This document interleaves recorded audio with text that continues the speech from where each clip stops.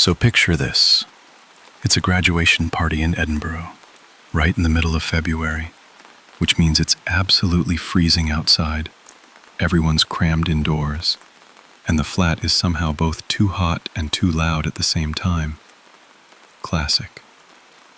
I'm standing near the drinks table, because of course I am. That's where sensible people go at parties. Nursing a whiskey because, when in Scotland, whatever. And that's when I see her. Long dark hair, this absolutely disarming smile. The kind of smile that, looking back, I should have recognized as suspiciously well practiced. But I didn't. Because I am a fool. And I was cold. And the whiskey was warm. And there she was. She walked over like she owned the room, which, in fairness, she kind of did. Told me her name was Ellie. Said she'd just graduated in psychology. And I thought, oh, brilliant. A psychology grad. That's not a red flag at all. We talked for a while. Music, films, the usual things you talk about when you're trying to seem interesting. And I genuinely thought, yeah, okay, this is going well. The chemistry was real. Or it felt real. I'm still working through that one, honestly. Eventually, she suggested we head back to hers for a nightcap, and I, a fully grown adult with a functioning brain, said yes. Because of course I did.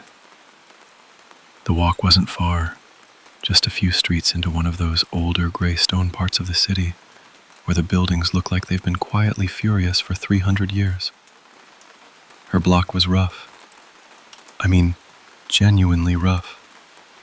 Peeling paint, a buzzer that didn't work, a hallway that smelled like cold damp and bad decisions. And I remember thinking, she just graduated. She can't exactly control where she lives. Which is true. Which is also exactly the kind of generous thought that gets people into trouble. Inside, we sat down and kept talking, but something shifted almost immediately. Ellie started getting fidgety, eyes moving around the room, not really landing anywhere, the way people look when they're waiting for something they're not telling you about. I asked if she was okay, and she paused for just a beat too long before she said, "No, not really." Then she told me about the phone calls, the messages.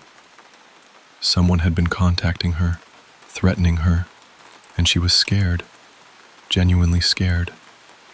And she showed me the messages on her phone. I read them and felt this cold, slow understanding creep up the back of my neck that the party I'd been at 90 minutes ago was now very far away. Despite having every reasonable instinct pointing toward the door, I offered to stay. Because apparently I wanted to be a hero that night. The heart does whatever it wants, and the brain just has to watch. She agreed, and for a little while it was almost okay. We sat together, kept the lights on, talked quietly, and then the noises started. Footsteps in the next room, a door shifting. These low, indistinct sounds that had no good explanation. Each one sat in the room with us like an unwanted guest. We looked at each other, and neither of us said what we were both thinking, which was that someone was absolutely in that flat with us. Eventually, because I had apparently decided that this was the night I was going to be brave, I got up to check. I moved through the dark hallway, heart going at a genuinely embarrassing pace, and pushed open a door that had been left slightly ajar. The room behind it looked destroyed, walls scuffed and gouged, things scattered across the floor, like someone had gone through it in a rage. Random objects everywhere. It looked like a space that had been used to frighten people in, and the realization of that was not pleasant. I turned around, and Ellie was standing in the doorway. Her face had changed. The confidence was gone. What was left was fear, and something that looked like shame. She started to say something, that she hadn't been entirely honest, that things were more complicated. And she was doing that thing people do when they're trying to explain something awful in the least alarming way possible. She seemed confused, distant, almost angry at herself. And then the front door opened. The footsteps that came down the hall were heavy and deliberate, and the man they belonged to was large, completely shaved head with this enormous red beard. Bright red, the kind you notice before anything else. He walked in like he lived there, looked at Ellie and said something I won't repeat, something contemptuous and ugly, and immediately started asking whether she'd done what she was supposed to do. She didn't answer fast enough. His attention started to shift, and I watched his eyes move, and I understood then, with complete clarity, what this situation actually was. There was a piece of broken wood on the floor near my feet, some debris from the state the room was in, and I picked it up, and when he turned back toward Ellie, I hit him with it. Hard enough that he went down and stayed down, dazed and groaning. Ellie screamed at me to run. So I ran. And somewhere in the chaos I told her to come with me. And she did. She left him there on the floor, and we ran out into the February cold and didn't stop until we were 2 streets away. In the days that followed, as things started to make horrible sense, I learned the full shape of it. Ellie hadn't graduated. She'd dropped out a couple of years earlier, and this man, this person who'd turned her life into something unlivable, had been using her to lure men into that flat. They'd bring someone back, he'd be waiting, and they'd rob them.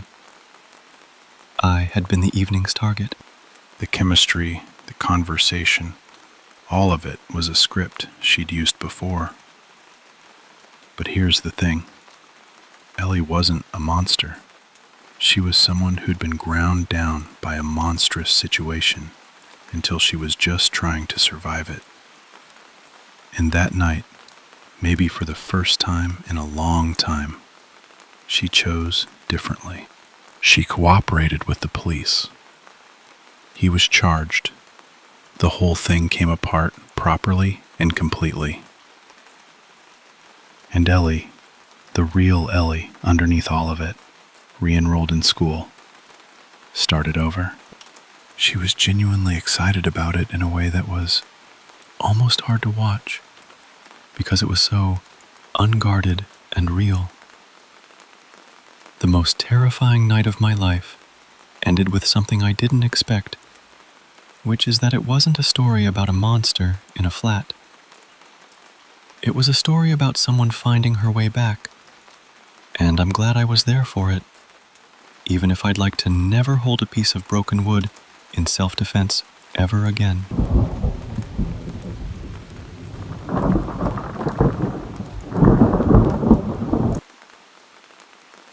You know, I've been thinking about writing this down for a while now. But something happened last night that made me finally do it. 2 phone calls, middle of the night, nothing on the other end. Maybe some breathing, maybe not. And just like that, it all came rushing back. Let me start at the beginning. I was a high school history teacher, still am. Back then, I was maybe 5 or 6 years into it, still young enough to care too much, you know? The sun was going down one evening, and I was alone in my classroom, just working through a pile of tests.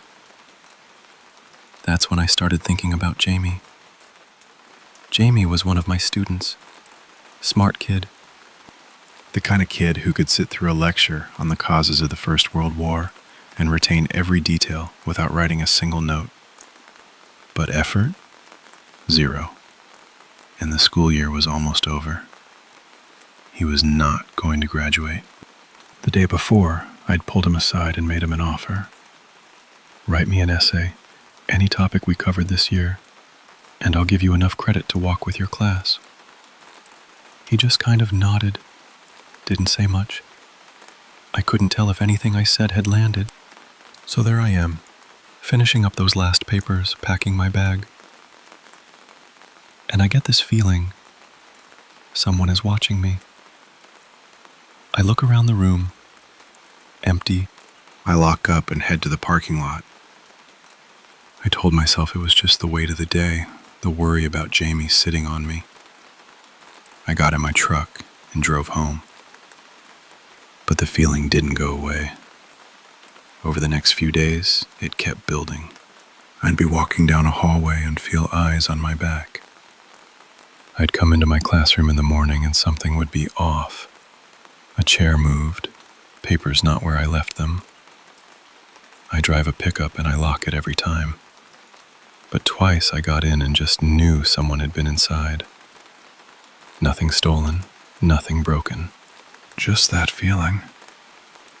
Then one evening, leaving the building, I saw someone in the shadows near the far edge of the parking lot, standing still, watching. I walked faster, got in the truck, pulled out. In the rearview mirror, the figure was still there. Then came the phone calls. Late at night, breathing. Sometimes nothing at all. And then notes. Typed, not handwritten. I want to point that out because it mattered later. Slipped under my classroom door. They said I would pay for holding Jamie back. I went to the school. I went to the police. They took a report. They said because the notes were typed, there was nothing to match. They told me to keep a log, document everything. That was it. I started double locking everything, checking my mirrors. My classroom went from a place I loved to somewhere I dreaded being after hours. And I had no proof it was Jamie. None. Just a gut feeling and a name on a typed note. Then one night, I was alone grading again. Heard something hit the window. I looked up and Jamie was standing outside in the dark, pressed close to the glass, smiling. He held up a piece of paper. It said, "I'm always watching." I called the police. By the time they showed up, he was gone. They searched the grounds. Nothing. And then one of the officers asked me, in a tone I still haven't forgotten, whether I had a problem with this student, and maybe that was why I was fixating on him. I didn't sleep much after that. The end of the school year came, no essay from Jamie. I made a decision that technically I wasn't supposed to make.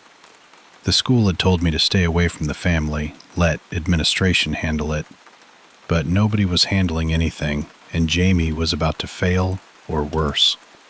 I called his parents. They had no idea, none. The school hadn't called them. The police hadn't called them. They didn't know about the graduation situation, and they didn't know about any of what had been happening to me. They were upset. They promised to get him help and get it sorted out. And just like that, everything stopped. No more notes. No more phone calls. No more figures in the parking lot. Overnight. Graduation day came. Jamie wasn't there. I tried to follow up with his family. The number was disconnected. It turned out Jamie and his parents had packed up and moved without telling anyone. The school, the neighbors, no one. Just gone. I never found out where they went. I never found out if he was okay or if I'd been right about any of it.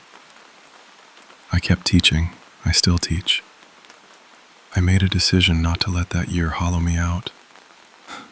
Most of the time it worked. But last night the phone rang at 2 a.m. Then again at 2:40. I picked up both times. Nothing on the line. Maybe breathing, Maybe just static. I'm not sure. I've been sitting here since sunrise, asking myself the same question I never got an answer to. Is he still watching?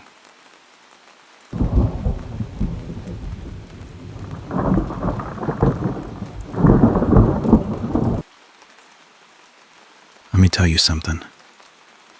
I have been the maintenance man at a local high school for a long time now. A long time.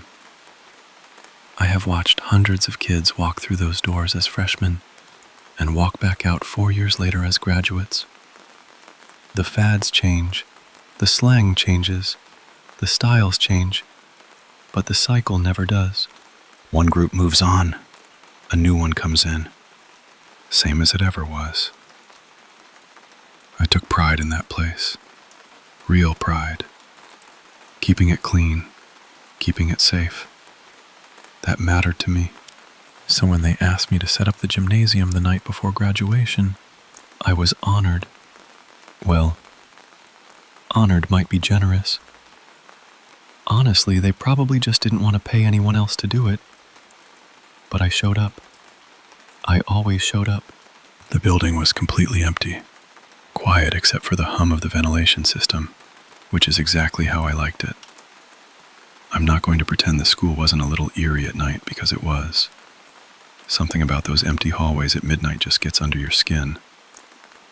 But I pushed that feeling down and I got to work. And you know what? That gymnasium turned out beautiful. Rows of chairs, a proper stage, decorations everywhere. It barely even looked like a gym anymore. I genuinely didn't recognize the place. I was proud of what I'd done. I remember standing there thinking, yeah, this is going to be a good ceremony. Then I heard footsteps in the hallway. I told myself it was nothing. I was the only one in the building, so it had to be nothing. Just an old structure doing what old structures do at night. I went back to work, and then the lights went out. Every single light in that gymnasium. Gone. Just darkness. My heart just about stopped. I fumbled for my flashlight, swept the room. Nobody there. Now, the weather outside was perfect. Clear skies, no wind, nothing that should have knocked out the power.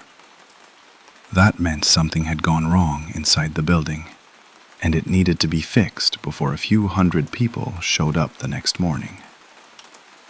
So I made my way down the hallway toward the storage room where the fuse box was. And I want you to understand how that walk felt, because it wasn't just nerves. Every single creak, every groan that building made, it went straight down my spine. I focused on my breathing. I had to. Because if I didn't keep my head, I could almost swear I was hearing sounds. Whispered sounds that had no business being in an empty school at midnight. I got to the storage room. I flipped the breakers. The lights came back on. I let out this long breath, turned to leave, and there was a figure standing right in front of me. Hooded, wrong-looking, grotesque. I'm not exaggerating. I stumbled backward and hit the floor, and the thing just fled. Disappeared down the hallway, making this low, awful groaning sound. I'm on the ground, heart slamming in my chest, and now I can clearly hear multiple sets of footsteps scattering through the hall. I got up, shut the door, and I just stood there. Because I could hear them outside. Not talking, not words, just sounds. Weird, deliberate, unsettling sounds. Right outside that door. After a few moments of silence, I made a decision. I was going to open that door, and I was going to run straight for the gymnasium. The gym lights were back on. I could see the glow at the end of the hall. I just had to get there. I threw open the door and I ran. And immediately, shapes came pouring out of the dark after me, groaning, chasing, making these horrible sounds like something was wrong with them. I screamed. I genuinely screamed. I am not ashamed to say that. And then, about 3 feet from the gymnasium door, the groaning started to shift. It became a chuckle and full laughter. I turned around, high schoolers, a whole group of them falling over themselves laughing, one of them doing this low, theatrical villain laugh like he was proud of himself. I was pranked. I had been absolutely terrified out of my mind, and it was a prank. I am going to be honest with you. I was furious. Angry and embarrassed in a way that's hard to describe. I went after them, but they just scattered into the dark in every direction, gone, like they'd rehearsed the exit too. And when I walked back into the gymnasium, I saw what else they'd done. They had torn apart everything I built. Chairs everywhere, decorations knocked over and scattered across the floor. Hours of my work destroyed, so a bunch of kids could have a laugh at my expense. I spent the rest of the night fixing it. Every chair, every decoration, back in its place. I was not going to let graduation be ruined for the students who had actually earned that day. That wasn't their fault. When morning came and the gym was ready again, I reported everything to the school administration. They said they'd investigate. They said there would be consequences. And then, nothing. As far as I could tell, absolutely nothing came of it. I watched the ceremony from the side, proud of the graduates, genuinely.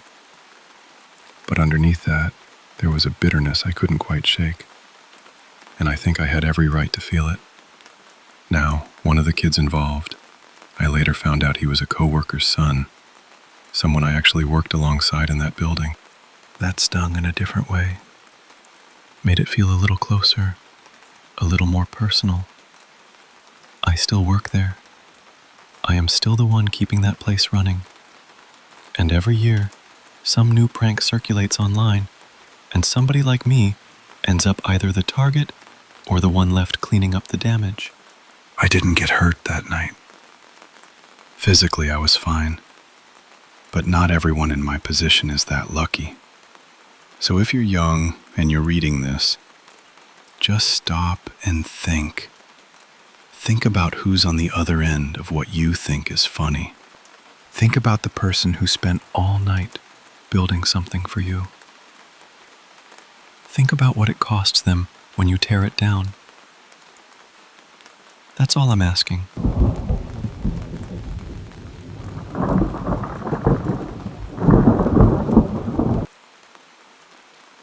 So I want to tell you about this graduation party I went to years ago, because honestly, it's one of those nights I still think about, and not just because of the scary part.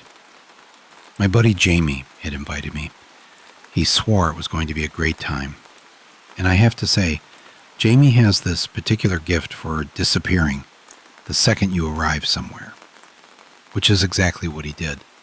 So I'm just sort of standing there in this dimly lit house, surrounded by people I don't know, everyone laughing and talking about high school and college like they've known each other forever. And I'm very much a friend of a friend with nowhere to stand. I wandered around for a bit and stumbled onto this little group playing Truth or Dare, which I hadn't played that since middle school. But at that point, I was willing to try anything to not look completely lost. I joined in, introduced myself, and when my turn came, I said dare, figuring I'd make some kind of impression. The girl across from me had this smile like she already knew what she was going to say. I was honestly expecting her to dare me to kiss someone or do something embarrassing. What she actually said was, "Go explore the abandoned house at the end of the street." And I remember looking around at everyone's faces and realizing this wasn't just a throwaway dare. People were genuinely unsettled by it. There were gasps. The house apparently had a reputation. I wasn't scared, not really. But I didn't want to make a big deal out of that, so I just said, okay. And a handful of people decided to come along, which I wasn't expecting. Walking up to it, I'll admit, it had the look. Dark windows, overgrown yard, the whole thing. Like every abandoned house you've ever seen in a horror movie. A few people hesitated at the door, and I think I hesitated for half a second too, but the energy of the group kind of pulled everyone forward. We got inside, and it was exactly what you'd imagine. Stale air, dust on everything, peeling wallpaper, furniture that must have been beautiful once. And I genuinely loved it. Which I realize sounds odd. I've always had this thing about abandoned places. There's something in them, some history that just got left behind. And I find that quietly fascinating. This girl, I'll call her Chantal, not her real name, had latched onto my arm like she'd known me her whole life. 2 other guys were behind us, walking very close together and not saying much. The dare included staying inside for 10 minutes, which seemed like nothing to me, but the group looked at me like I'd suggested we spend the night. We found a back room that stopped us all in our tracks a little, even me. Gorgeous wooden walls, this high cathedral ceiling, bookshelves and old couches and a desk. It felt like a study.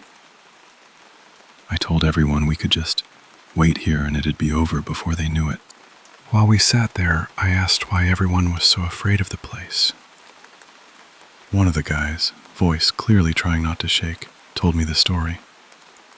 Said that about 30 years ago, a couple lived there, sent their kids to boarding school, and while the kids were away, the wife killed her husband. When the police arrived, she was just sitting in the house, possibly in a room like this one, holding the gun, completely still, like she wasn't even there. They took her away, and as far as anyone knew, she was still locked up. The theory among locals was that something in the house had driven her to it. Some presence.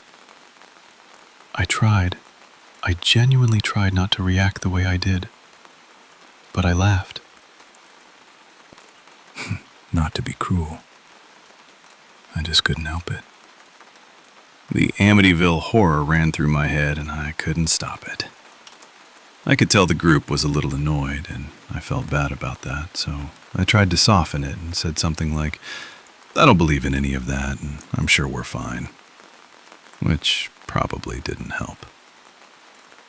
With about 2 minutes left, I suggested we move toward the front door. We were maybe halfway down the hall when I stopped. Just stopped mid-step. And everyone froze. Because I froze. Chantal whispered, "What is it?"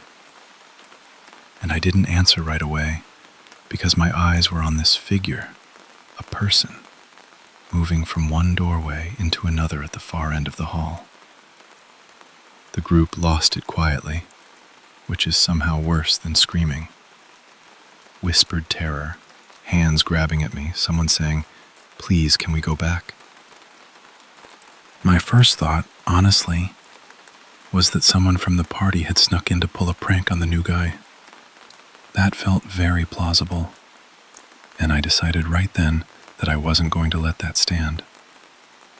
I told everyone to stay, and I walked toward the room. I pushed through the door and I shouted something like, "Hey, I know you're in here." And this person came running straight out of the dark corner, directly at me.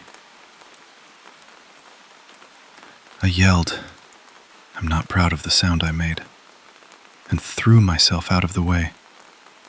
And in that same second, the closet door burst open and 2 more people came tearing out of the room past me. All 3 of them sprinted down the hall, through the front door, and out into the night. We could hear the people outside screaming as they ran past. My heart was somewhere around my throat.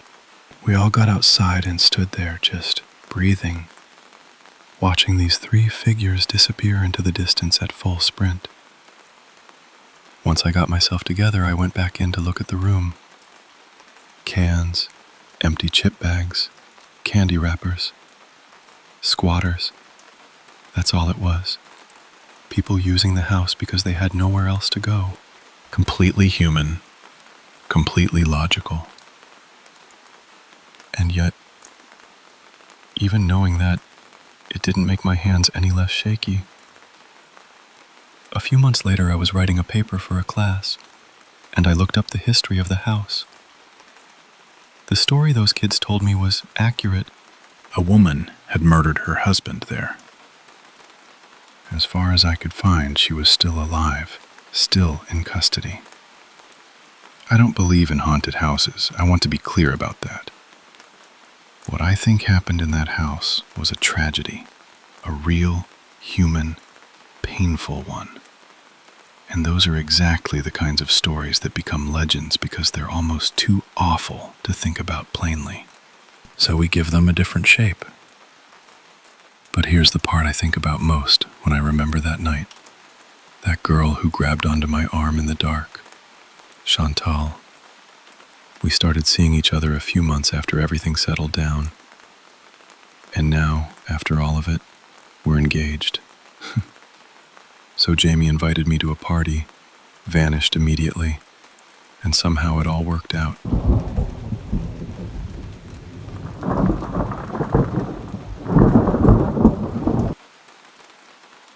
So picture this. We throw our caps in the air, everyone's screaming, and just like that, 12 years of school are done. Me and my crew, we didn't even stop to think. We had a whole weekend planned at a cabin up near the reservoir, and we were not wasting a single minute. Bags were already packed in the trunks before the ceremony was even over. Swimsuits, chips, those big gas station drinks. We peeled out of that parking lot like the building was on fire. It was overcast that day, actually, kind of gray and muggy, which sounds like it would have killed the vibe, but honestly, it didn't. We had the windows down anyway, screaming along to whatever came on. I'm not gonna lie to you, Party in the USA got played somewhere around a dozen times. No regrets. But somewhere about 40 minutes into the drive, I started noticing this white pickup truck behind us. Just sitting there in traffic, and then still sitting there when traffic thinned out, and then still there when there was practically nobody else on the road. I kind of laughed it off at first, just mentioned it out loud, and my friends basically told me to relax. That's kind of my thing. Always been the one clocking the exits and worrying about nothing. So I tried to let it go, but I kept glancing back, and both times I did, those 2 guys in the cab were just sitting completely still, not talking to each other, not looking at their phones, just staring straight ahead. I couldn't make out much, just that they were older. That was enough to sit weird with me. Anyway, we got to the cabin late afternoon. The water looked dark and flat under those gray clouds, but it was still beautiful, you know? The kind of place where you just exhale when you step out of the car. We dumped everything inside and went straight down to the water, and I honestly forgot about the truck. Just let the whole thing go. We splashed around, ate way too many Doritos, watched the sky turn that bruised purple it gets before dark. That night we got a fire going out back. Nothing fancy, just a ring of rocks and some wood we found stacked by the shed.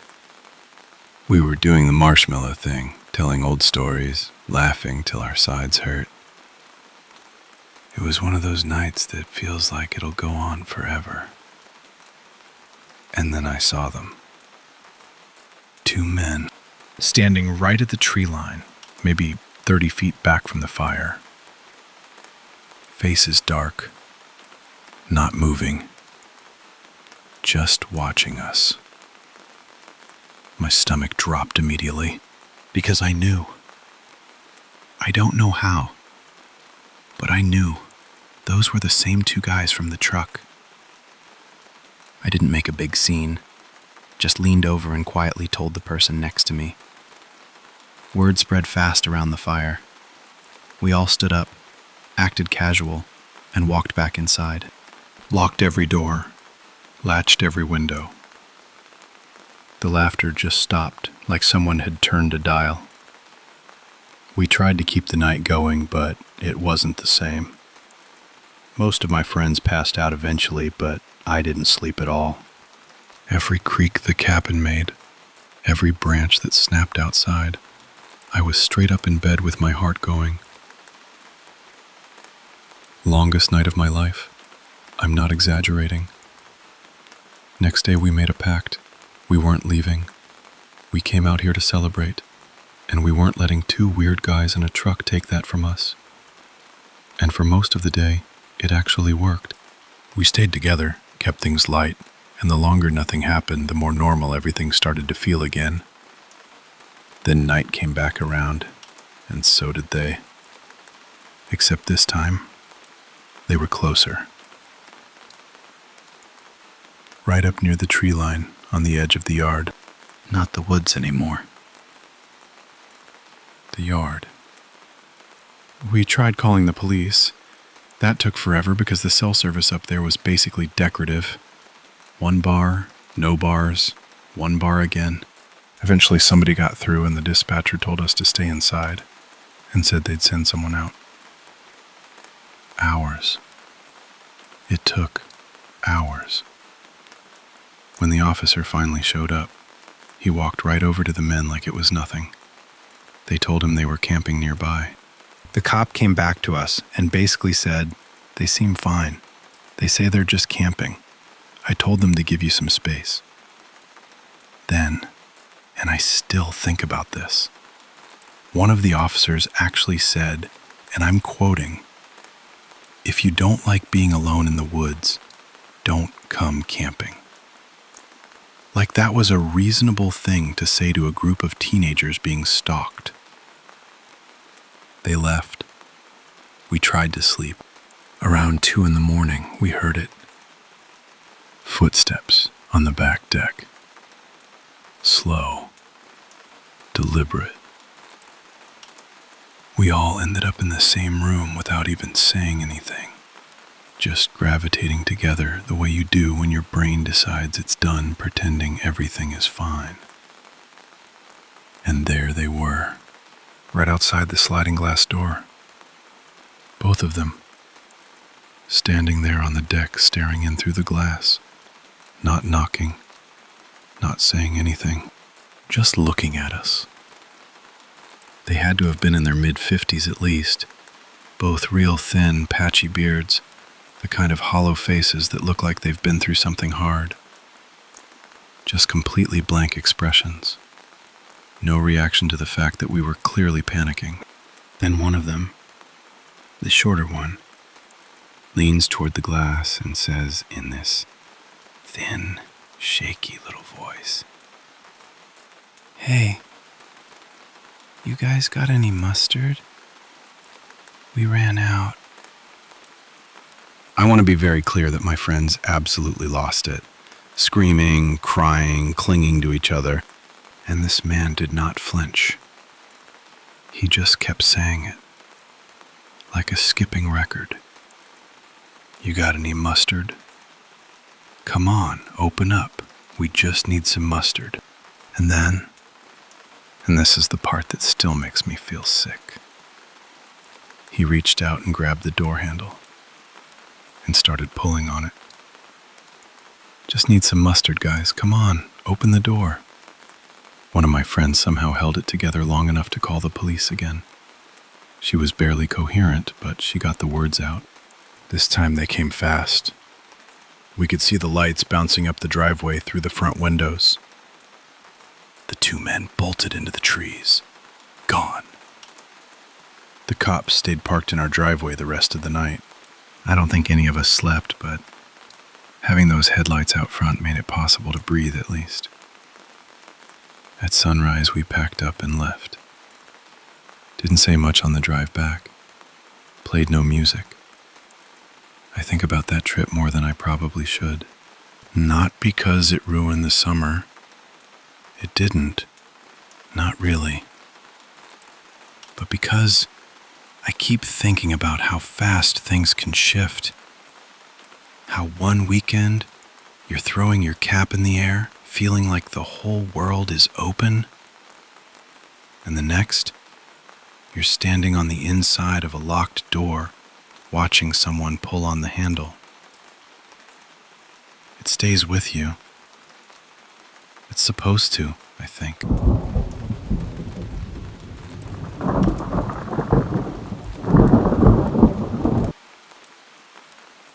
You know, there are certain times of year that have a way of pulling you back to a specific moment, whether you want them to or not. For me, it's this time of year, when the stores start filling up with those little graduation cards and the mortarboard decorations start showing up in the windows. Every single time, my mind goes right back to that spring, about 12 years ago now, just before I finished school. I remember that period so clearly. There was this particular mixture of hope and anxiety that comes with closing one chapter and not quite knowing what the next one looks like. My friends and I had been renting a house together for our last 2 years, and by the time graduation was getting close, most of us had already started boxing things up to head back home. Nearly all of the girls in that house had gone to high school with me, so I wasn't too worried about losing touch. We were all heading back to the same general area anyway. The story really begins a few days before the ceremony itself, when 3 or 4 of us went over to campus to pick up our caps and gowns. You had to go to the bookstore and wait in a line, which stretched on a bit longer than any of us were expecting. I ended up at the back, and by the time I could see my friends finishing up ahead of me, I still hadn't been helped. Eventually, a young man waved me over to his station. He looked young, maybe a first-year volunteer helping out for the week. When I walked up, he said something to me, but the volume was so low I genuinely couldn't make it out. I had to ask him to repeat himself 2 or 3 times before he managed to speak clearly enough. He apologized, cleared his throat, and asked me for my name. I gave it to him, and he turned to sort through the list. He found it without too much trouble, disappeared briefly to retrieve the box, and came back with my cap, gown, and a small packet of paperwork. The whole time he had been looking somewhere just past me, or down at his hands, never quite at my face. I remember thinking he was either very shy, or perhaps just nervous about the whole volunteer situation. I said thank you, gathered my things, and was ready to leave when I heard him murmur something. I turned back. "Excuse me?" He cleared his throat again, and this time he did look directly at me. He asked, very quietly, if I knew what I was going to wear underneath the gown. I just stood there. I didn't have a response for that. I think he could tell immediately that it had landed strangely, because he quickly looked back down at his table and started shuffling papers. He said, almost to himself, that his sister had worn one of their grandmother's dresses under hers, and that he was just trying to make conversation. Then he thanked me and turned away.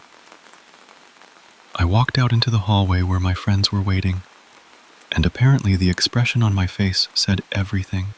My friend Sabrina asked if I was all right, and told me I looked like I was about to be sick. I told her what had happened, and she laughed and said she felt genuinely sorry for the poor guy. She said he would probably go home that night and lie awake wishing he had just said absolutely anything else. Somehow that reframing helped, and I more or less let it go. A few nights later, we hosted a small send-off gathering at the house. There were maybe 15 or 16 people, A mix of our close circle and some of the wider group of friends you accumulate over the years but aren't always sure you'll stay in touch with once everyone scatters. It was a warm, easy sort of evening. Nothing dramatic, mostly just people being glad to be together before the inevitable dispersal. Then, somewhere around 1:30 in the morning, there was a knock at the front door. A few of us who were still up in the living room all sort of froze and looked at each other. We drifted toward the windows to try to get a look at the porch without committing to opening the door. We checked the side windows, tried to peer through the small window at an angle. Nothing was visible. We decided to leave the chain lock on and crack the door just slightly. When we did, there was no one there. Most people went back to bed. Sabrina and I stayed up a little longer on the couch with the television on. After a while, I started to feel tired again and decided to turn in. My room was just off the living room, so it was only a few steps. I had been in bed maybe 20 minutes when I started hearing a scratching sound. It was subtle at first, and I kept trying to talk myself into an explanation. Something shifting under the bed, a hanger moving against the wall, the house settling. But it kept going. I'm not entirely sure what prompted me to do it, but at some point I got up and went to the window. I noticed for the first time that it was unlocked, and I locked it. The sound continued intermittently. After another 20 minutes or so of lying there listening, I decided to get up and try to find the source once and for all. The moment I stood up, there was a heavy, sudden thud against the outside of that same window. I don't think I'm overstating things when I say it frightened me more than almost anything ever has, before or since. I rushed to the window and looked out. I couldn't see anyone. But after that, the scratching stopped entirely. I stayed awake for most of what remained of that night, and I didn't feel tired the way you normally do. I felt alert, in the way that doesn't really allow for rest. Two strange things, the door and now the window, and I couldn't quite settle them. The morning of graduation arrived, and things were busy in the way those mornings always are. A few of us had a glass of something to mark the occasion, and we were splitting our attention between getting ready and loading final boxes into our cars, so we could head straight home after the ceremony. I was in the bathroom, working on my hair, when there was another loud knock at the front door. I was running a little late, so even though I was the closest to the door, I let someone else get it. A moment later, I heard my name being called, in a tone that struck me as slightly off. A sort of uncertain, hesitant inflection. I assumed it was my family arriving early on their way to the venue, and I came out of my room, walking quickly, glad for the distraction. I stopped completely when I saw who was standing in the doorway. It was the young man from the bookstore, the one who had handed me my cap and gown. I don't remember every word of what followed with precision, so I'll give you the shape of it rather than the exact wording. I asked him why he was there. He said, very softly, in that same low voice I always had to strain to hear, that he had wanted to wish me luck. I asked him how he knew where I lived. He said he had been there the other night, that we had had a party. I told him that yes, we had had a party, but that he had not been there. He looked up at me and said that he hadn't said he was inside. I told him that if he didn't leave immediately, I was going to call the police. I raised my voice, and my friends came out from the back of the house, but by then, I had already shut the door and turned the lock. I told them what had happened. I acted composed about it because that was what felt manageable in the moment. But it sat on me for the rest of the day. I went through the graduation ceremony feeling like I was slightly outside of it, watching myself do the motions rather than actually being present for them. I know that for some people, this might not register as a particularly frightening story, but I want to be honest with you. This was one of the most genuinely unsettling experiences of my life. What stays with me, all these years later, is the question of what might have happened if I hadn't gotten up that night and locked the window. I find myself returning to that moment more often than I'd like to admit. The saving grace in all of it is simple enough. That afternoon, I drove home. I've been back to that college town only a handful of times since, and never for long. And I have never once seen that young man again. For that, I am quietly, genuinely grateful.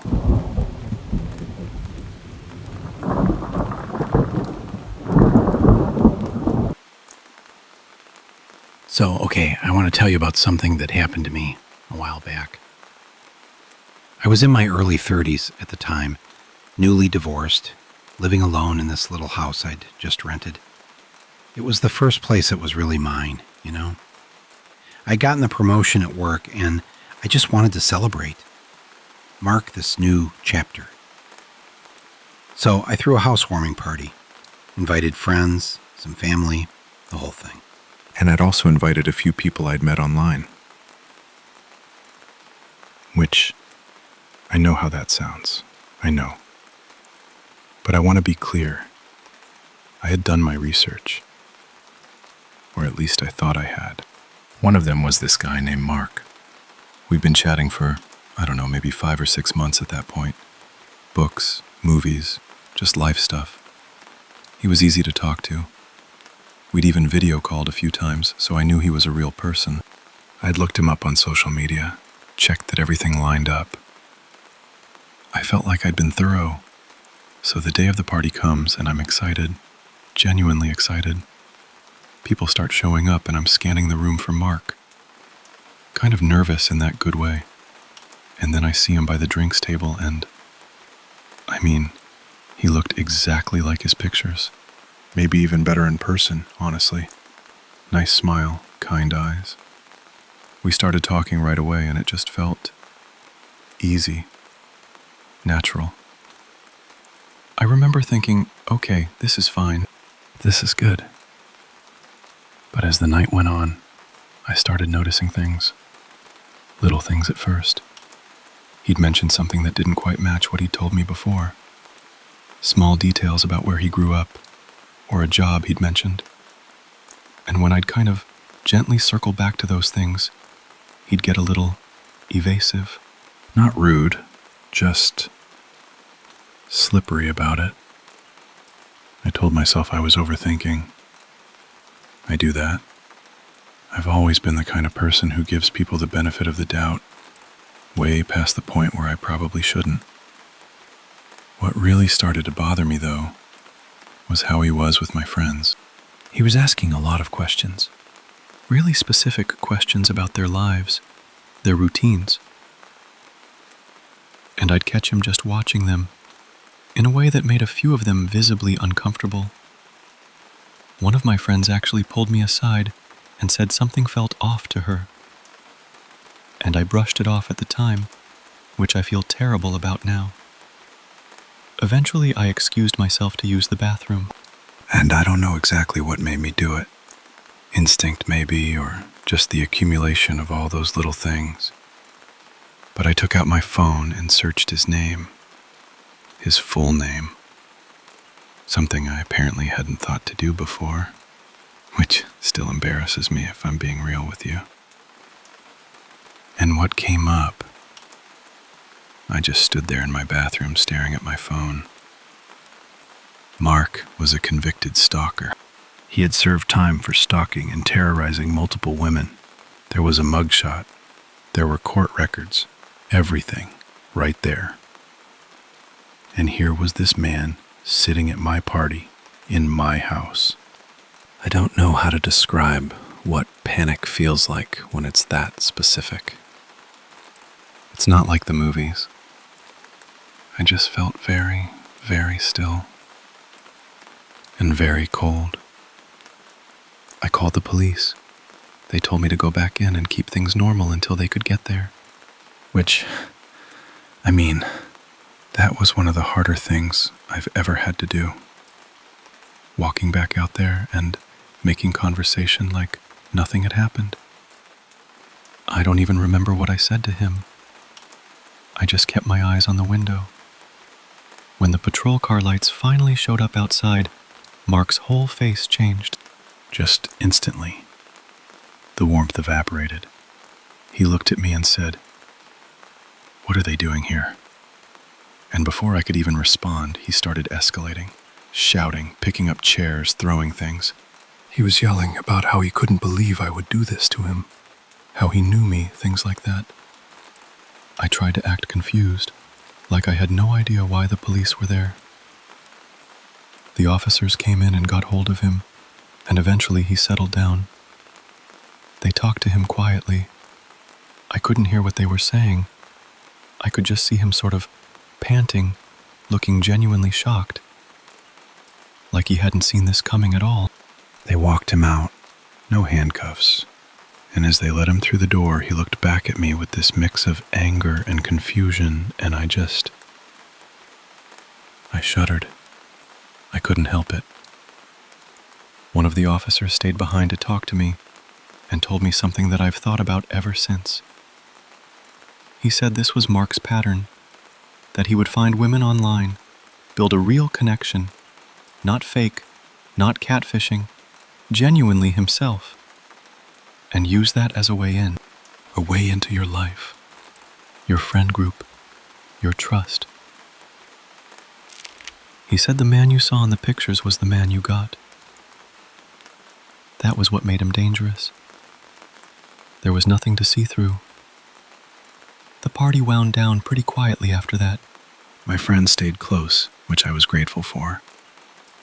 And I just remember sitting on my couch after everyone left, thinking about how many chances I'd had to catch this, and didn't. Not because I was stupid, I don't think, but because I wanted to believe in people. And I still do, a little. I just try to be more careful now about what I do with that instinct.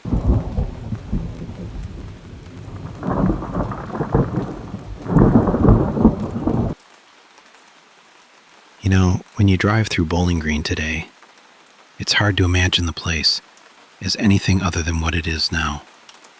This quietly thriving city with its Corvette Museum and its university and all this energy pushing it forward. But sit with me for a minute, because not that long ago, this town had a shadow hanging over it. And that shadow has a story. It starts, like so many of these things do, with people who seemed perfectly ordinary from the outside. Dr. Charles Martin and his wife, Martha, lived in what I described as an elegant but imposing old house. The kind with high ceilings and heavy curtains. The kind where your footsteps echo a little too much at night. They'd owned it since 1918, and by 1948, it had become a local landmark. Everybody in Bowling Green knew the Martins. Dr. Martin was a prominent physician, well-regarded, comfortable. They entertained often, and their parties were the kind people talked about for weeks after. They had one son, a man named Stonewall Martin, and as the years went on, they quietly, persistently tried to find him a wife. By the time Stonewall was in his early 50s, still a bachelor, they'd more or less given up on that particular ambition. Then came Ruth Ann McKinney. She was a student at Western Kentucky University, young, bright, the kind of person who lit up a room. She'd been seeing a fellow student named Harold Kilgore, Harry to everyone who knew him. Harry was born in Glasgow, Kentucky on February 28, 1923, the son of Reed Kilgore, who took his own life in 1925 when Harry was just 2 years old. That's a wound that doesn't close clean. And it followed Harry in ways that would only become clear much later. He had been raised by his mother Ella after that, eventually developing a genuine love of music that led him to WKU in the first place. At WKU, Harry caught the attention of a music professor named George Daggett. George was in his mid-30s, the head of the piano department, and by all accounts, a sociable and well-liked man. He and Harry became close. Unusually close, some thought, though George insisted it was simply a matter of nurturing a talented student's musical interest. The two spent long stretches of time together, days at a time, according to people who knew them. And at the time, nobody thought much of it. Ruth Ann and Harry were together while all of this was happening. She was a few years younger than him, but there was a real pull between them, the kind you notice when you see two people in the same room. And then, sometime around 1948, most likely at one of the Martin family's famous parties, Ruth Ann crossed paths with Stonewall Martin. Stonewall was in his early 50s. Ruth Ann was in her early 20s. And yet, somehow, something clicked. By June 23, 1948, the two of them were married. They left Bowling Green almost immediately for their honeymoon, and neither of them had any idea what was waiting when they got back. 6 days later, on the night of June 29, 1948, Harry Kilgore drove his car out to a wheat field near Fairview Cemetery, the same cemetery that sat directly across from the Martin home. He parked there in the dark, the smell of cut wheat and summer earth all around him, and he walked the rest of the way to the house on foot. He was carrying a revolver. He broke in through the front door. Dr. Martin, who was 80 years old and long retired, was in the front hallway when Harry came through. The older man had no time to react. Harry fired several shots. One of them struck Dr. Martin in the head.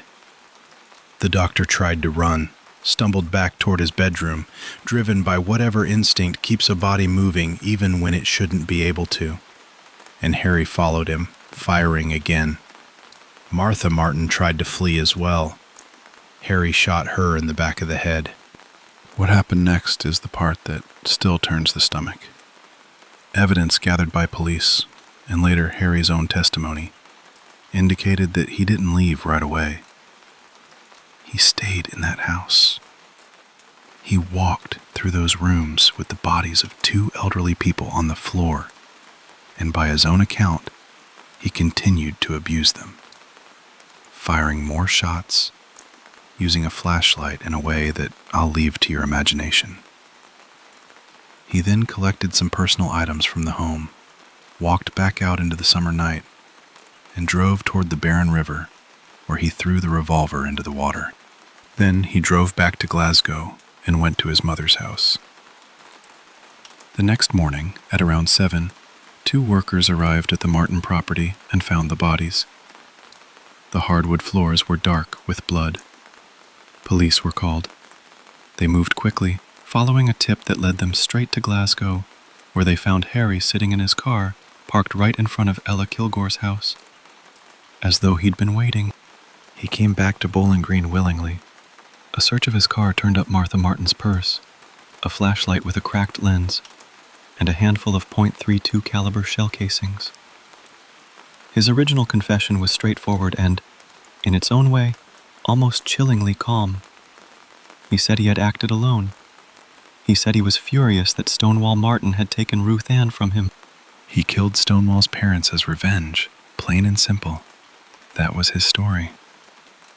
His sanity was questioned almost immediately, and the questions never really went away, but doctors ultimately ruled him competent to stand trial. He pled guilty to 2 counts of murder and was sentenced to life in prison. And then, 14 months later, Harry changed his story. What he said next is the thing that turned a local murder case into something that people in Bowling Green are still talking about today.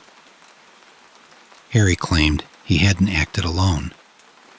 He said that George Daggett, his music professor, had been the one who came up with the plan.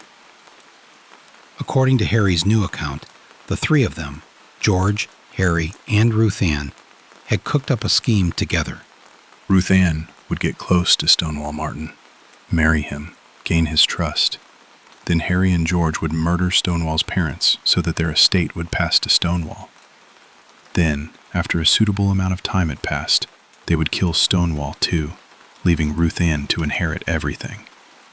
The money would be split 3 ways, and the 3 of them would spend the rest of their lives in comfort. George Daggett denied every word of it. He provided an alibi for the night of June 29th, saying that Harry had come to his apartment in a state of distress, that the 2 of them had walked to the music building on campus together, found it occupied, wandered around for a while, and then George had gone home around midnight. He also spoke at length about Harry's mental instability, the delusions, the threats Harry had made against members of his own family, the unpredictable behavior that had concerned people around him for years. But there were details that made people uneasy about George's version of events. The most uncomfortable of all was the question of the murder weapon. Harry testified that the revolver used to kill the Martins had been stolen from a man who had once been George Daggett's roommate, stolen roughly 6 months before the murders, about 4 months after George had already moved out of that apartment. Friends and fellow students also confirmed what people had whispered about quietly, that Harry and George had been nearly inseparable in the months leading up to that night in June. George resigned from his position at WKU as his trial began. A jury convicted him and sentenced him to 11 years in prison. But the conviction didn't hold. It was overturned on appeal due to insufficient evidence, and a second trial ended the same way. The charges were eventually dropped. The prosecuting attorney, for what it's worth, maintained until the end that George Daggett was the architect of the whole thing, that Harry had been an instrument, and George the hand that aimed him. But there simply wasn't enough to prove it in a courtroom. George left Kentucky. He moved to Detroit, where he apparently worked as a piano player for the rest of his life. He died of a heart attack in 1963. Some who knew the case said the circumstances of that death were strange enough to warrant a raised eyebrow, though nothing was ever formally questioned. As for Ruth Ann, she was never charged. The investigation never formally reached her.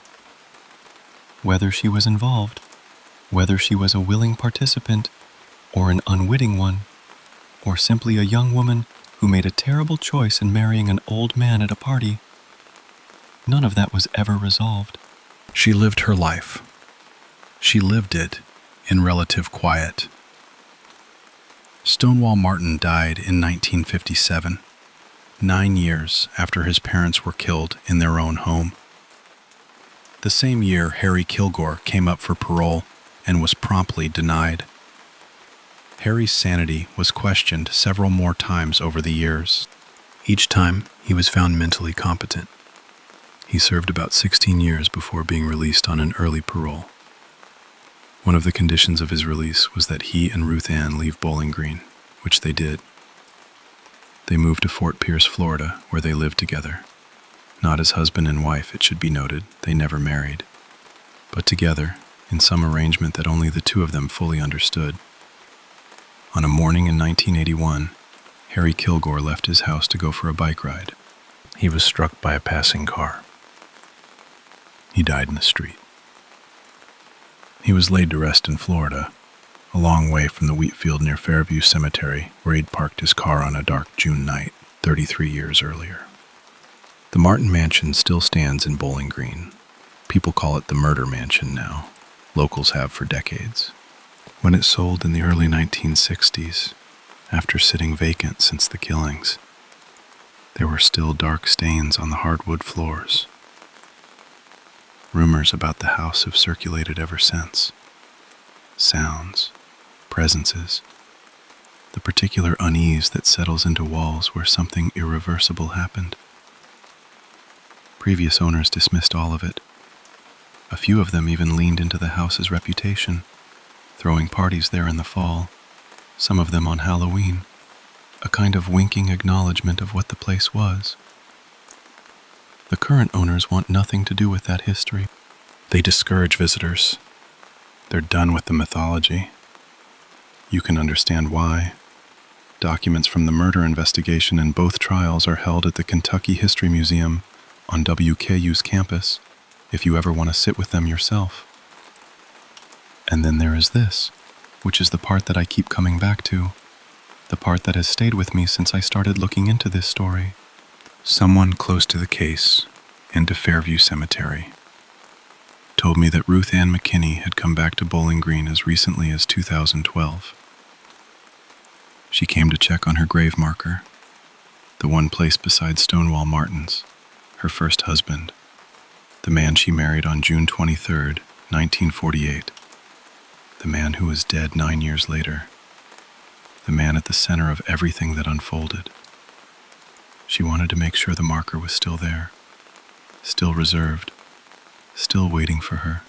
Whatever she did or didn't do, whatever she knew or didn't know, it seems that after everything, after Harry and the murders and the trials and Florida and all of it, Ruth Ann McKinney still felt something for Stonewall Martin, something real enough to bring her back to Bowling Green at the age of however many years old, to stand in a cemetery across the street from a house where 2 people died and make sure her place beside him was still there. Ruth Ann McKinney passed away in November of 2017. She was the last survivor of all of it. I don't know what she carried. I don't know if anyone does, or ever will. But I hope, wherever she is now, that she and the Martins have found some kind of peace. After everything this story put them through, it seems like the least the world could offer them.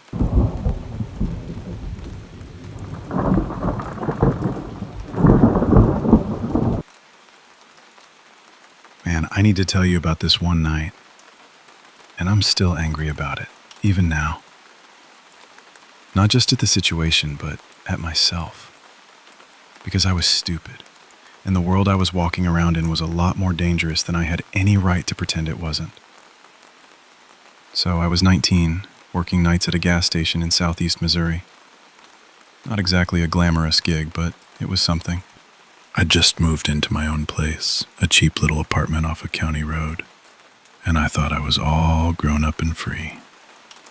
Free from school, free from my parents' rules, free to make every bad choice available to me. And I did. I started smoking weed pretty regularly. Everyone at work did. Some people were into harder stuff too, and I just kind of absorbed all of it without thinking, the way a sponge doesn't ask whether the water is clean. One of my supervisors, I'll call her Bailey, took a shine to me because I actually showed up on time and did my work without being asked twice. Bailey was something else. Never a dull moment, ever. She had a newborn at home, was always tangled up with some guy or another, and she had this gift for bending people to what she needed. I didn't see it then. I thought we were just friends. She'd sell me overpriced garbage weed through her boyfriend Marcus, and somehow I was grateful for it. That's how naive I was. Bailey's life was a lot to witness up close. I remember one shift she came in walking with a limp, and when I asked about it, she pulled me into the back and rolled up her jeans to show me this wound on her leg. This ugly, infected crater, and just said flatly, "I shot bad rock last night, and it's eating me." I told her to go to the hospital. She said she couldn't afford it, and that with a newborn at home, the state would take her daughter if they found out. I didn't know what to do with any of that. I just nodded and went back to work. That's the environment I was in. And I'd gotten numb to it way too fast. Okay, so here's the night. It was a Saturday. My buddy Ben and I had run out of weed, and I called Bailey to see if Marcus had anything. She said, "Come through." Ben was driving, and when I told him we'd have to go to Bailey's place, and that her place was, let's just say, not a friendly neighborhood duplex, he shrugged and said sure. That should have told me something about Ben's judgment, too. We pulled up to this rundown duplex sitting off a country road in the woods, barely looked inhabited except for the light leaking through the curtains. Marcus answered, said he didn't have anything on him, but he could get us sorted if someone gave him a ride to his guy. Ben, without blinking, said, "Yeah, I'll take you." And just like that, I was alone in that living room with Bailey. She looked at me and said, "I'm so glad you're here. I just got my tax refund back and people have been acting strange." I wasn't surprised. Bailey was always paranoid about something, but I was bored, and I'm the kind of person who asks questions. So I pushed a little and she told me she'd gotten a few $1,000s back and didn't trust banks, so it was all sitting somewhere in that house. And everyone around her knew she wasn't going to call the cops if something happened. She said it like it was just a fact of life. I sat there thinking, okay, and what exactly is my presence supposed to do about that? I weighed maybe 150 soaking wet. We hadn't been talking 5 minutes when a white Monte Carlo pulled slowly up the driveway. Bailey looked out the window and relaxed. "Oh, that's Sherry," she said. "I wonder what she wants." Sherry came through that door absolutely flying. If you've spent any time in rural Missouri, you know what meth looks like on a person. The eyes, the energy, the way they talk 100 miles an hour about nothing and everything at once. Sherry was off to the races. I tuned most of it out, honestly, but then she got to the point. She wanted Bailey to let her take the baby for the night. I felt something shift in my gut right then. Bailey told her no. Sherry kept asking. Bailey kept saying no and mentioned I was there and Marcus was coming back. Sherry looked at me like I was a piece of furniture she hadn't noticed before, asked who I was and what my name was. I didn't even get a word out before Bailey jumped in and said, "That's AJ. He's a coworker. His dad's a sheriff's deputy. He just needed somewhere to hang out." My face stayed still. I was not going to correct that in front of Sherry. My dad was not a cop, not even close. But I kept my mouth shut. Sherry asked about the baby a few more times, got nowhere, and then just walked out. No real goodbye. Just gone. The car backed down the driveway and disappeared. Bailey and I looked at each other. I said, "Why did you tell her my dad was a cop?" And Bailey said, "Because anyone who knows she's got money isn't going to mess with a deputy's son." And that's when I knew I was in actual trouble. Not hypothetical trouble, real trouble. The kind where your stomach drops and your brain starts doing the math fast. I was out in the woods. No neighbors, no ride, no way out. Ben had been gone almost 20 minutes. I was pacing in my head and trying not to show it. Then another car turned into the driveway. It crept up toward the house, slow. Bailey went to the window, and I heard it in her voice before she even finished the sentence. "Oh no. That's DeMarco." DeMarco was her ex, just out of jail. Apparently knew Sherry well. The car stopped. Lights off. 3 shapes sitting in it, and none of them moving. One door opened, and a guy got out in all dark clothing, dark jeans, dark long sleeves, and walked toward the front door. The other 2 didn't move. I want to tell you, I did something. I want to tell you I grabbed something, said something, acted like the person I always imagined I would be in a moment like that. I froze. That is the truth, and it still burns me. I just stood there like my feet were poured into the floor. Bailey flew past me and threw the deadbolt just as DeMarco hit the door. He started banging. "Bailey, Bailey, let me in. Open the door." That voice. There was nothing casual about it. It was desperate and wired, and I cannot describe it to you except to say that I've never wanted to be somewhere else as badly as I wanted to be somewhere else in that moment. Bailey put her back against the door and said she wasn't opening it if he was on something. A pause, then his voice lower. I'm not. I know your white boy's in there. My heart genuinely left my body. And then Bailey, without looking at me, without checking the window to see if those two shapes in the car had moved, decided it was okay to open the door. I wanted to grab it, slam it shut, scream at her. I couldn't. I was still frozen. I hate that. I will always hate that. The door opened, and there was DeMarco. Sinister grin, dead eyes, rubbing his hands together like he was cold or like he was thinking. He looked past Bailey, straight at me. Bailey stepped in front of me immediately and said, "What do you want? What are you doing here?" DeMarco dropped the smile and said he just wanted to see how she and Marcus were getting along. Noticed she had company, looking right at me the whole time.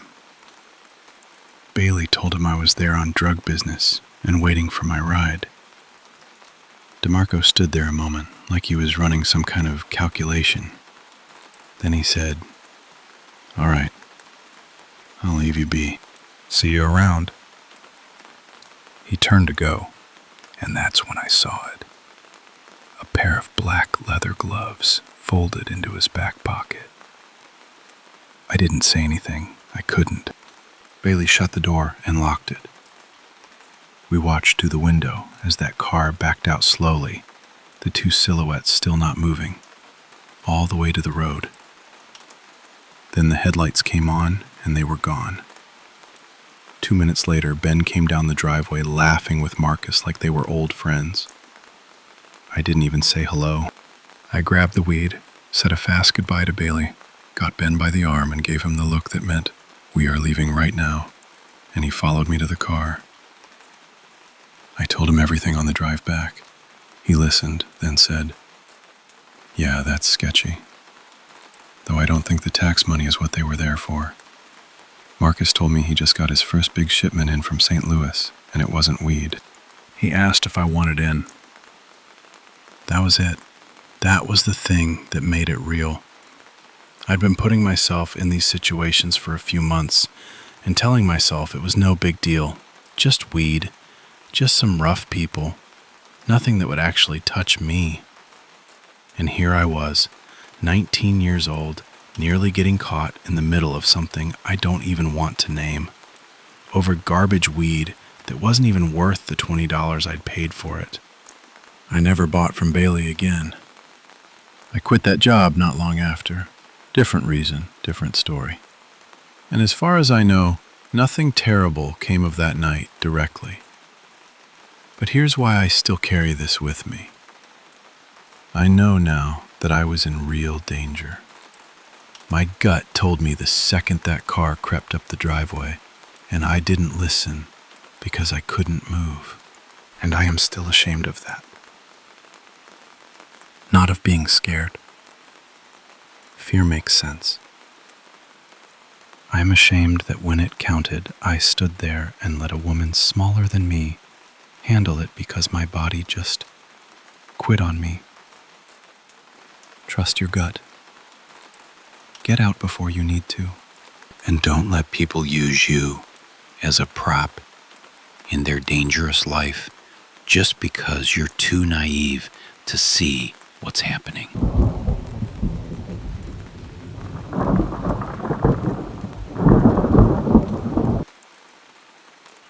So, I was 12. Summer of 1982, living in the condos behind McChesney Park in Illinois.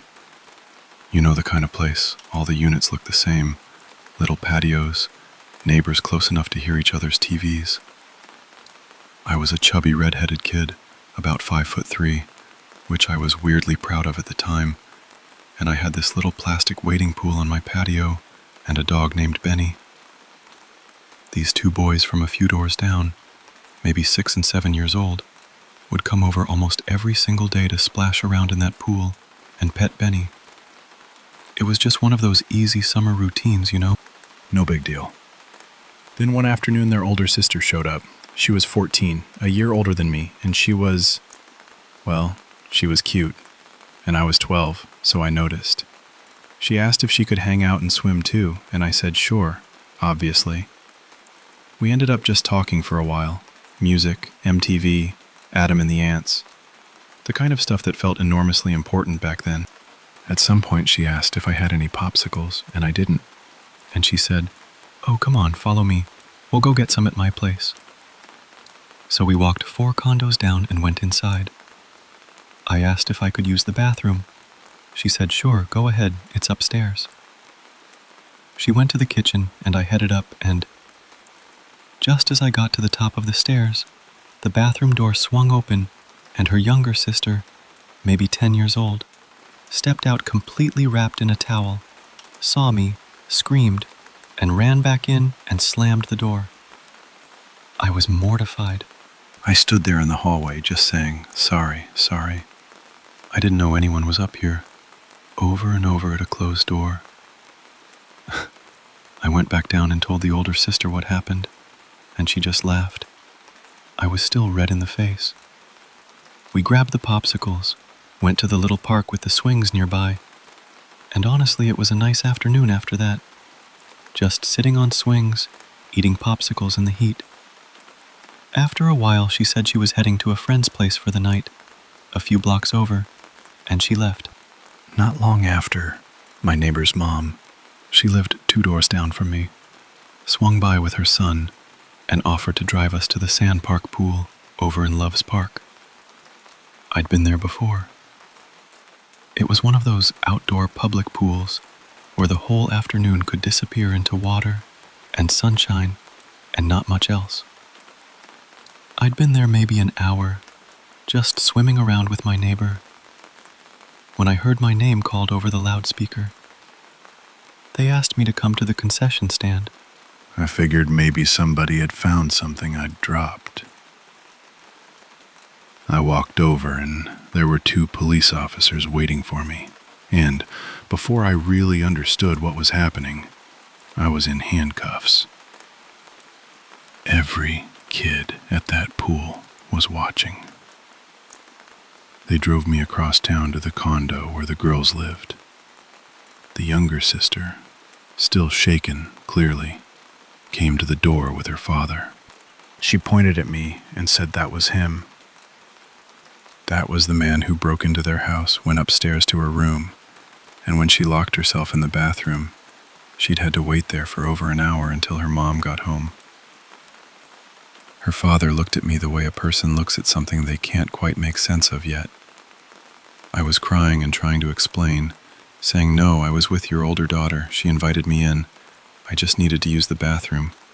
I didn't know anyone was upstairs." Someone went to get the older sister from wherever she was staying that night, and when she came back, she confirmed everything I said, just like that. And then everyone, the officers, the father, even the older sister, started laughing.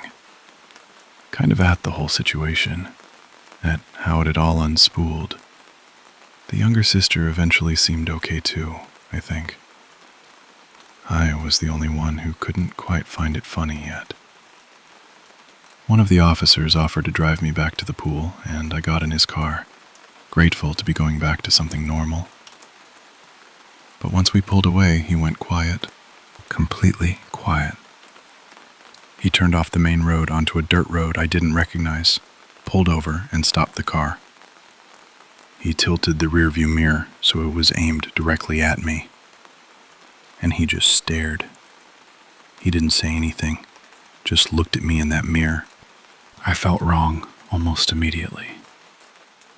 Something low in my stomach just felt wrong. I looked out the side window. When I glanced back at the mirror, he was still staring. And then I noticed he was moving, kind of shifting in the seat. And I looked over, and I saw what he was doing to himself. I looked away. I stared at my hands. I stared at the window. I didn't say anything. I didn't know what to say. I was 12. When he was finished, he straightened up, drove me back to the pool, and as I got out, he said, "I'd better not see you around again." And then he drove off. My friends at the pool thought I was the coolest kid alive for having been arrested and brought back in a police car. They kept asking me about it, laughing, slapping me on the back. I smiled and went along with it.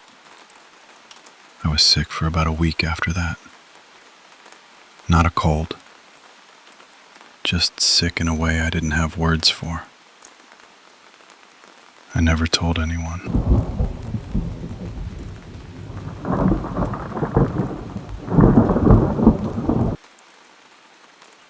So I've had a few close calls in my life, more than I'd like to admit, honestly.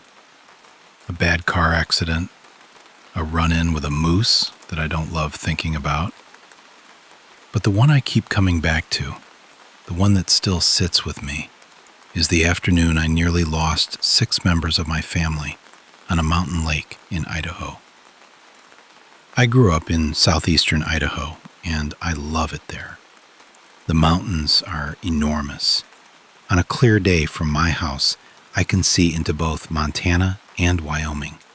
About an hour north is a place called Island Park, and honestly, it might be my favorite place on Earth. It sits inside this massive volcanic caldera, same hotspot that made Yellowstone. Tall lodgepole pines everywhere, incredible fishing, and this big, beautiful reservoir at the foot of Sawtell Peak. I've had some of the best moments of my life up there. Youth trips, hiking, just being out in the middle of something wild and clean. In the summer of 2020, my wife and I had just bought our first real family tent, and we were itching to use it. We have 4 kids, all young. At that point, the oldest was under 7. We figured, let's make a weekend of it. So we invited her parents and her sister and brother-in-law along for a trip to Island Park. My father-in-law, Gary, had access to his dad's boat.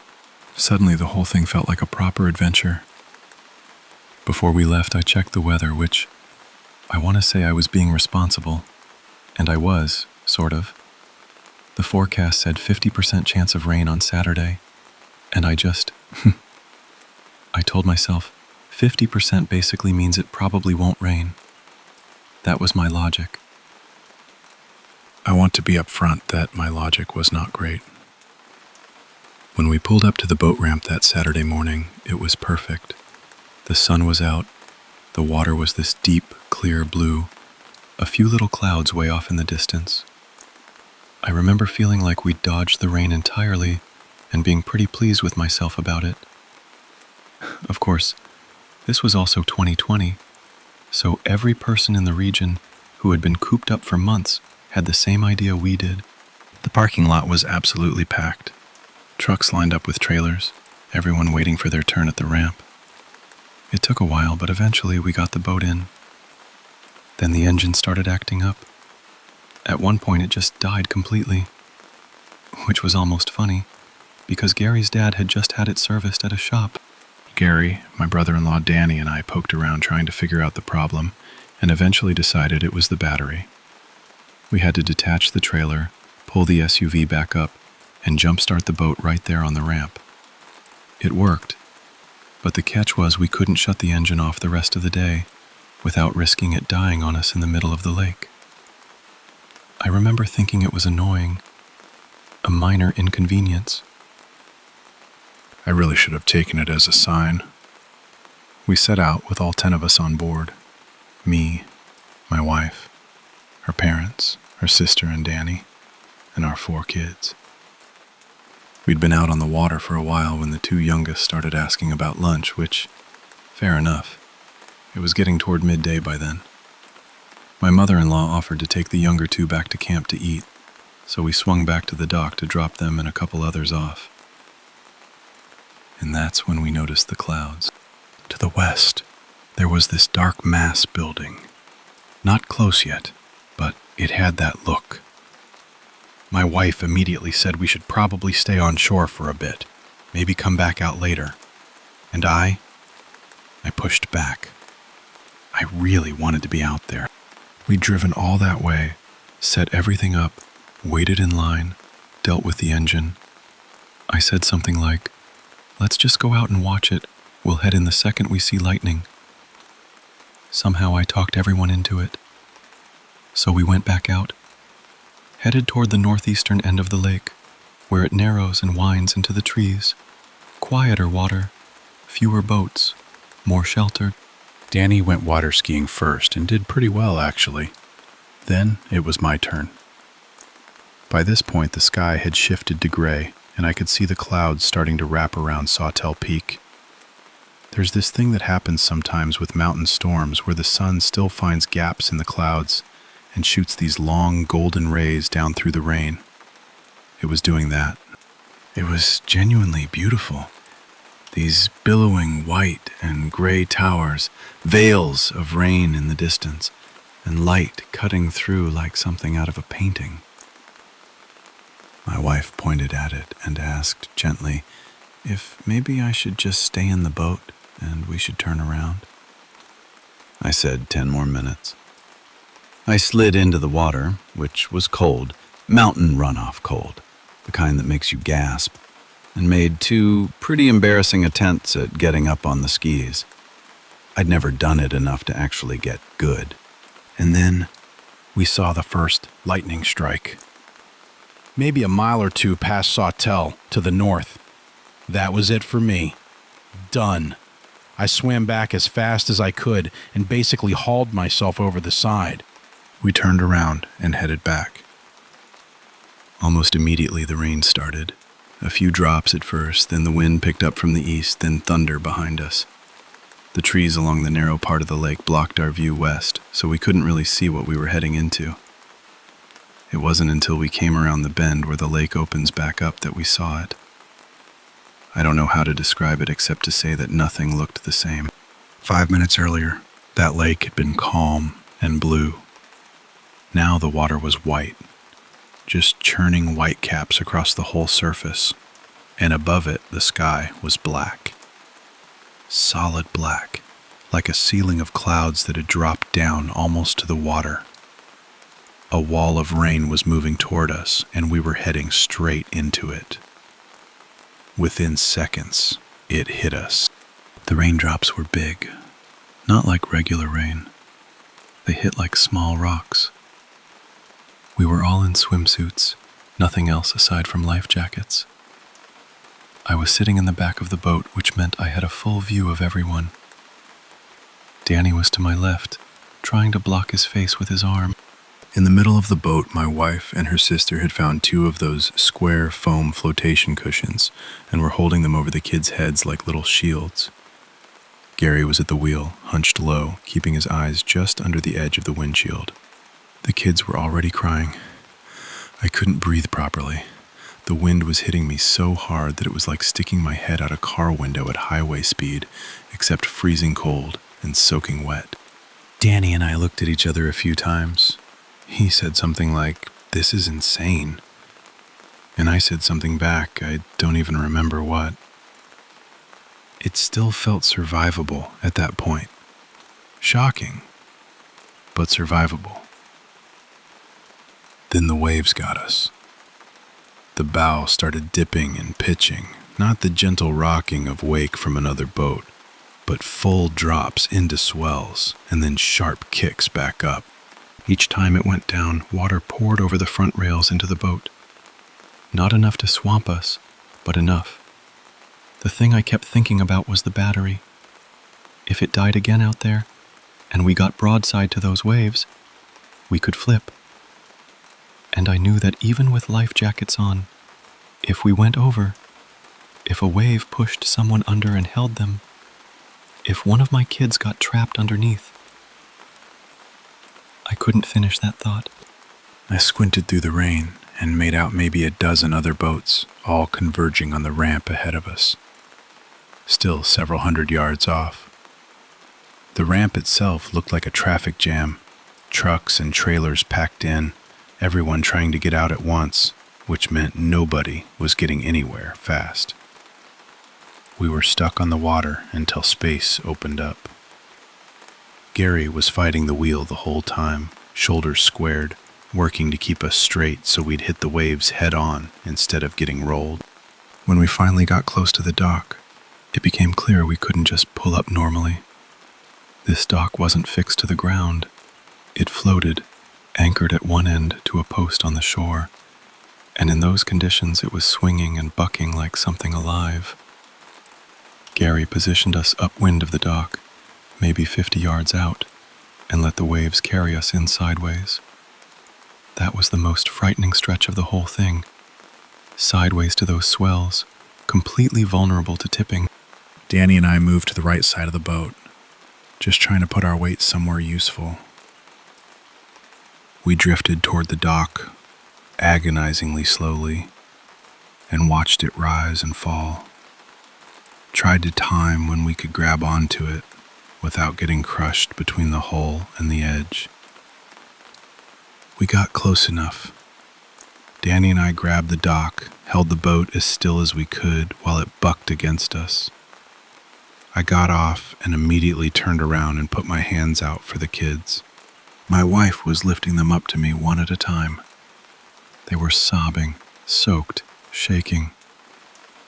The moment I had both of them on the dock and Danny was walking them up toward shore, I felt, I don't know, not relief exactly, but like the tightest knot in my chest had loosened one turn.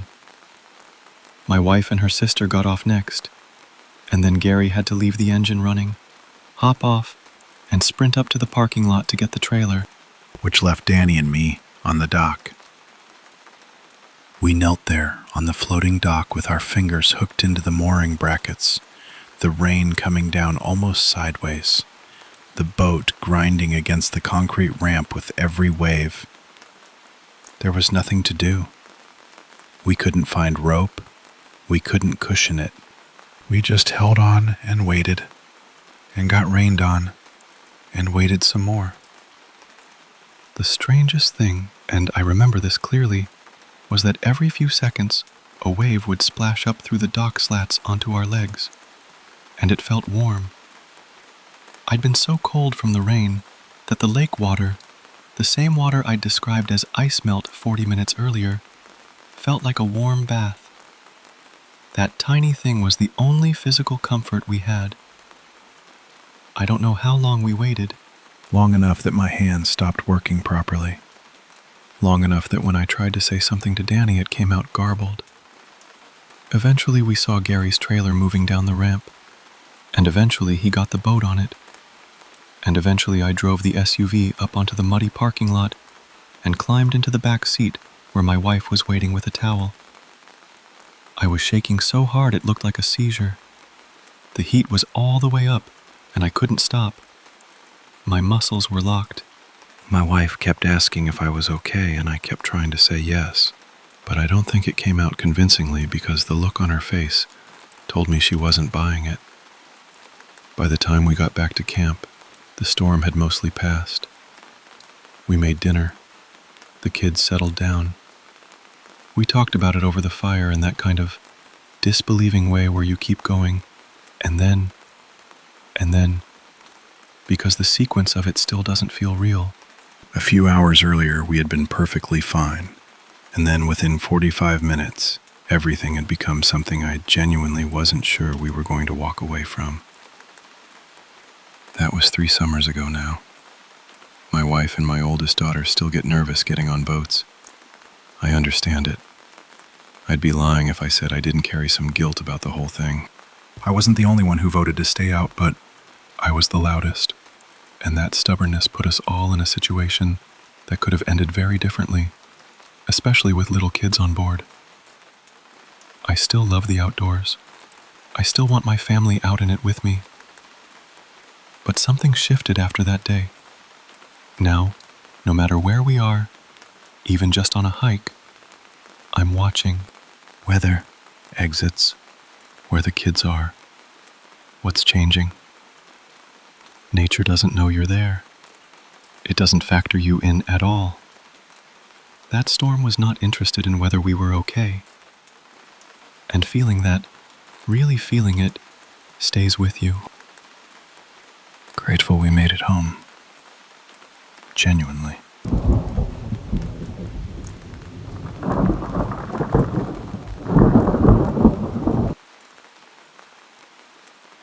Okay, so this just happened, like today, and I am still shaking. I need to get this out because I can barely process it myself.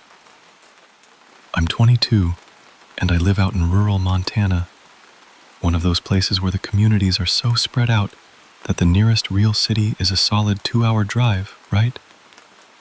So this morning, early, winter morning, still dark out almost, my fiancé and I had to make that drive to get a replacement tire. Before we hit the road, I needed to stop at the little convenience store near us. Just grab a coffee and a granola bar, something to keep me going. So I walk in, and immediately something feels off. The women who work there, they are always so warm, always chatting, always got a smile ready. And today, nothing. Stiff. Quiet. I thought maybe they were just tired. It was early, whatever. So I ask the owner what's going on, and she just kind of looks at me, doesn't say a word, because the other cashier is on the phone, and there's clearly something happening. So I wait, I pay for my stuff, and when the cashier hangs up, she leans over the counter and tells me quietly,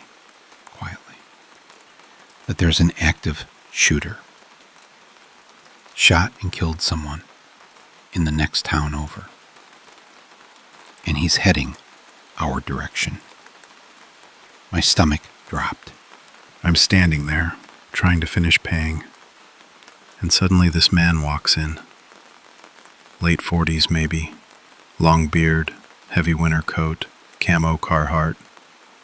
Totally normal look for around here, right? But something about him was just off. The energy was wrong. He walked up while I was still mid-transaction and slapped a $20 bill down on the counter, hard, right in front of me. I looked at him and he just said, barely above a whisper, "I'm sorry." Just that. And I remember thinking, that is such a strange thing to say. I head outside and there's a dark blue pickup truck in the lot that I figured was probably his. I get to our car and I'm talking a mile a minute telling my fiancé, active shooter, 10 miles away. And we are literally about to drive toward that town. And we go anyway. Because we have to. We needed that tire. So we're on the highway. And within maybe 20 minutes, we are seeing cop cars. Not one or two. A lot. EMS, too. And then this dark blue truck comes flying up behind us, so fast. And my fiancé pulls to the side, thinking it's an unmarked police vehicle. And the second he pulls over, this truck just rockets past us. And within seconds, the police cars that had been ahead of us flipped around and went screaming after it. I'm sitting there in the passenger seat, just frozen. We get to the city, and we're driving past federal vehicles. SWAT. I am not exaggerating. We watched a SWAT convoy heading back out toward the small town we'd just come from. We're trying to get a tire, and the whole world feels like it's falling apart around us. By the time we were heading home, we got the full picture. The shooter had killed 2 people. While we were out on that road, he drove to a house in a neighborhood I used to live in, barricaded the doors, and took the family inside hostage. By the time I got back and stopped at that same store again, the woman there confirmed it. He had barricaded himself in with that family for 6 hours, while police and federal agents sat outside. And then he took his own life. The man who slapped that 20 down in front of me and whispered, "I'm sorry," that was him. And that's the part I keep coming back to. He wasn't a stranger to people around there. He was known. He was part of the community. And that morning he walked into that store, and he looked like anybody else. You wouldn't know. You wouldn't know until they snap, and by then it's too late, and you're just standing there holding your coffee, not realizing what you're standing next to.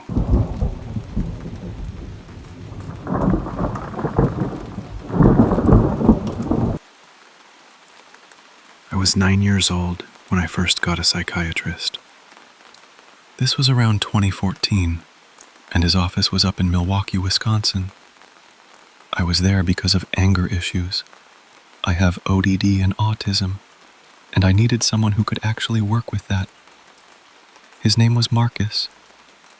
He was in his early 40s when we met, and honestly, the guy was something else.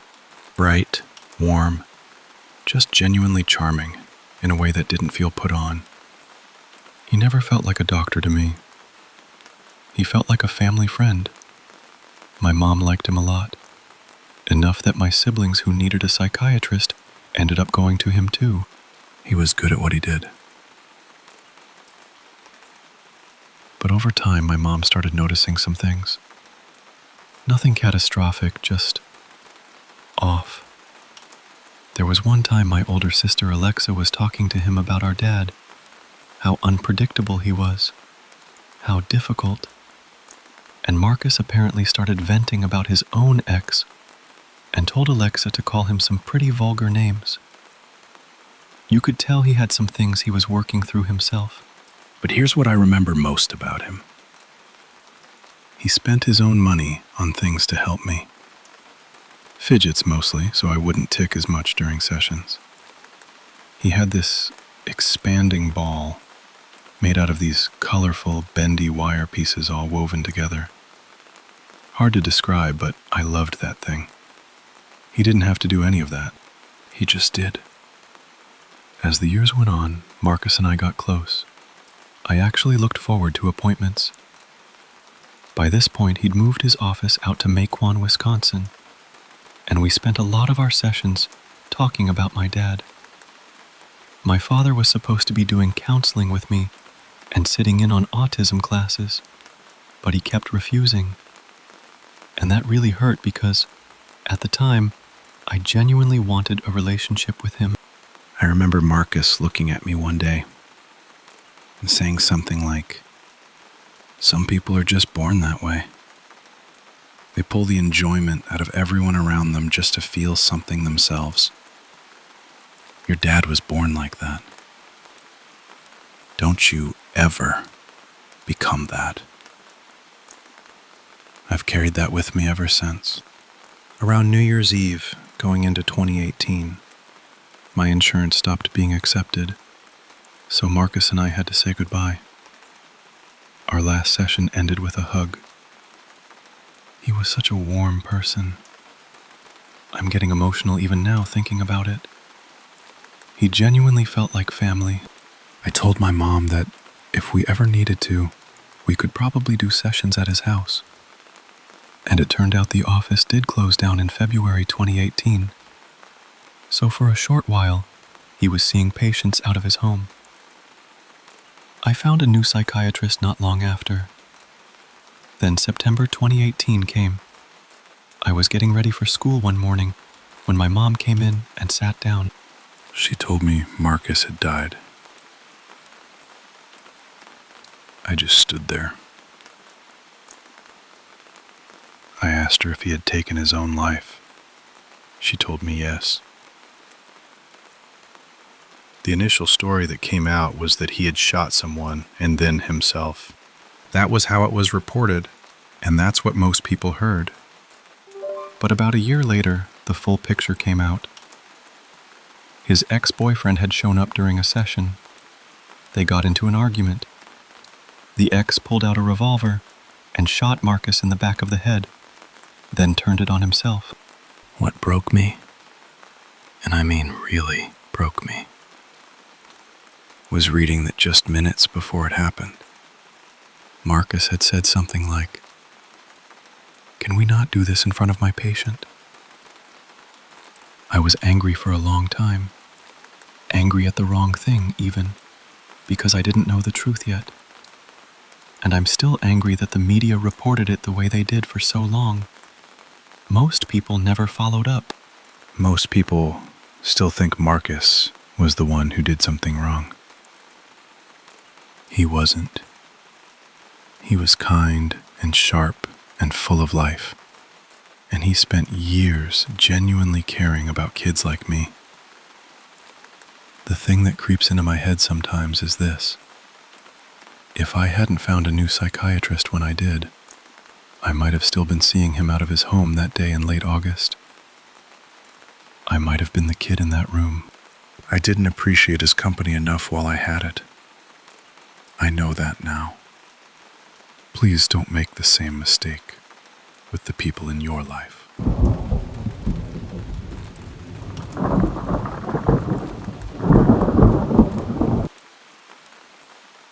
You know, looking back now with older eyes, I can see the shape of things far more clearly than I ever could at the time. I was young, maybe a little lost, and honestly just grateful to have found a group of people I could sit with at all. I was in high school, and I didn't have what you'd call real friendships. Not the kind that last, anyway. I wasn't the lonely kid in the corner exactly, but I didn't belong to any particular group either. That all changed when my second cousin, I'll call him Darren, entered the picture. He was related to me through a foster arrangement on a distant branch of the family, and since we ended up in the same year level, proximity did what it usually does and made us friendly. Through him, I was introduced to a small circle of lads who shared my interests: computers, video games, books, history, military history in particular. I didn't mind their company at all. Now, Darren was always unusual. I don't mean that unkindly, I mean it precisely. There was something genuinely peculiar about him that went beyond just being a bit eccentric, though I chalked a lot of it up to his upbringing. His biological mother's addiction had led to him being taken by child services when he was very young, and he'd grown up in a foster home. A sad situation, and not an uncommon one, unfortunately.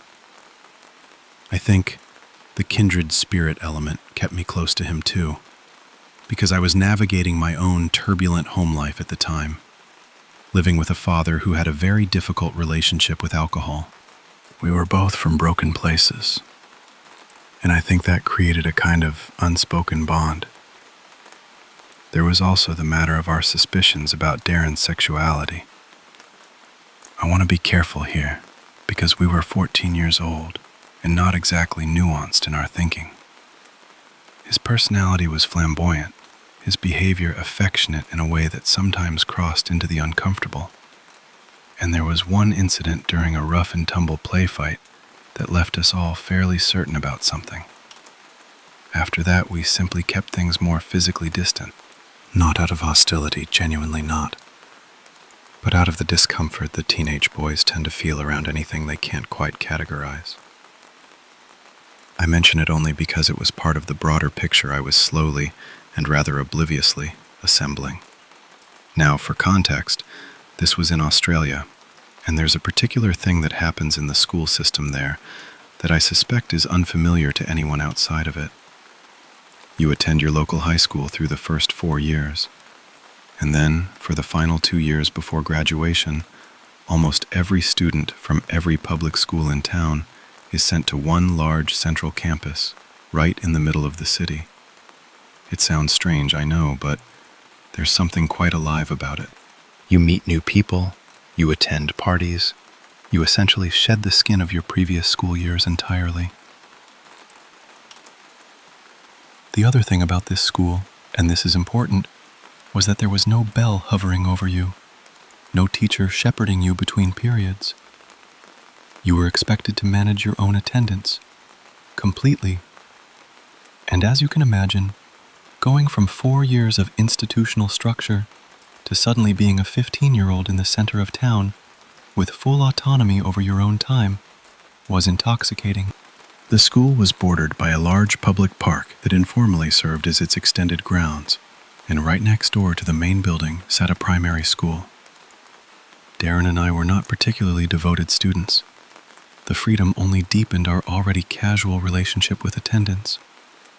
On many mornings we'd walk into town, buy coffee and something to eat from one of the cheaper bakeries, and spend hours at the local internet cafe playing Command and Conquer Generals or Battlefield 1942. That probably dates the story for you. One morning in late autumn, as the plane trees along the main street were dropping their last leaves, and the air had that damp, gray quality it gets when winter is only just holding off, I was expecting we'd head to the cafe as usual. Instead, Darren told me he was going next door to the primary school and suggested I come along. He said he had been given permission to come in and help children with their reading, that he'd been doing it for some time. Now, I've always had a genuine love of literature and language, so the idea of listening to young children read actually appealed to me. I agreed and followed him. He led the way, as he always did, with that particular confidence of someone who knows where they're going. We walked up the main stairs, through a corridor, and into a busy, noisy classroom. The teacher glanced over, acknowledged us with the distracted nod of someone managing 30 children at once, and returned to her work. I didn't even have to explain who I was, or why I was there.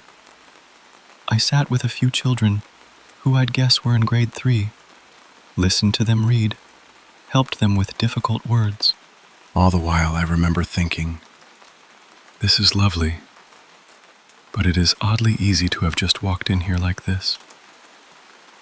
I also noticed, though I didn't dwell on it at the time, that Darren spent the entire visit with one particular boy. He seemed to know him well. He even brought me over to introduce me. The child seemed genuinely pleased to see Darren.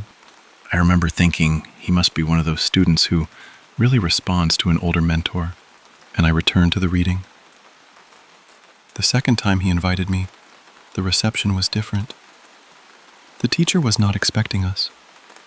I can still hear the vagueness in her voice, something like she wasn't aware of any arrangement, and perhaps we should come back another time.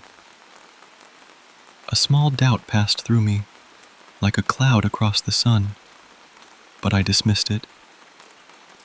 Miscommunication, I thought. These things happen. I kept going partly because education genuinely interested me. Around that time, I was even considering training to become a primary school teacher, a path I pursued for a few years before eventually stepping away for something less demanding on the spirit. The third time was the last time. It was later in the afternoon than our previous visits. The light had that flat, pewter quality of a late autumn evening closing in early, and the school grounds were quieter. As we approached the building, I noticed something shift in Darren. The confidence was gone. He moved cautiously, pausing at the entrance doors as if weighing something, then pushed them open slowly and moved through the corridor in a way that I can only describe as creeping. He kept glancing around, checking for someone. We reached the stairwell and stopped just outside the classroom. The usual noise was absent, just a low murmur from inside. And that was the moment. A very clear, quiet thought arrived in my mind. We are absolutely not meant to be here. I turned to him and asked directly whether they were expecting us. He looked back at me with this grin, this odd, satisfied, almost conspiratorial expression and said nothing useful. I left. I walked out and didn't go back. At the time, I told myself he was just being reckless in the way he often was. He had a history of audacious behavior, taking money from his foster parents, breaking into the school's administrative systems. I assumed this was just another expression of that juvenile bravado, until a conversation we had some weeks later. He mentioned the boy, the specific child he had spent all that time with. And then he began telling me things, calmly, as though they were perfectly ordinary. That he had continued visiting the school alone. That he'd been spending time with the boy not just in the classroom but in the playground. That he had seen him outside of school altogether. That he had gone to watch him play football on a Saturday and was planning to go again. And then he mentioned wanting to visit the boy's home. I remember going very still inside, not panicking outwardly, just this cold, spreading understanding. I began to reassemble everything I had witnessed. The visits. The way he moved through that school as though he owned it. The teacher who hadn't been informed. The creeping through the corridor. The grin. The specific, focused, unwavering attention on one child. There had never been any official arrangement. There had never been any reading program. None of it. It was a method, A justification for presence. And I had been there for it. Darren was 16 years old, and he was stalking a child. And as far as I knew, I was the only person who had any idea. I thought about it for a long time before I did anything. That is the honest truth. I was frightened, not of him, but of what it all meant, of how deep it went, of whether I would be seen as complicit. But eventually I wrote to my school's assistant principal. The email was brief and tentative, more a question than a statement. Something like, I think this might be serious, and I don't know what to do with what I know. I told her what I had seen and what Darren had told me. Her reply came quickly, and her tone told me everything about the gravity of what I'd passed along. She asked to meet with me. I sat in her office, a large, quiet room with portraits on the walls and bookshelves lining every surface, and I felt very small and very exposed. I was convinced I was going to be in trouble, that I had inadvertently made myself part of something I couldn't walk back from. But she was measured and kind and made it clear that I had done the right thing in coming forward. We met a few more times, and the school took action. Whatever they did, the outcome was that Darren was formally banned from the primary school grounds. He dropped out of our school not long after, or was perhaps asked to leave. The details were never shared with me. I believe the police were also informed. That might have been the end of it. But it wasn't quite.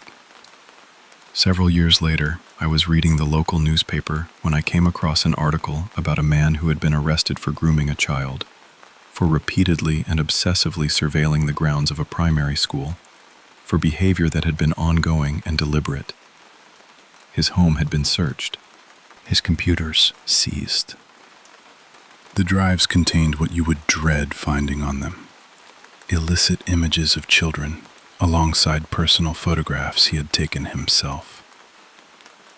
He was charged, and he was sentenced to prison.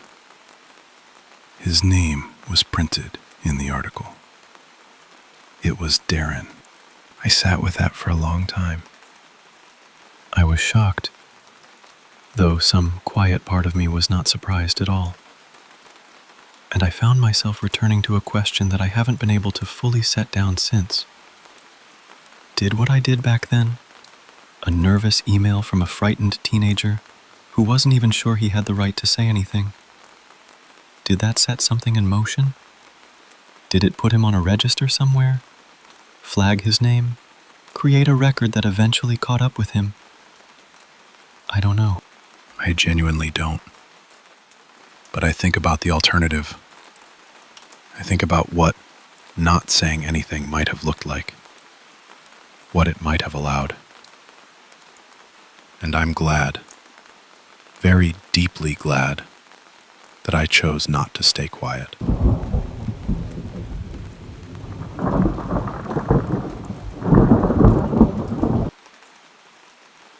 So, yeah, I've worked hotel front desk and hospital ER, which basically means my threshold for panic is somewhere around actively on fire, and even then I'd probably just reach for the incident report form first. I've seen things. I've kept it together through things. But this one still gets me even now, years later. I was 19, working alone on a night shift at one of those budget highway chain hotels. You know the kind. Right off the interstate, fluorescent lights that flicker just enough to keep you anxious, and a steady parade of road-weary truckers, walk-ins, and people who are very clearly having a much worse Tuesday than you are. I normally worked evenings, 3 to 11, but I'd picked up a night shift, 11 to 7, because apparently 19-year-old me had zero sense of self-preservation. Around midnight, this couple came in. Young, had a newborn with them, needed a room. It was late autumn, slow season, so we had availability. They seemed completely ordinary, normal, fine. And look, I dealt with genuinely strange people constantly. So my radar for off was maybe a little recalibrated at that point. They checked in. I went back to doing my thing, running the audit, wiping down the front counter, watching something forgettable on my phone, living my best lonely night shift life. Then, just past 1 a.m, the desk phone rings. Guest on the 3rd floor. I'd moved them up there since we'd had a small flood in one corridor, saying someone further down the hall is making a racket. Could I sort it? I ask if they know which room. They don't. I tell them to call back if it keeps up, which, hotel protocol, because I genuinely cannot leave the front desk unattended. The safe is up there. If someone walks in and I'm gone, that's a whole problem. 10 minutes. Exactly 10 minutes later, they call back. And this time they say, "Call the police." Because now they can hear it clearly. It's not just noise, it's screaming. I ask for their room number, I note it down, and then every calm professional instinct I thought I had just evaporated. I took the stairs, and I want to be very clear, I hadn't even made it to the 2nd landing before I could hear her. I can't fully describe it even now. It was the kind of sound that your body understands before your brain does. Pure terror. I had 911 open on my cell before I even consciously decided to do it. Technically, protocol says call the manager first, get authorization. And honestly, sure, fine, noted. I will absolutely accept that feedback in my performance review later. But I peeked around the corner into that hallway and I saw him, the guy from the couple who'd checked in, and he was beating her. She was holding their baby, screaming. And I'm standing there, 5'3", 19 years old, in a polo shirt with a hotel logo on it, thinking, well, this is a situation. I'm talking to the operator, giving her what I can, and simultaneously, every cell in my body is screaming at me to go back downstairs and lock myself in the manager's office and let the professionals handle it. Which, honestly, is not a cowardly instinct. That is just a rational one. But she had her baby. She was still holding her baby. So I did the thing where you just make yourself loud. I don't even know what I shouted. I don't think it was a real sentence.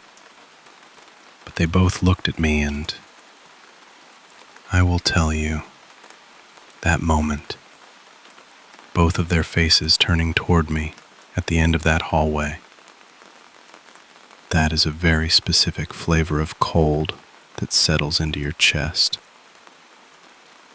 I called out to her, asked if she was okay. She was not okay. Her face, I'm not going to go into detail, but she was not okay. And she didn't even answer me. She just gathered herself up and ran toward me, and somehow that was the bravest thing I had ever seen anyone do. The guy just stood there, frozen, like he couldn't quite process what was happening. I got her downstairs to the front desk and behind the counter with me. Handed her the phone so she could speak to the operator directly because they needed her details, her description of him, all of it. I held the baby.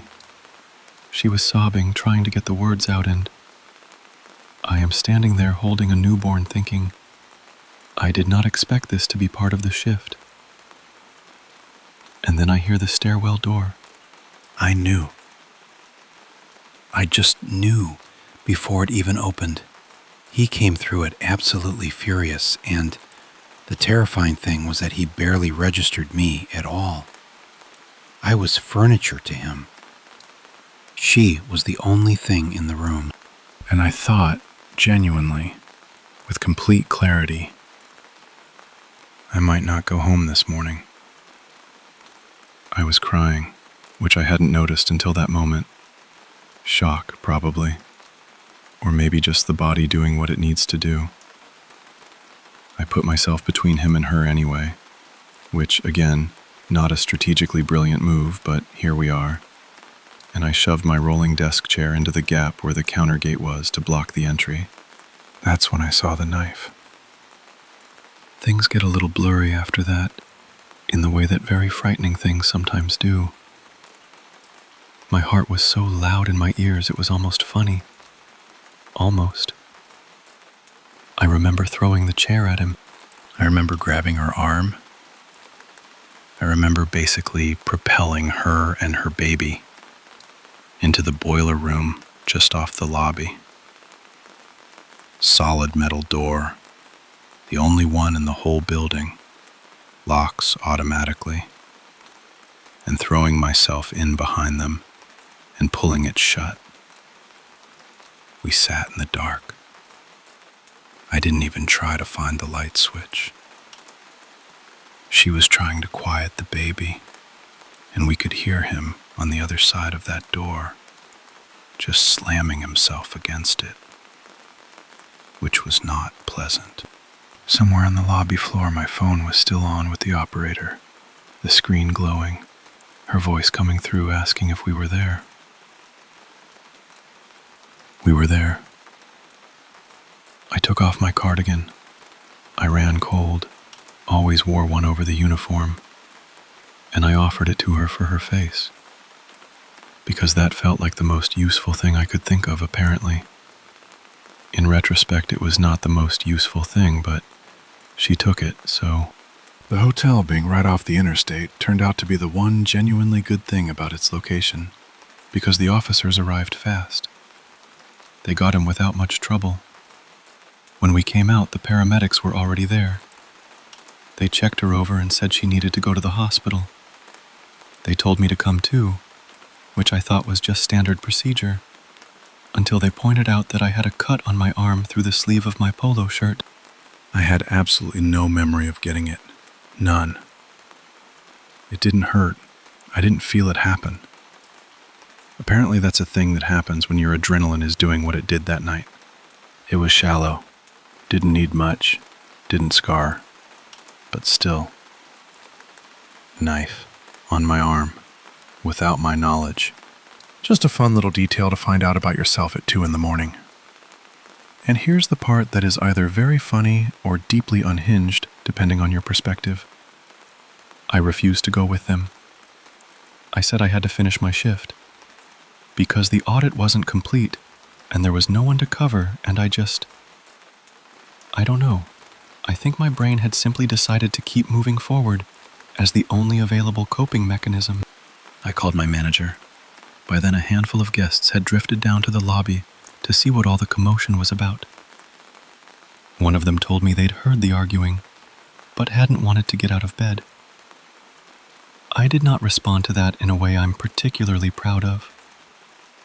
My manager arrived, took one look at me, and told me to go to the hospital and then go home.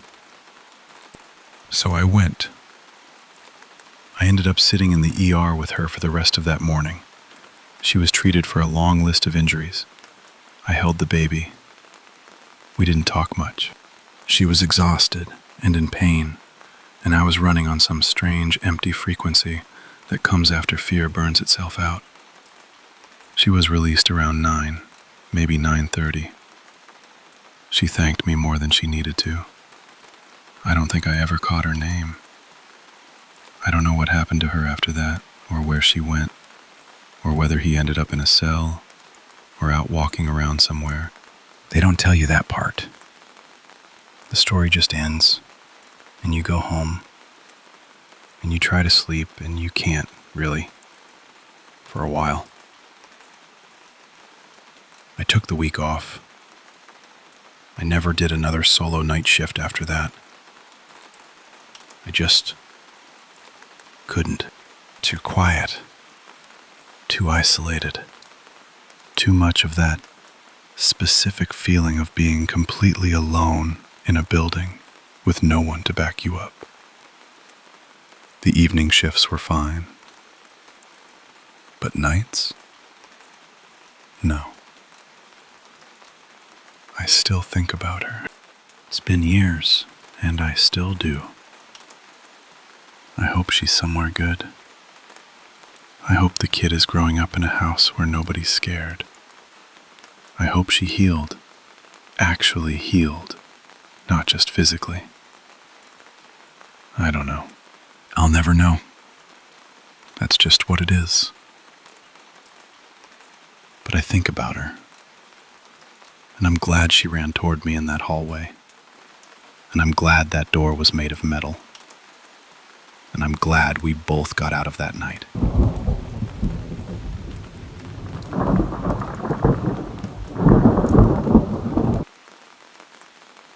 You know what I still think about sometimes?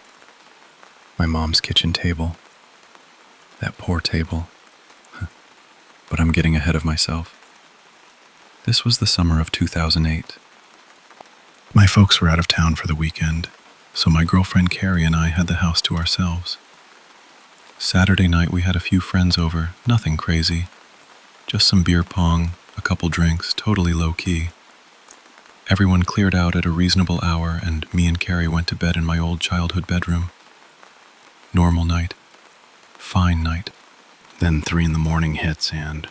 Something that sounds like a battering ram is going at the front door.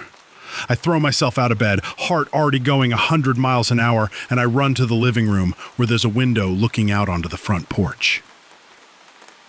And I recognize the guy. Not well. He lived maybe 4 or 5 houses down from my parents. We'd wave at each other from our cars, that kind of thing. Barely acquaintances. But I knew his face. And his face right then was the face of a man who believed with every fiber of his being that he was about to die. He sees me through the glass and just starts begging. Hey, you gotta help me, please, man, they're after me. They're gonna kill me, please, just let me in. And he keeps looking back over his shoulder into the dark, like something's right behind him.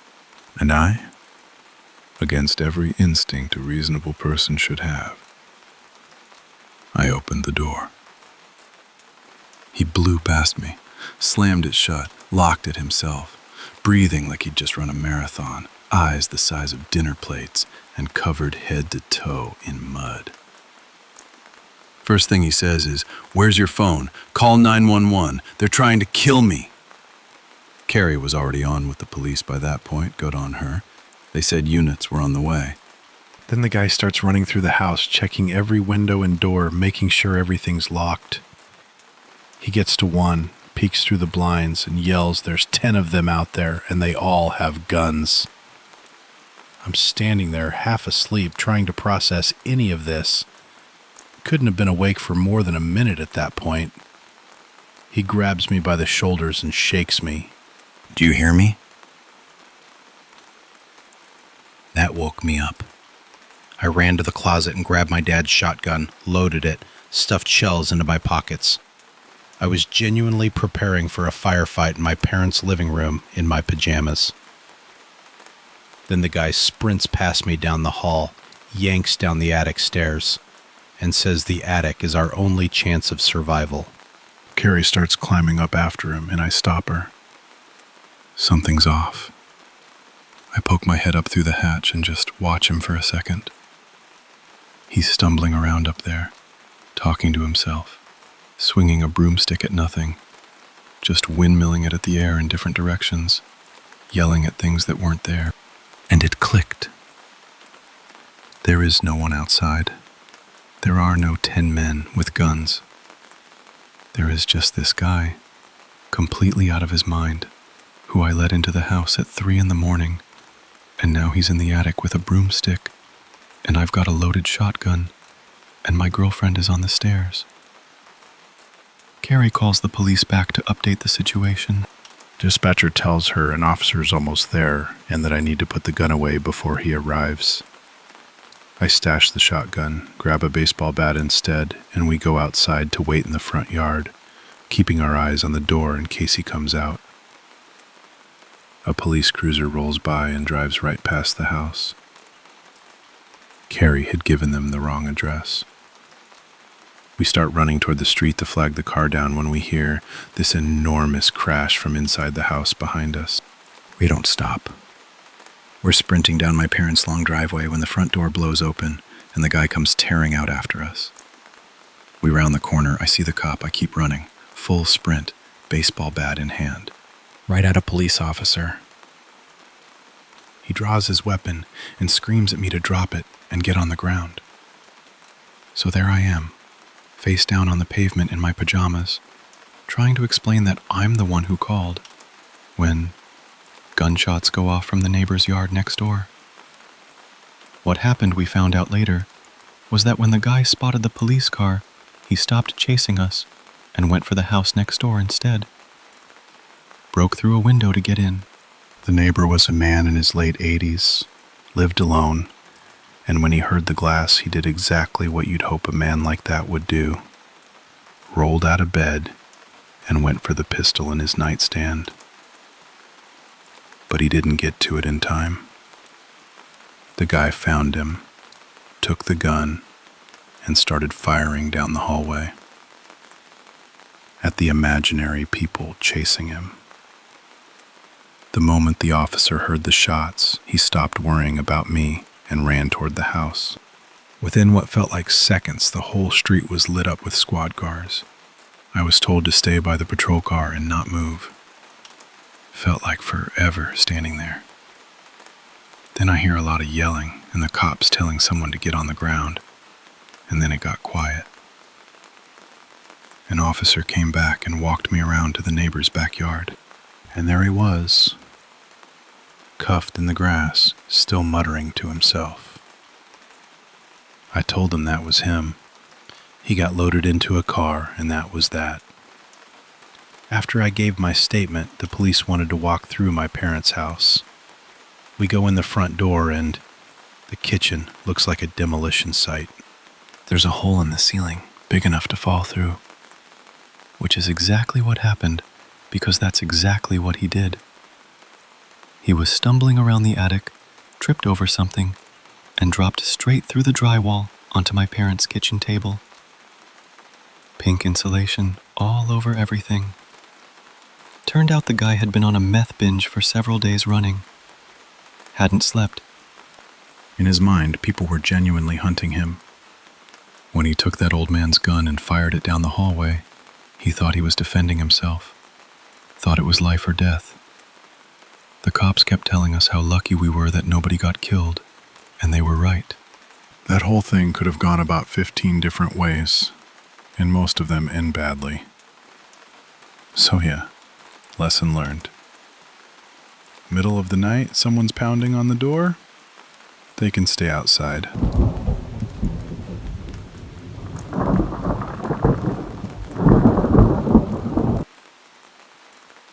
I was in my early 20s when I worked at a call center for a pretty well-known software company. If you've ever done that kind of work, you know there's no assigned seating. You show up, you find a desk, and whoever lands next to you is just whoever lands next to you. About 6 months in, a wave of new hires came onto the floor. One of them, a tall, thin man, sat down beside me, said hello. I said hello back. An incoming call came in almost immediately, so I didn't think much of it. But while I was on that call, I got a chance to look at him a little more closely. His clothes were rumpled and too big for him. His hair was unwashed. There was a stale smell. None of that was unusual, honestly. The center hired people going through hard times. It was just how it was. What happened over the next several weeks, though, that was something else. His name was Eli. We ended up on the same shift, 6 in the morning, weekends included. His energy was restless in a way that was hard to explain. When no one was available to talk to him, he'd spend his breaks moving fast through the building, up and down the floors. And he had this habit of turning up. Whatever room I happened to be in, he would appear. The open desk closest to mine, he'd take it. The lobby near the front entrance, he'd be standing there. The hallway outside the restrooms, leaning against the wall. The break room, walking straight to wherever I was sitting. If we were ever alone, he'd tell me these long, rambling stories about his life and ask questions about mine. Personal questions about my schedule, where I lived. It might have felt different if it weren't happening mostly before sunrise in a building that was barely occupied. I told my supervisor. I told my team lead. More than once. Nothing came of it. One Friday morning during my usual 9 o'clock lunch break, I sat down with 2 coworkers who had become real friends. They knew what was going on with Eli. They'd look out for me when they could. My back was to the hallway that day. I was mid-sentence with one of them, Mariana, when her expression just shifted. Warm and relaxed 1 second, then something else entirely. She was looking over my shoulder. And then I heard him. Loud. Oh, look, there's my cute little redhead. I shrank. I wanted to disappear into the floor. He pulled out the chair right next to mine and sat down without a word to anyone else at the table. My coworkers gave him these small, uncomfortable smiles. And when I looked up at him, I could see his eyes were glassy and red. He was leaning into the table at an angle. The smell of liquor was on his breath, and his clothes looked like he'd been wearing them for days. He turned to me and said, slurring a little, "Why haven't we gone out to dinner yet?" "I don't date coworkers," I said, just flat, trying to hold steady. He looked at the others like he was checking if they agreed with him. "Is it because of them?" he basically shouted. And then he said, "I like you," and his hand came down heavy onto my shoulder. I stood up, told the table I'd see them on the floor, pushed my chair in and walked out. As I left, I heard him shout behind me, "I love you." I moved quickly to the nearest elevator. The doors were starting to close, and I heard a chair scrape hard against the floor, then footsteps coming fast. "Why won't you talk to me?" he was yelling. "Come back!" The doors closed. I stood there, shaking a little, made it back to my desk. My shift ended at 3 that afternoon. The parking lot was large, and that particular day, I'd ended up parked farther out than usual. My mother had taught me something when I was a teenager, and I found myself doing it automatically. I held my keys between my fingers as I walked. Not a lot of people around for the time of day. My head was moving constantly, checking. Then behind me, "Hey!" That voice. Something cold went through me, and I started jogging without thinking about it. "Hey!" he called after me. "Don't ignore me. Stop." I could hear him behind me, footsteps, something jingling in his pocket. I got my car fob in my hand and hit the button twice before I even reached the door. Threw it open, got in, locked it. He was right there at the window. Furious. Just staring at me through the glass. I started the engine, backed out as fast as I could, and drove away. In the mirror, I could see him throw his hands up. I called in sick the next day and then called HR. They didn't seem especially alarmed. No resolution, no real response. When I came back to work 2 days later, Eli wasn't there. He wasn't there the day after that either, or the day after that. On the 6th day, I came home after my shift and turned on the news. Eli Harmon, age 47. He had shot and killed his ex-wife. Then he took his 2 young daughters across town and barricaded himself somewhere. There was a standoff with police. He shot himself.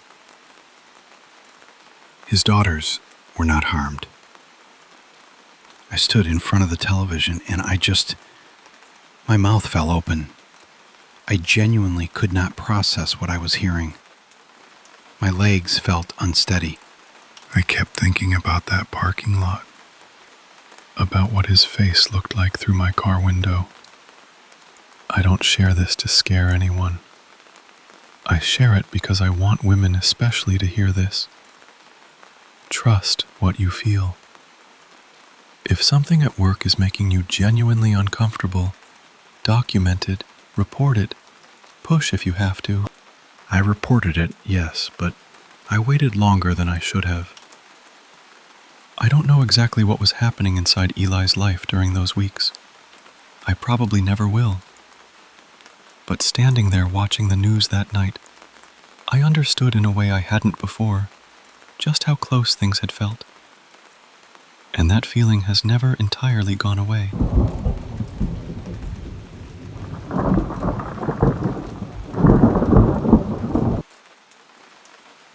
So this happened when I was 6. My mom, my uncle, and my grandparents all went to the airport together. My grandparents were catching an international flight. This was the late 80s, so back then you could walk right up to the gate and sit with people until they boarded. No security checkpoints stopping you. You just walked in. We were at the gate. My grandparents were flying out of O'Hare. It was a winter morning, gray outside, the kind of cold that gets into the terminal every time the doors open. My mom was sitting with my grandparents, talking. My uncle had wandered off to find coffee somewhere.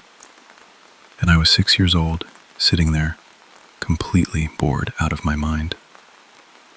I started drifting, just small steps at first. My mom caught me and pulled me back. She gave me the talk. Strangers. Don't go with them. Stay close. I heard her. I said, okay. I meant it for about 2 minutes. She got pulled back into conversation with my grandparents, and I drifted again. I walked to the edge of the hallway and looked down it. People moving in both directions.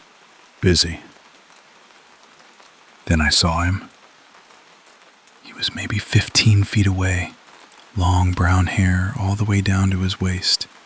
Head to toe in black leather. Full beard. He was reaching for a door, probably the bathroom.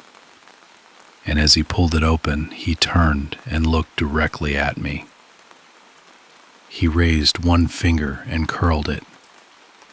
"Come here." My mom's words were still sitting right at the top of my head. I turned around and ran back to her. I told her a stranger just tried to get me to come to him. She was helping my grandparents sort out their tickets. She didn't really react. Said something like, "Okay, stay here." That was it. When it was time to go, I looked down the hall one more time. He was gone. I still think about that sometimes. It was one conversation, 2 minutes, before it happened. That's the only reason I walked the other way.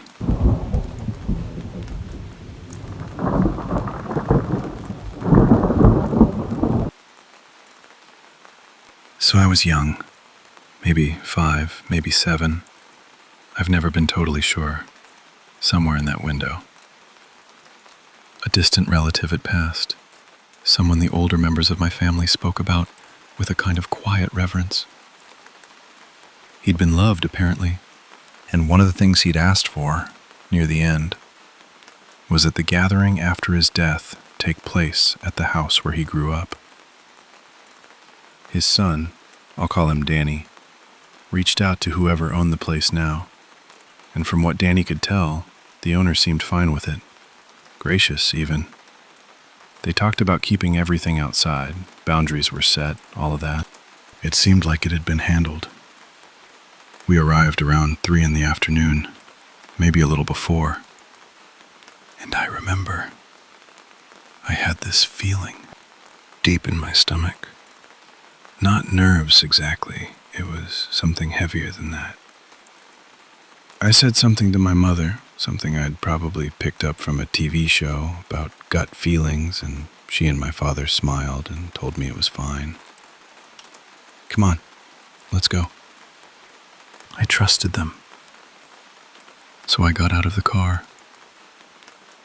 I was wearing a dress, and I'd layered on all this cheap plastic jewelry, the kind that comes in bulk, bright colors, a little chaotic. I thought I looked appropriate for the occasion. I thought I looked serious. The 3 of us walked toward the backyard, around the right side of the house, because the inside was private property, and that was the agreement. And then the front door opened. A man came out. He was holding a baseball bat. And I want to be careful about how I describe this, because I don't want to overstate it, but I also don't want to undersell it. It wasn't a clean bat. It had nails in it. And he was screaming about our family, about how disgusting we were, how horrible we were. And he's holding this thing the entire time. I didn't think, I just ran. I made it back to our car, the old blue one my dad had pulled me out of maybe 10 minutes before. And I got in, and I pulled the door shut. And I sat there with my heart going too fast, and my vision going blurry, and my stomach doing something I still don't have words for. And then I looked out the window. He had followed. He swung the bat at the car, caught it just above the back tire. There was a sound, loud, metallic, and then there was a dent. My father got to him, pushed him back. I don't know exactly what happened in those seconds because I wasn't fully present for them. Then my dad got in, my mother right behind him, and we left. On the drive home, my parents told me they were proud of me for running, that if I ever had that feeling again, that heavy, wrong feeling, they would listen to me. They said that. But they were also glancing in the rearview mirror the entire way, whispering to each other in a way they thought I couldn't notice. We never talked about it again. Not in front of me, anyway. Years later, I asked my mother what had actually happened, why that man had done what he did. She told me he'd looked Danny up online after agreeing to everything, and he'd found something, a criminal record. But it wasn't Danny's. It was his estranged brother's. Someone Danny hadn't had contact with in years. Someone who had nothing to do with any of us being there that day. And that was enough. That was enough for him to come outside with a nailed bat during a wake for an old man who just wanted to go home one last time.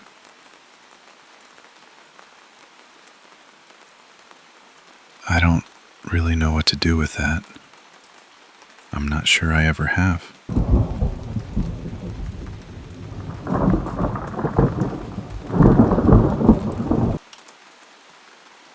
So, okay.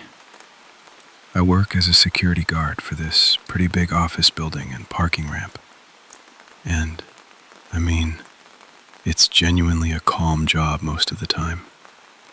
Like, there's a lot of just sitting there, free time, which I actually don't mind. But the part I do mind, the part that never gets easier, is having to ask homeless people to leave. It's awful. Every single time. I try my best to point them towards somewhere safer, somewhere they can at least get through the night, and honestly, most of them are pretty understanding about it, which, when you think about it, is kind of heartbreaking in its own way. They've been through this so many times, they've just, I don't know, made peace with it. A lot of them just want someone to actually listen to them for a minute. So I try to do that at least. The way it works, our protocol, is first you ask them to leave. Then if they don't go, you tell them more firmly. And if that still doesn't work, you call the police. I've only ever had to get to that third step once. This is that time. Let me back up a little though, because the setup kind of matters. My routine every shift is, I sit in this little shack inside the parking ramp entrance for an hour. It's basically a 10-foot cube, all big windows and metal framing, right at the mouth of the ramp. Then I walk the building, then I come back. All the main doors are locked, but there's this entryway with an ATM that stays open around the clock. That's usually where I find people looking for somewhere to rest. Oh, and this feels relevant. I'm a smaller woman, and I'm not armed. Just so you have a picture of where I'm standing in all this. So, this particular night, maybe mid-2016 or so, there's a woman sleeping near the ATM. I follow the steps. First warning. Second warning. She starts yelling at me, which, wasn't typical, but I also get it. I do. Being shuffled out of every halfway safe spot you can find has to wear you down in ways I can't really imagine. The police come. And where she was yelling at me, she is full on screaming at them. This goes on for maybe half an hour before they finally get her to move along. Which, and this is the frustrating part, that's it. That's all they're required to do. She just walks to the bus stop, right outside. And the bus stop is directly across from my shack, parallel to it. She sits down, and she just stares at me. That kind of hard, exhausted, furious stare. It got uncomfortable fast, so I decided to take an early walk just to give it some space. On my way back, I'm coming up to the door that leads toward the shack, and I don't know why, some feeling. I stop at the little window in the door instead of just going through. I don't usually do that, but something felt off, knowing she was probably still somewhere close by. And it's a good thing I stopped. Through that window, in the low light, I could just barely make it out. This slight, almost imperceptible wobble behind the shack. She was there, right behind it, hiding. I don't want to jump to conclusions, and maybe I'm not being fair, but I don't know what else she was doing back there. I really don't think she was just resting. I called the police again and just stayed at that door window, watching. While I was waiting, she let out this scream, just this raw, angry sound. Kicked some stuff that was sitting in front of the shack and took off up the stairwell into the parking ramp, which, I should mention, the floor directly above me had a broken door at the time, not locked, so that did absolutely nothing for my nerves. The police came back, said some words, and eventually she left again, walked off into the dark. And that was that. Except, here's the part that really got to me. On my next walk around, I passed by a mirror mounted near that door I'd been watching from. I hadn't been able to see it from inside, but coming up on it from the other direction, it was obvious. Someone had broken it, and a large piece was gone. A big, sharp piece. I sat with that for a while. Maybe I let my anxiety blow it up bigger than it was. I genuinely consider that. But from where I was standing, and I keep coming back to this, she had taken something sharp and then hidden behind the one small structure I have to walk back to every hour. Alone, unarmed, in the dark. I don't know. Maybe I'm overreacting. You can tell me if you think so. But to her, wherever she is now, I genuinely hope things got better. I hope she found somewhere warm and safe and consistent, because no one should have to live like that. I mean that. I just also really hope I never see her again.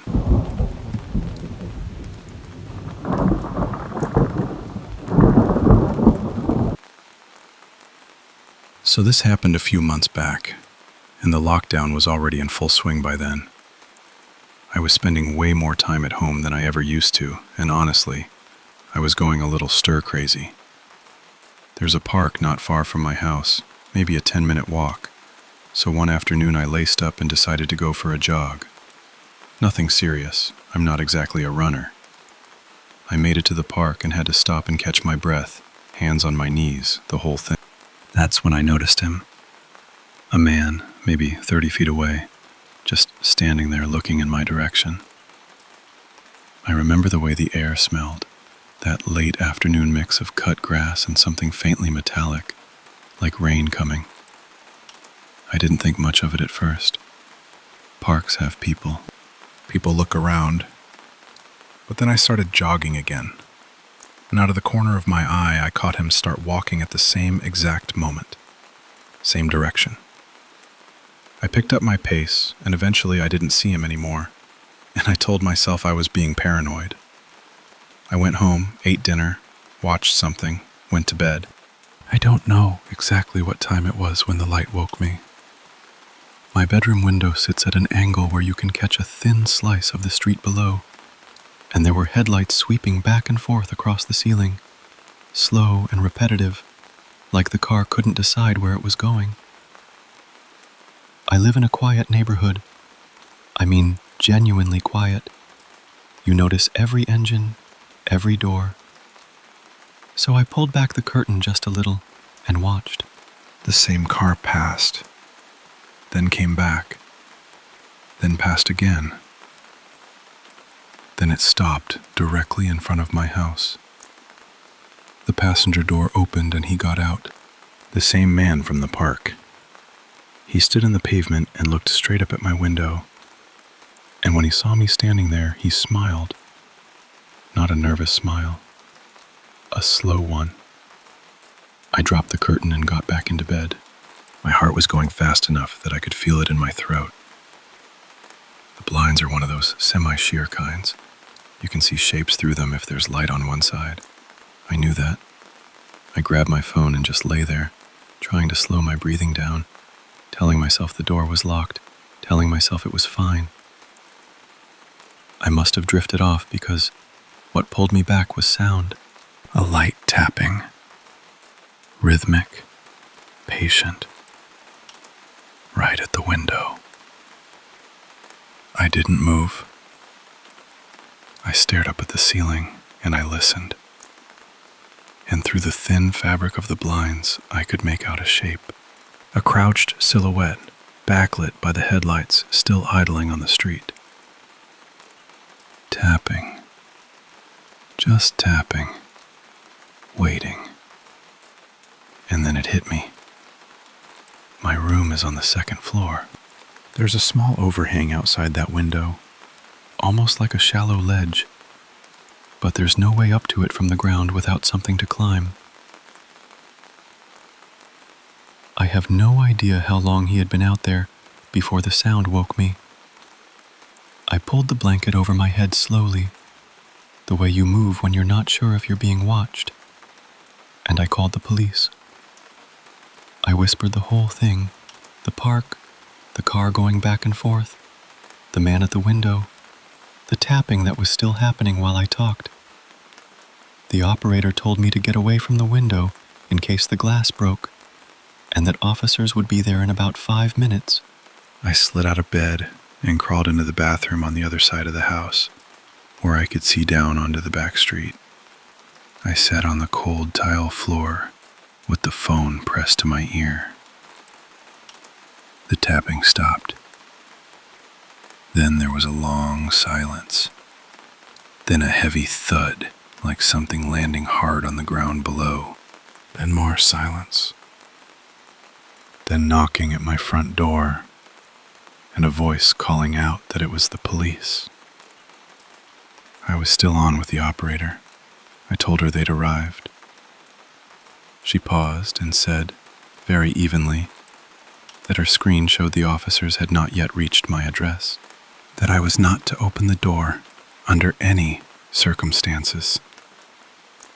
I sat on that bathroom floor for another couple of minutes, which felt much longer than that. Then she told me the police were there, actually there. I looked out my bedroom window before going down.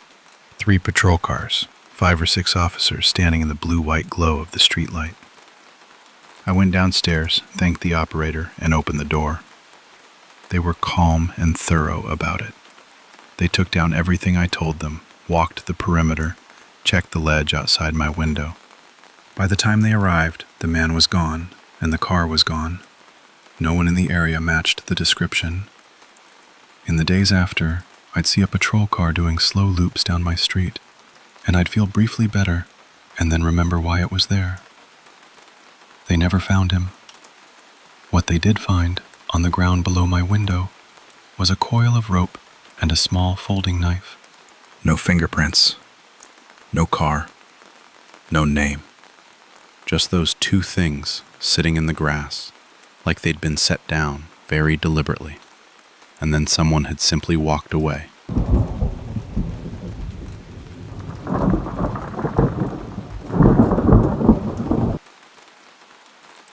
Okay, so this is one of those nights I still think about, and I want you to understand from the start. This kind of thing, being followed, it happens where I grew up. Too often. And no matter how many times it does, you do not get used to it. You just don't. So, that night, I was with my ex, Mate, and look, I'll be quick about him because honestly he doesn't deserve the airtime. Terrible boyfriend, got absolutely wrecked that evening, and somehow that became my problem. I had to walk him home, make sure he actually got inside the whole thing. Before he goes up, I ask him, please, call a taxi. My phone is completely dead. He says, sure, fine, and disappears through the door. And I wait. And I wait. And, yeah, the taxi is not coming. At the time, I thought maybe the company just dropped the ball, forgot to send someone. But honestly, he probably passed out the second he hit the couch and never made that call.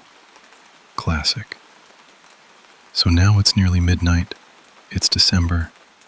It is biting cold outside. And I am standing alone in front of his building, absolutely furious. Furious at him. Furious at the taxi that isn't coming. Furious at everything, everyone, the whole situation. Now, I've had other experiences walking alone at night, bad ones. And that's the background you need to understand why a 15-minute walk home felt like a real threat to me. It wasn't traumatic, it was practical fear. And then I notice a Jeep parked a little down the street. Guy gets out, leans against the door, and just stares at me. Doesn't move. Just waits. And after a couple of minutes, I realize he's expecting me to come to him. And if I don't, he's going to come to me instead. So now I have to think fast. 2 options. Walk home. 15 minutes. Dark street. Plenty of time for something to go wrong. Or my grandma's house, 5 minutes away, but the whole route is lined with closed shops and offices. She refused to sell when everyone else did, so it's mostly empty over there at night. Not ideal either.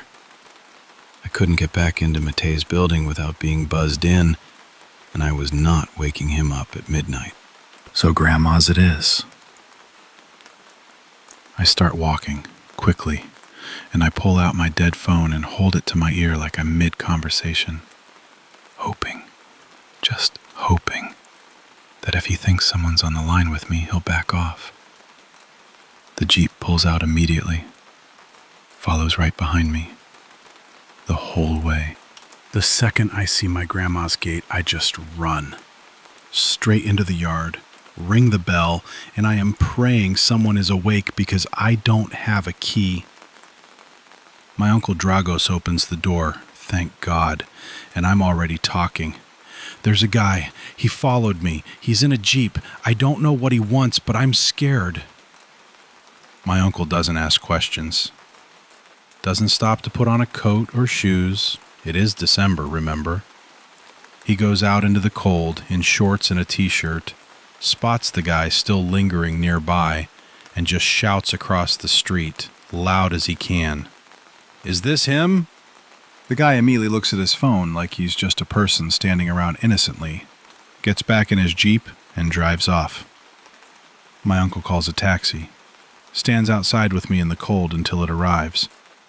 I get in, I give the driver my address, and I think, okay, it's over. I'm safe now. We turn the corner and there's the Jeep. He's following the taxi. And now I don't know what this person wants. Is he angry because my uncle intervened? Is he armed? What is this? I start crying. And I just tell the driver everything. Fast. All of it. He was an older man. Calm. And the second I finished explaining, I swear something shifted in him. He told me not to worry, said he would lose him, and he would make absolutely sure this man would not see where I lived. He did. He lost him. Partly because the Jeep eventually gave up on its own, but that driver, he handled it like he'd been waiting his whole life for exactly that moment. And maybe that night, he had. I got home safe, and I never forgot him.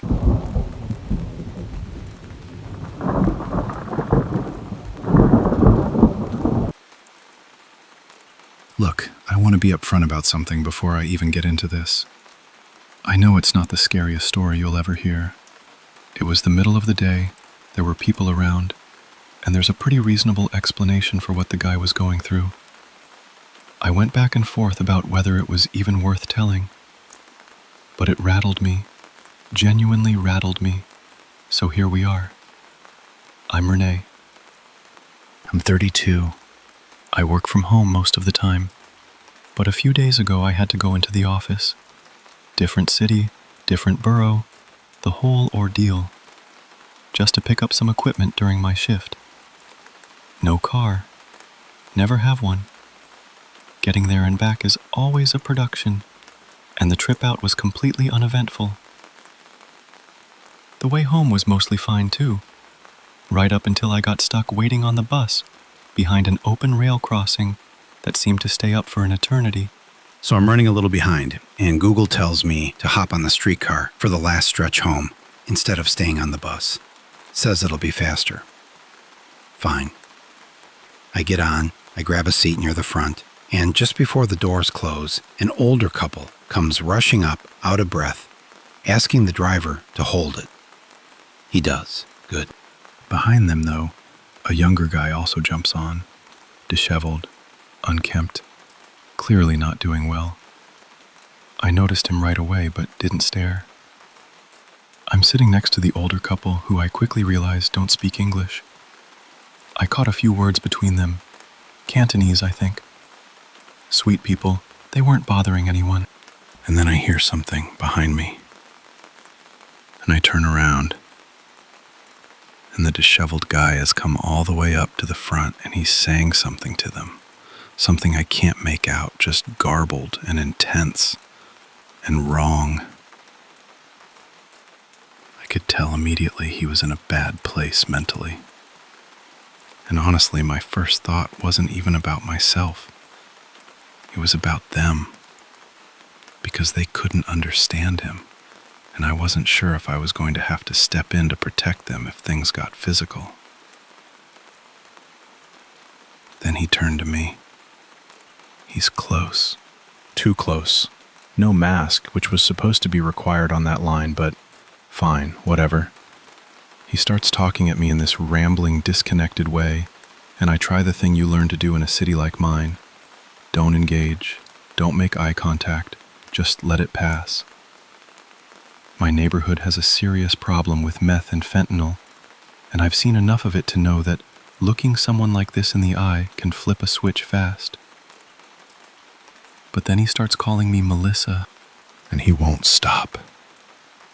He's getting louder, getting closer, telling me to stop ignoring him, talk to him normally.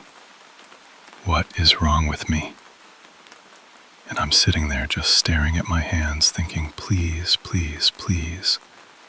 But it's too much at this point, so I finally look just slightly past him and say, quietly, "Who's Melissa?" Maybe not the perfect move. I was shaken. He says something like, "She's the female spirit trapped inside your male body." I'm transgender, so okay. He'd picked up on something, clocked me somehow, and whatever was happening in his head had built this whole narrative around it. Then he looks at me and goes, "Isn't that right, Duncan?" I told him I didn't know him. I didn't know a Duncan or a Melissa, and I needed him to please leave me alone. He turns to the entire streetcar, everyone staring at this point, and announces that we're married. Then he grabbed me. I don't even fully remember the few seconds after that. I just remember standing up and telling him loudly not to touch me, and him not backing down at all, and me going straight to the driver's door and knocking. The driver opens it and asks the obvious question. "Do you two know each other?" And the guy goes, "Yes, we're married." And I said, "My God, absolutely not. Please get him off this car." The driver asks him to leave. He refuses. Driver says he'll call someone. And here's the thing. Here's what made me make the decision I made. I've seen situations like this play out before. Not quite this bad, but close enough. I knew what was coming. I knew that if I stayed on that streetcar, waiting for someone to show up, I'd still be sitting 3 feet away from this man. And I also knew that the other passengers were going to be annoyed at me. Not at him, at me, for delaying their trip. That's just the reality of where I live. People don't help strangers here. They get irritated at them for existing in crisis too publicly. So I got off at the stop. And of course he followed me. He's on the pavement now, getting louder, more frantic, crying, yelling what he thinks is my full name, telling passersby I'm possessed. And I'm just backing away slowly, trying to stay calm, trying to think about where I can go. And then this young woman, she looked like a student, one of the college kids from the campus nearby, walks right up to me and says she saw what happened and offers to walk with me down the hill toward campus, fast enough that he won't follow. I could have cried. We walked quickly, didn't talk much, just moved. And when we got down far enough that I could look back, and he was gone, I thanked her, and she went her way, and I went mine. That's it. That's the story. A rough afternoon made survivable by one stranger who chose to actually help. I'm still a little angry about all of it, honestly. About being grabbed, about knowing no one else on that car was going to do a thing. About the fact that I had to calculate all of that in real time while someone was screaming my supposed demon name at me. But I'm okay. And I hope that woman knows she made a real difference.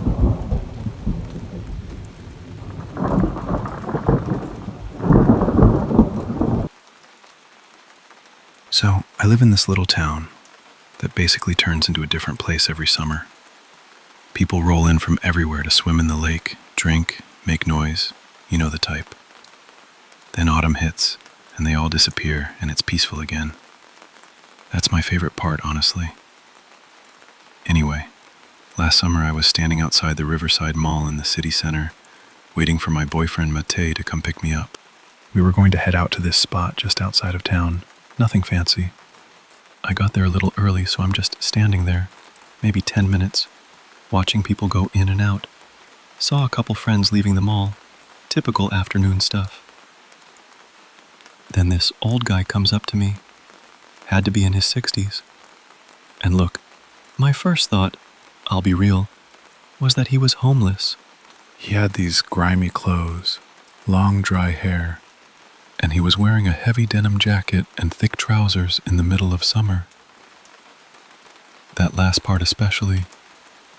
In that heat? Big flag for me. Now a little about me. I'm 20, pretty tall, athletic, got this copper red hair you can spot from across the street. And I'll say this without apology. I've learned to be firm with strangers who push boundaries. You have to be in a tourist town, otherwise they never stop. So he steps up and asks me in English where he can find a good restaurant nearby. That shifted things a bit. I figured maybe he's just a tourist, not homeless, just dressed weird for the weather. I used to help out with tours, so talking to visitors doesn't faze me. And I gave him a couple suggestions. Told him about a place called the Old Anchor down by the waterfront, and another spot near the square. He thanked me. Fine. I figured he'd move on. He did not move on. He just stood there. Looked me up and down, real slow, and started introducing himself. Said his name was Philippe. Said he was from France. No French accent that I could pick up on. Then he asked if I was waiting for someone. I thought maybe he just wanted a bit of conversation. A lot of people here don't speak English well, and kind of avoid it, so sometimes tourists are just happy to find someone they can actually talk to. I told him yes, I'm waiting for my boyfriend. He looked annoyed, like genuinely irritated. That was the moment my stomach dropped. He asked for my name and my age, and something in my gut just said, no, lie. So I did. Told him my name was Petra and that I was 16. I don't look 20, so it wasn't a stretch. I just wanted to be in the off-limit zone, just in case. He got a little quiet, then asked if my boyfriend drove a motorcycle or a car. I said I didn't know what kind. Then he asked how old my boyfriend was, and I said 25. Matei is 22, but I wasn't exactly handing out accurate information at that point. I kept my face calm. I'm good at that. But inside, everything was screaming. I was scanning the street for anyone I recognized, and there was nobody. Then he grabbed my hand, just reached out and took it, held it in both of his, and asked, very quietly, almost whispering the whole time, by the way. The whole conversation was in this weird, low whisper. Asked if I'd go for a drink with him. I pulled my hand back hard and told him no. What is he thinking? Go away. I didn't stand around to see his reaction. I just walked, fast, straight toward the skate park about 2 blocks away, because I knew people hung around there, and also because it sits right next to the police station, which, yeah, that was very much in my head. I didn't look back. I just moved. When I got there, I didn't see anyone I knew well, but I recognized some of the guys from around, a couple from school a few years back. I sat down on a bench next to someone's backpack, and then I finally let myself look back across the street. He was there, standing on the other side, staring right at me. The guys at the park had already noticed something was off with me. One of them said I'd gone white as a sheet, and they came over to ask if I was all right. I told them about the man across the street. The second everyone turned to look at him, he left. 2 minutes later, Matei pulled up. I texted him where I'd gone. He'd been stuck in traffic, which is just normal summer stuff here. Nothing unusual about it. And I went back and forth on it for a while after. Did I overreact? Was he just a strange old guy being awkward? But I keep coming back to that whisper. The way he talked so low, like he didn't want anyone else to hear him. The hand. The look on his face when I mentioned my boyfriend. Something was not right with that man. I don't know what he wanted, and honestly, I'd rather never find out.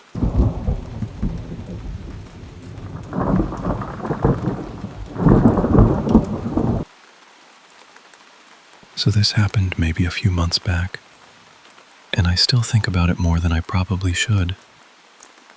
I was at the coin laundromat near the edge of town. It's this small, kind of worn-down little place not far from where the beach starts thinning out into scrubland. I live in one of those towns that's pretty well known for people passing through. A lot of drifters, a lot of folks without a stable place to stay. There's some drug use around. But honestly, I'd never felt unsafe there. People were mostly just people, I went late that night, closer to 11, because I'd been studying and just kept putting it off.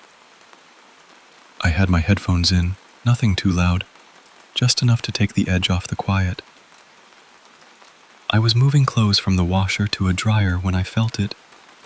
This strange, specific feeling that someone was watching me. I can't really describe it better than that. Just a presence. That pull at the back of your neck. I turned around, and there was a man standing only a few feet away. He had this bright, almost jarring shade of pink hair, and he was wearing a full ski mask, a hoodie, gloves, and sunglasses. Sunglasses at 11 at night. It was the gloves and the sunglasses together that made something in me go very still. I didn't want to be rude. That was my first instinct, which is a little embarrassing to admit now. I laughed it off and told him he'd startled me. He immediately started talking, a lot, but most of it didn't quite connect. Something about coming up from Mexico to bring his brother money. Something about buying an old car. It kept shifting around. But he'd pause and look at me, waiting for a response, so I just went along with it, nodded, asked small questions. What I started noticing, though, was that he was positioned right between me and the only door out.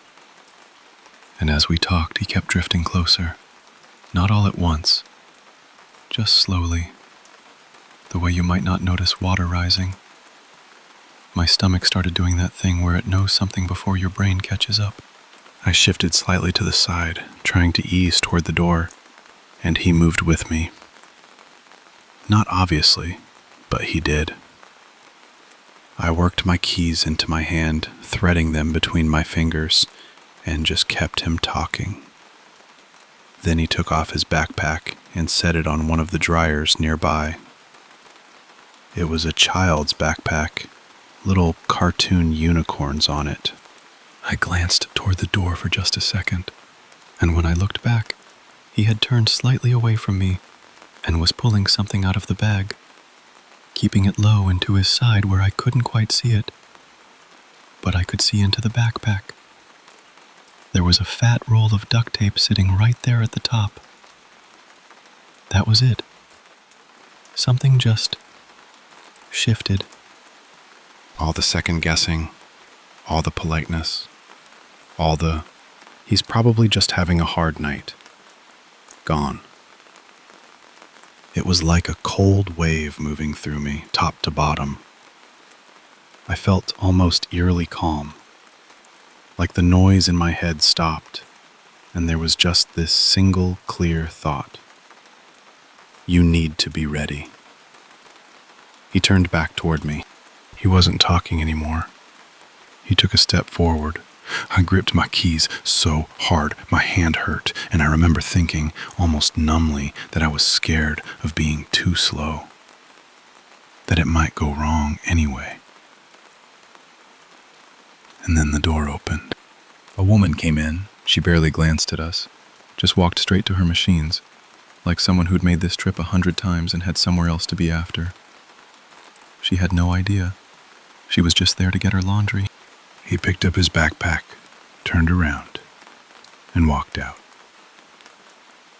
I stood there for a while. I'm not sure how long. Long enough for my hands to stop shaking enough to fold things. Then I went home. I never reported it. I didn't know how to explain that nothing had technically happened. But the thing I keep coming back to, the part that really stays with me, is that he left the second someone else walked in. If he was just someone who was confused or unwell, that wouldn't have mattered. Another person in the room wouldn't have meant anything to him. But it did. Some stranger's laundry cycle probably changed how my night ended. And I think about that a lot. I don't go back there anymore. I signed up for a laundry pickup service not long after. It costs more, and honestly, I'd pay twice as much.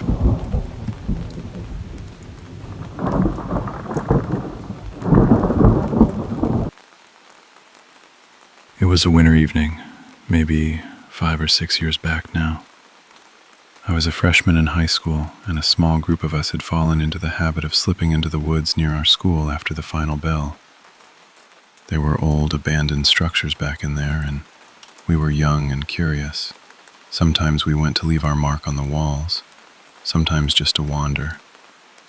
It was the kind of thing that feels reckless only when you look back on it.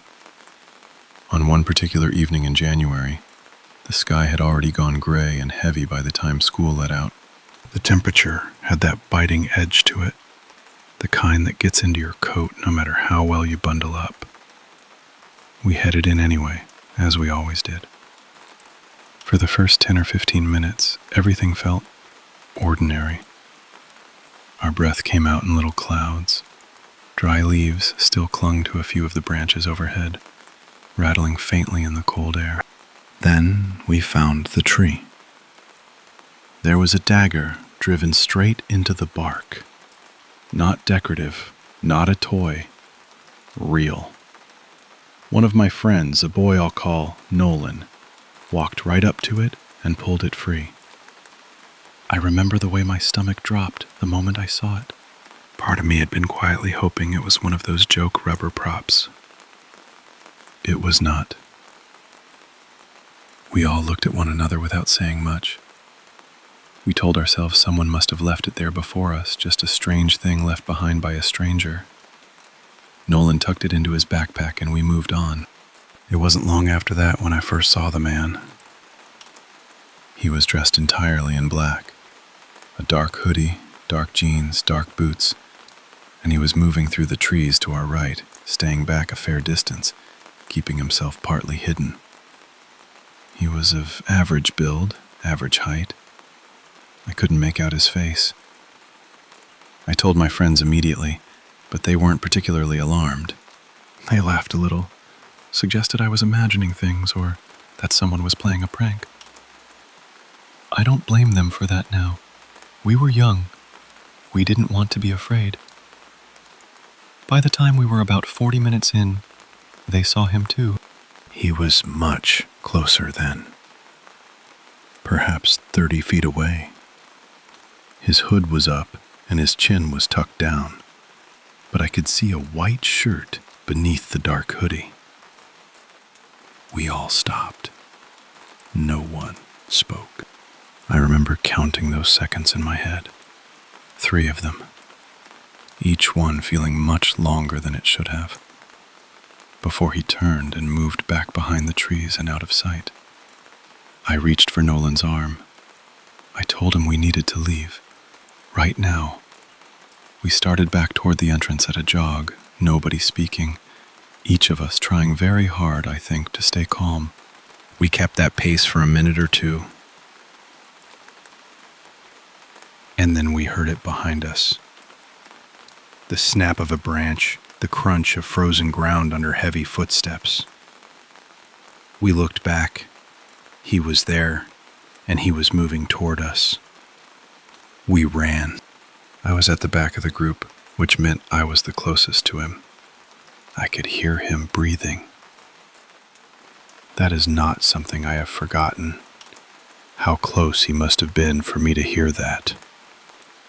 I was not in particularly good shape at the time, and I genuinely believed I might collapse before we reached the edge of the woods.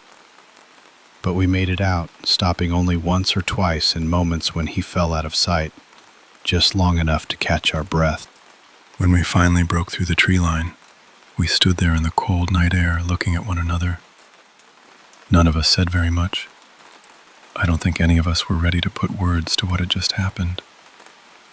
We never reported it. That is the thing I return to most, now that some years have passed. We were shaken and young, and I suppose none of us wanted to sit with it any longer than we had to. But someone should have made that call. If that man had intentions to harm someone, there may have been other children who walked into those woods after us. I still don't know who placed that dagger in the tree, or whether it had anything to do with him. I find I don't want to spend too much time turning that question over. What I know is that we got out, and I am grateful for that. I can only hope that no one else crossed paths with him after we did.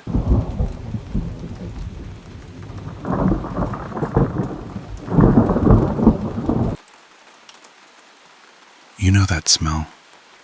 Wood smoke and pine needles and cold morning air. The kind that just resets something in your brain. Yeah, that's where this story starts. Which is funny because it almost ended somewhere a lot less pleasant. So here's the thing about getting out of the military. Everyone acts like it's this big relief, like you just exhale and slide back into civilian life like it's a warm bath. It is not a warm bath. It's more like someone hands you a baby and a mortgage and a grocery list and says, "Good luck, buddy," while quietly backing out of the room. My wife, Sandra, she saw it on my face one morning. I wasn't exactly hiding it well, and she told me to go take a walk. Just go. Into the woods behind the house. I'm not too proud to admit that was the best advice anyone has ever given me.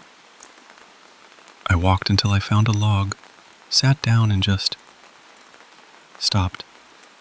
Stopped thinking, stopped grinding, stopped being a person with responsibilities for a little while. I don't know how long I sat there. Long enough. And when I finally came back to the house, I pulled Sandra into the bathroom. The one room in the house where you can have a conversation without a small human immediately appearing. And I told her my idea. I wanted to go back out, pack light, live rough, a few days in the woods, just me. She said yes before I even finished the sentence. That's when I knew, again, for the 100th time, that she is too good for me. With her blessing firmly in hand, I loaded up what I needed and disappeared into those trees for 3 days. Slept on the ground, foraged what I could, took only what I needed. When I walked back out on the 3rd day, I felt like a completely different person. Calmer. Cleaner, somehow, even though I was objectively filthy. After that, these little escapes became a regular thing. Sandra started calling them that. My little escapes. And she said it in a way that made clear she was maybe a little jealous, honestly. I started close to home, but after about a year, I started feeling the itch for new territory. Now, not far from where I live, there's this big stretch of forest, the kind that gets torn up all spring and summer by ATV riders and dirt bikes. I'd been curious about it for a while, but I had zero interest in sharing the trail with a pack of weekend warriors on four-wheelers. So I waited for the cold to push the crowds out. When the time came, I loaded all my kit onto my old Honda Quad and headed in. I stuck to the main trails at first, getting a feel for the place. But as I got comfortable, I peeled off onto an older track. Narrow, overgrown, clearly not seeing much use. Nice, quiet, exactly what I was after. Around 4 in the afternoon, I stumbled onto this open clearing right along a creek. Perfect. I made camp, and that night I watched the sunset from a chair I'd built myself. Not a bad evening. Next morning I was down at the creek filling my water when I noticed something on the other side. Half hidden under a cluster of trees was an old shack. Weathered, forgotten looking, exactly the kind of place you'd walk past without thinking twice. I figured I'd check it out after breakfast. I told myself it would be quick. It was almost noon by the time I actually got over there, because that's just how mornings go in the woods. Up close, it felt different. Less abandoned than I'd expected. The windows had been covered with burlap, fresh enough to matter, and when I started walking around back, I found tire tracks. Big ones. Sue, V, or truck. And they weren't old. I was standing at the front door, looking at 2 padlocks that hadn't been there long, when I heard it. The sound of a truck coming down the road. I want to tell you I made a cool, calculated decision to retreat to the tree line. I did not. My legs made that decision without consulting me. I was behind cover before my brain had fully caught up, and then I was crouched in the brush, wondering why I was hiding, which is a very uncomfortable question to be sitting with. The answer rolled up a minute later.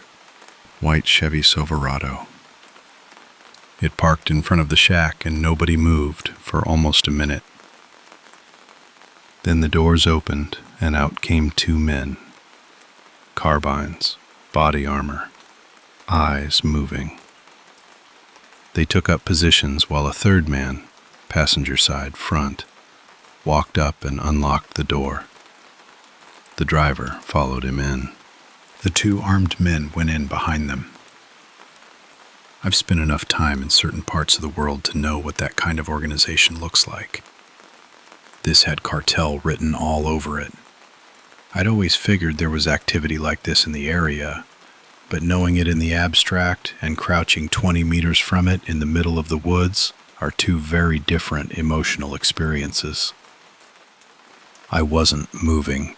The cig on my hip, which I'd felt pretty good about that morning, suddenly seemed like a very optimistic accessory.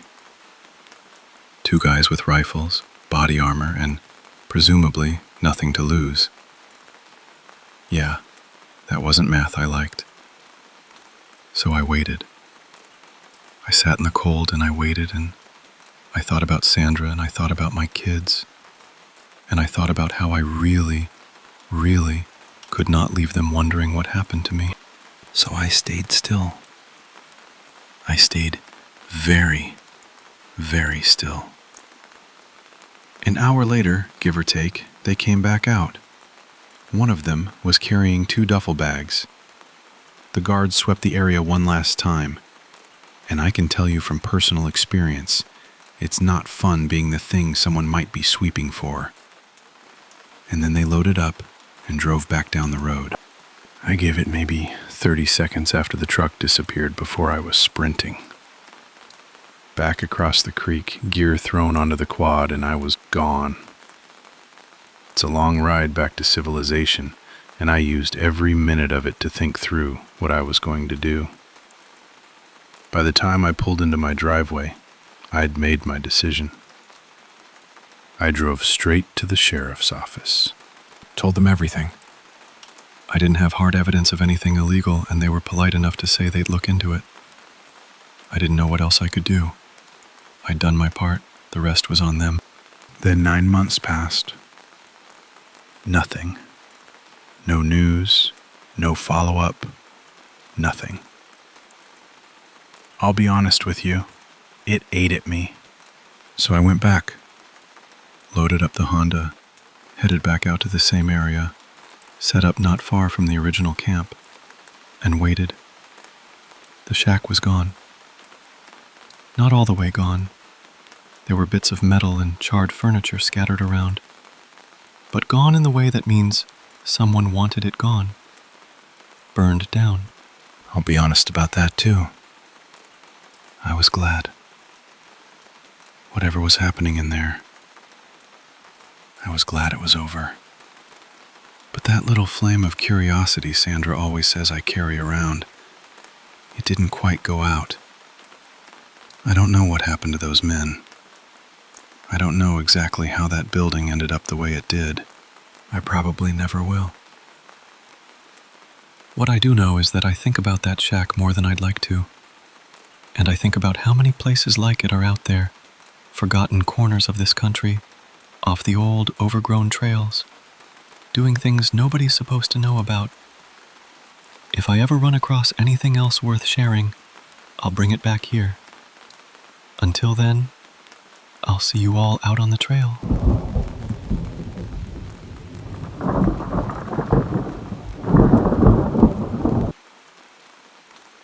So it all started because of a book.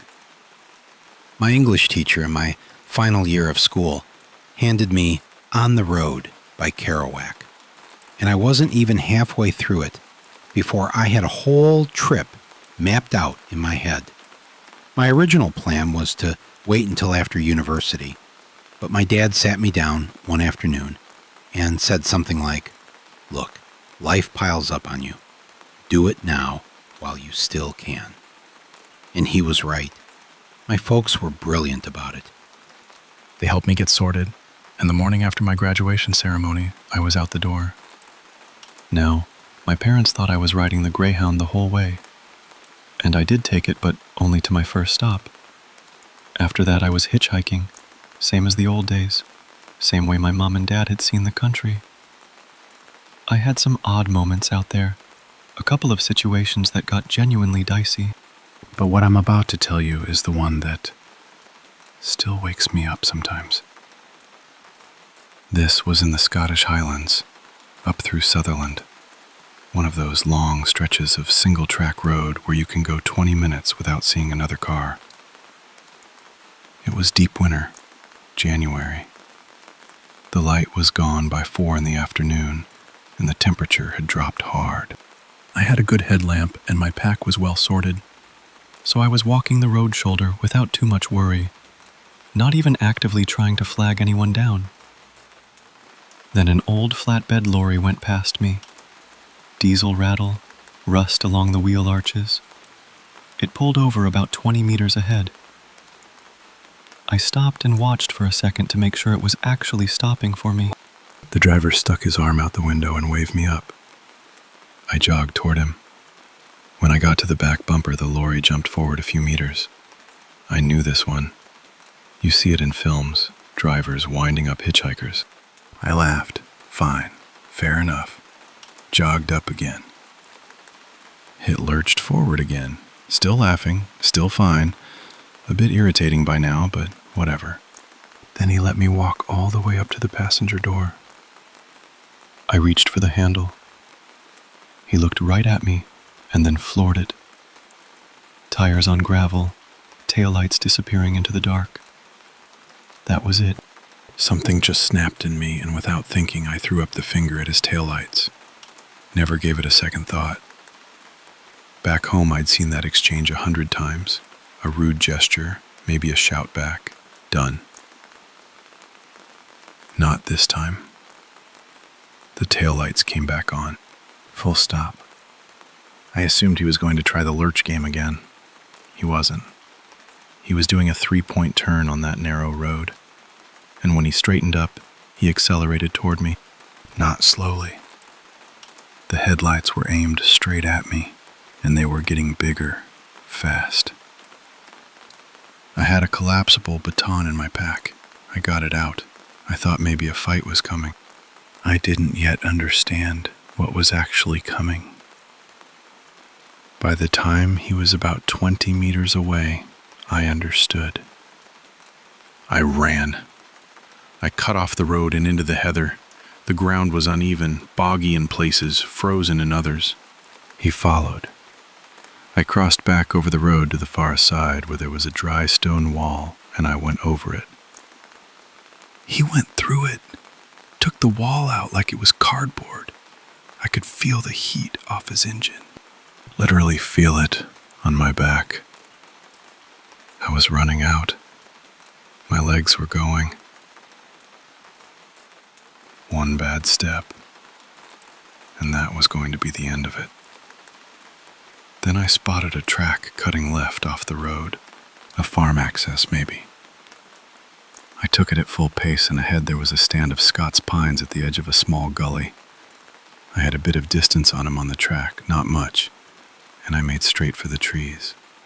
When I hit the slope, I threw myself down into the gully and switched the headlamp off. Crawled under a fallen trunk, face in the mud. Didn't move. I could hear the engine idling close by. Then the whole gully lit up white. He had a mounted spotlight on the lorry, and he was sweeping it through the trees. It passed over me, more than once. I was certain, at one point, he had me. He didn't. He kept going up the track, came back, swept the light again. I lay there completely still. Eventually, the engine moved further away, then further again. I crawled deeper into the trees after that. Anytime I saw light, I stopped moving. Around 3:30 in the morning, I heard the engine rev high and the tires kick on the gravel, and then it was quiet. Properly quiet. Just wind and the occasional sound of something moving in the heather. I stayed put until well after first light. I'd actually fallen asleep at some point, which I still find strange given the circumstances. Just after 10, I came out of the trees carefully, checked the road both directions, and stepped out. I stayed off the main road for the rest of that week, using farm tracks where I could. That Sunday morning, a family heading south stopped for me. They were going down through Inverness to catch a ferry. I said nothing about what had happened. They were kind people, and it wasn't their problem to carry. As we came down out of the hills and into proper civilization, I let out a long breath. I think they noticed. They were too polite to ask. That night still turns up in my dreams now and then. The family started a whole new chapter of the trip. I'll get to that another time. I'll just say it involved a very bad-tempered Highland bull and one night in the A&E department. Until then, take care of yourself out there and keep moving.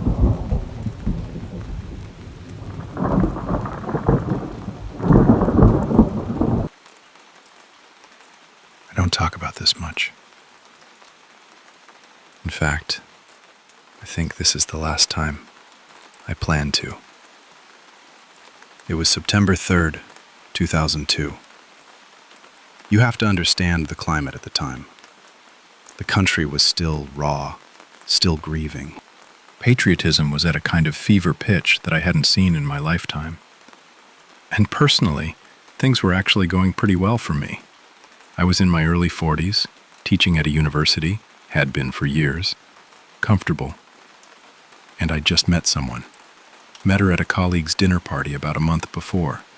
And for the first time in a long while, things felt like they were moving somewhere good. The one area where I felt stuck was my career. Not failing, just stagnant. Like I'd plateaued and didn't quite know how to climb again. Then, right around the end of October, I heard about an opportunity. A real one. A research partnership opening up in Mexico City that could change the trajectory of everything. My department chair said go for it, so I did. I bought a flight that same day, a red-eye, landed just as the sun was coming up. My contact told me the man I needed to meet wouldn't be free until after 8 in the morning, so I had a few hours. I slept a little, showered, put on the best suit I owned. I remember standing in front of that hotel mirror thinking, this matters. Before I left, I called down to the front desk for a taxi. The young man who helped me to my car was polite, eager, And I was in a generous mood. I handed him a $50 bill. His eyes went wide. I didn't think much of it at the time. In hindsight, I think about it a lot. The taxi driver was friendly. We made small talk on the way over. He agreed to wait for me while I was in the meeting, said he was happy to. The meeting itself, it could have gone more smoothly, but the essential thing was accomplished. I got back in the cab feeling relieved but drained, and I didn't feel much like talking on the return trip. I was in the middle of sending a message to my department chair when the car stopped hard. I went into the back of the seat. I was furious. I started swearing before I'd even sorted myself out, and then I noticed the other taxi stopped in front of us. The driver went quiet. I asked him what was going on, and he said, "Nothing. Just nothing." He knew. I'm almost certain now that he knew exactly what was happening. I didn't see the man outside my window right away. I was still ranting. It was only a flash in my peripheral vision that made me turn, and when I did, there was a gun. I raised my hands. Slow. He pulled the door open and told me to give him my money. I did, immediately. But the whole time, there was this voice in the back of my head, just praying he wouldn't look at my wrist. I was wearing my father's watch, a day date he'd been given by my mother on their 25th anniversary. I inherited it when he passed in '97. Under any other circumstances, I would never have brought something like that to a place I didn't know well, but it had a kind of significance to me. It had felt like the right thing to bring on a trip that meant so much. When the gunman's eyes dropped to my wrist and he said the word, "Watch," broken English, I hesitated. I tried to act like I didn't understand him. He grabbed my wrist with his free hand, and I did something stupid. I pulled away, and he drove the barrel of that revolver into my stomach. Everything slowed down. I watched the hammer begin to pull back.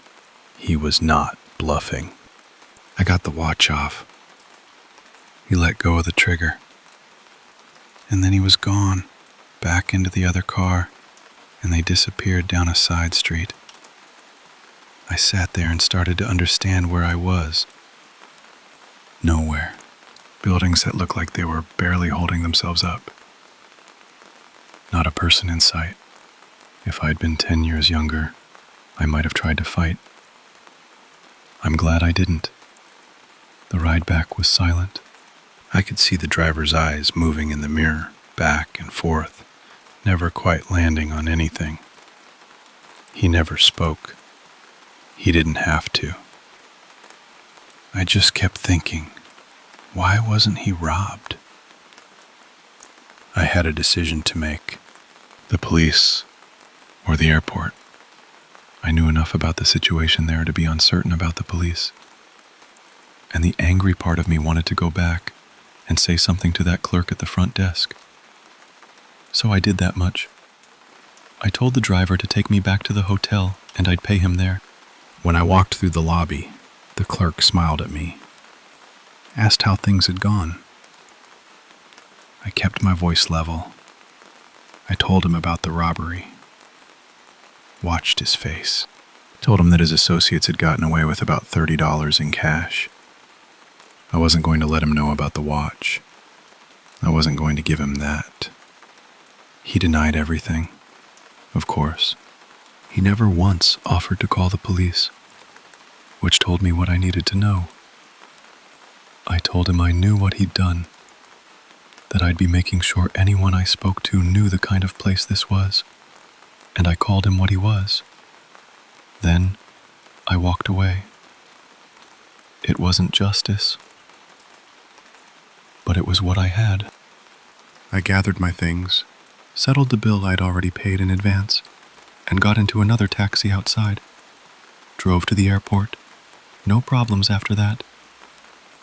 I waited until I was back at work to tell my chair. He was horrified, as you'd expect.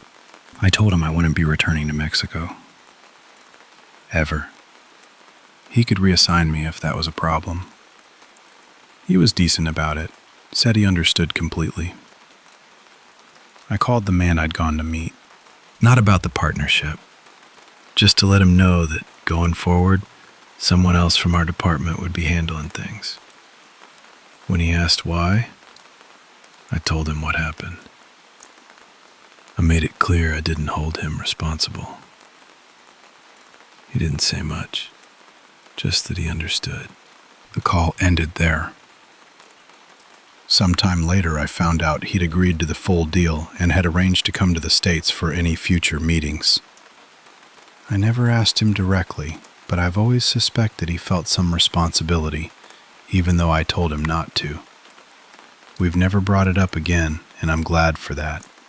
I'd rather not revisit it. There was one more call to make. The hardest one. When I told my mother about the watch, I could hear it in her voice.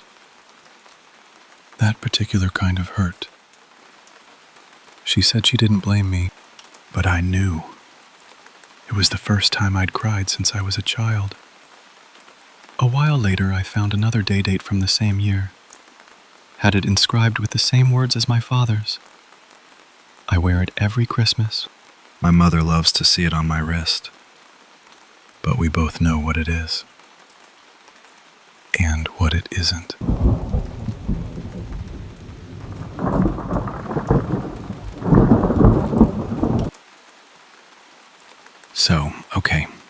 want to start by saying, I know how this is going to sound, I really do. And I get it if your first instinct is to roll your eyes or think I'm exaggerating. But I promise you, every single part of what I'm about to tell you actually happened to me. This is my life. I was there.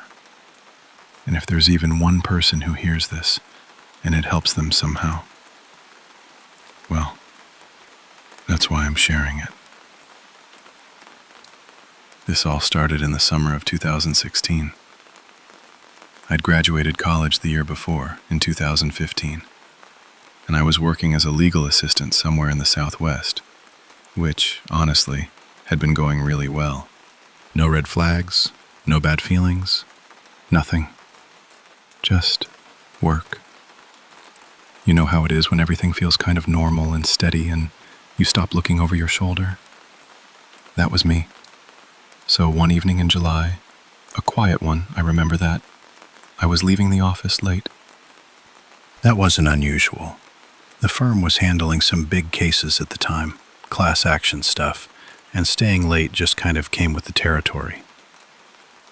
I was walking to my car when a van pulled up right next to me, and before I even had time to process what was happening, 2 men in ski masks jumped out, grabbed me, threw a cloth bag over my head, zip-tied my hands behind my back, and shoved me inside. The whole thing couldn't have taken more than 30 seconds. Maybe less. And no one said a word. Not them, and not me. I was too scared to speak. I think I was afraid that if I said something, made it real, it would get worse faster. Ignorance felt safer. Does that make sense?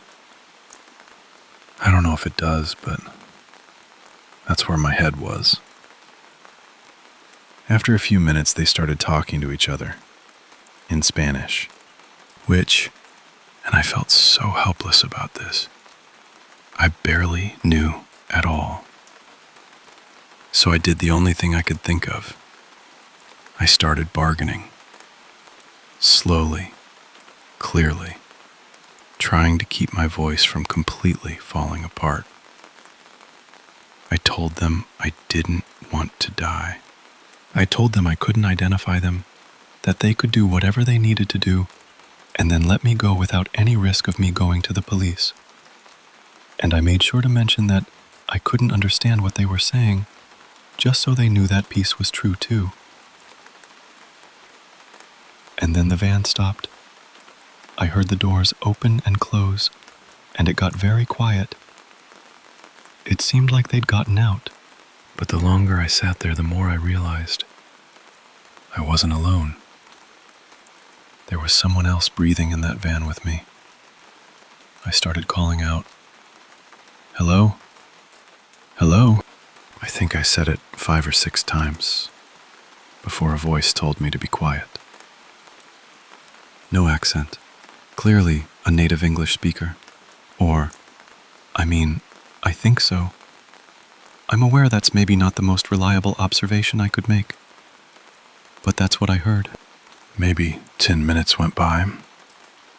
Then the doors opened again, and I braced myself.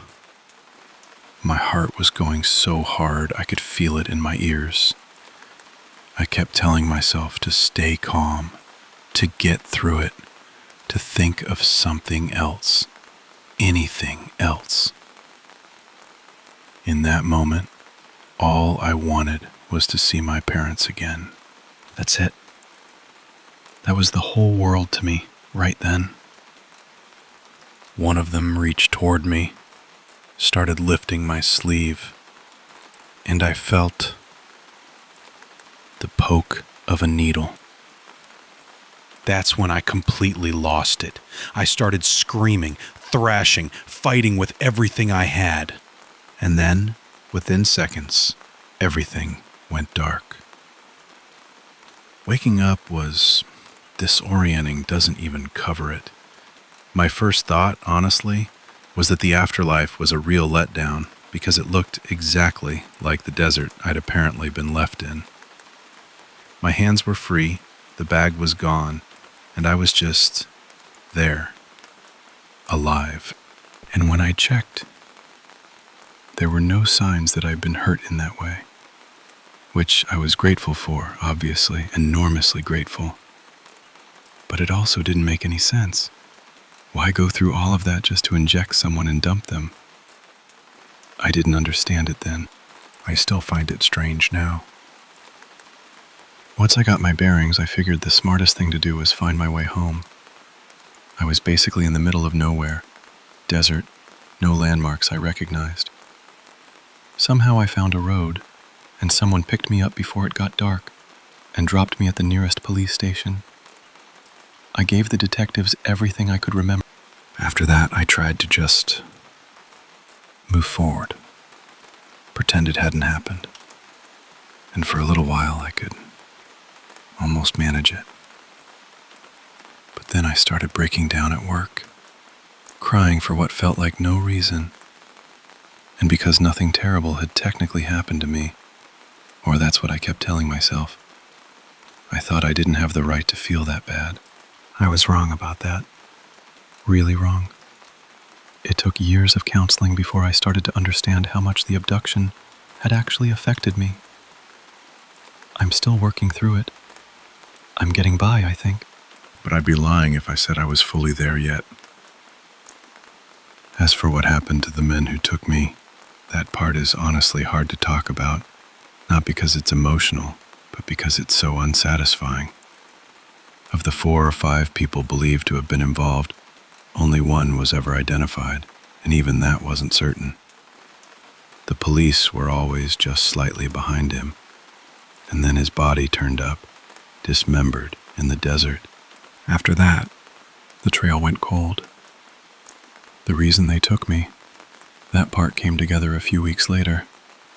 A young woman was abducted from her workplace across town. She was the daughter of a Mexican official. She was never found. Investigators came to believe I was grabbed by mistake. A mix-up between the north and south ends of a street. Something that small. That's what it came down to. I think about her family a lot. I hope you will too. I guess what I want to leave you with is this. Don't let anyone tell you that small mistakes don't matter. They can. They really can. And I'm proof of that, for better and for worse.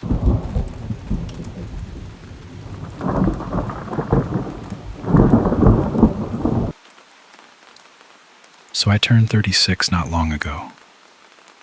And I don't know if it's the age or the sobriety or just the way time strips things down, but I can't keep doing what I've been doing, which is nothing. Saying nothing. Pretending that night just sort of dissolved. It didn't. And I think somewhere in my body, I've always known that. I'm writing this anonymously. I want to be clear about that up front. Once it's out there, and I'm walking away from this account. I'm not looking for a conversation or a confrontation. I'm not looking for absolution, really. I just need to put this somewhere, outside of my own head before it hollows me out completely. Last night, I woke up soaking through the sheets, screaming. My wife was already awake. She'd heard it before, I think. But this time she was sitting up with her hand on my back, and this look on her face that I can't describe except to say it scared me more than the nightmare did. I could smell the fear on myself. That particular cold sweat. She didn't ask what it was about. She knows some of my past, enough to know there are rooms she hasn't been allowed into. And I lay there, staring at the ceiling, heart going like something caged, and I thought, I have to put this somewhere, or I'm going to come apart. So here we are. My childhood wasn't violent or dramatic. My parents are still married. My father was just absent, even when he was there. He showed up financially. That was the whole of it. The only time he really looked at me was when I was being corrected for something, and even then it was brief. I'm not offering that as an excuse. I'm just telling you the shape of the emptiness I carried around from pretty early on. Could be I was born a certain way and the circumstances just confirmed it. Doesn't much matter. What I did is what I did. College was where things started coming apart in the open. I wasn't a strong student. I was already struggling before I made friends with the locals. But that friendship accelerated everything considerably. For the sake of keeping this anonymous, I'll call them Mark and Danny. I met them at a dive bar that had no real interest in checking our ages. My parents didn't drink at all, and I'd only had alcohol once before in my life, which meant I had absolutely no framework for it. I drank until I was sick, every single time. No off switch. Mark and Danny seemed to find that appealing, honestly. They were the same way. It wasn't long before we moved past drinking. I don't mean casually either. I went straight into the deep end and barely surfaced for the next 14 years. By sophomore year, I was out. Kicked out of school. I didn't tell my parents directly. They pieced it together when I stopped coming home. I've since made a kind of peace with that part. At least I'm not carrying student debt. I started picking up odd jobs, selling drugs on the side, mostly coke and ecstasy, party stuff. My own use was expanding the whole time. The night I need to tell you about grew out of all that. Mark and I had been using since around noon. I remember the particular quality of the light going out that day, the way things go flat and gray before dark hits. By the time we got to the bar, it was well after dark, and we'd already been at it for hours. My hands had that slight tremor I used to get when I'd been at it too long. We ran into someone we recognized from the neighborhood, a guy a few years younger than us, the kind of person who orbits groups like ours without quite belonging, eager to be included. That night he was drunk and getting louder and more aggressive as the hours went on, the way some people do when they're trying to prove something. He was in our faces, jabbing. I don't know if he thought it was funny or if he genuinely felt untouchable. After about an hour of it, something shifted between Mark and me. You can feel it when a decision gets made without words. When he stumbled off to the bathroom, we talked. Not about hurting him badly, just teaching him a lesson, putting a stop to it. He came back and we offered to take him somewhere to pick up some coke. He was immediately interested. He climbed into the back seat of my car. I remember the smell in that car. Stale cigarettes and something chemical underneath. The particular smell of too many nights like that one. I drove out to a quiet spot we'd used before. Even as we got out of the car, even as we positioned ourselves around him, he was still asking about the drugs, still thinking that's what this was. I hit him first. After that, it was just noise and motion and the sound of someone trying to breathe through what we were doing to him. A sober version of me, any version of me that had a full night's sleep and no substances in my system, would have stopped sooner. We didn't kick him in the head. I want to say that because I've told myself that many times, as though it counts for something. When we stopped, we turned him over. He was breathing. I remember that clearly, the rise and fall of his chest, but also a sound in his throat, a rattling, wet kind of sound. In the state we were in, we thought it was funny. We sat him up against a tree, and we left.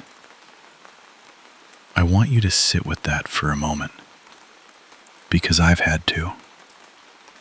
The next morning, the weight of it arrived all at once. I tried reasoning with myself, building a structure around it that made it survivable. When I couldn't do that anymore, I got high to make it go away. That cycle went on until I could more or less bury it. Danny wasn't with us that night. I don't know where he was. And when I eventually reconnected with him and Mark, that night never came up. Not once. Not even later when they sold me out and I ended up in jail. Jail, as it turned out, was the first time in years I couldn't get high. Which meant I had to start facing things. Almost everything. I kept one thing in a locked room, and my brain helped me keep it there. For a long time, I wasn't entirely sure that night had even happened, or had happened the way I thought it did. I know now that was just the mind protecting itself, a kind of mercy that was also a lie.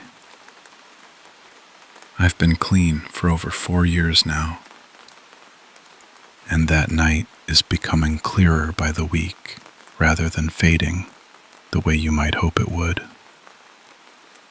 There hasn't been a night in the past year that it hasn't come back to me while I sleep.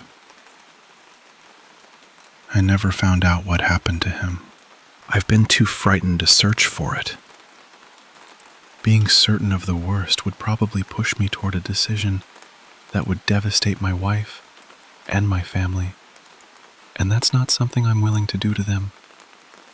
So I'm living in this particular uncertainty, which is its own kind of sentence.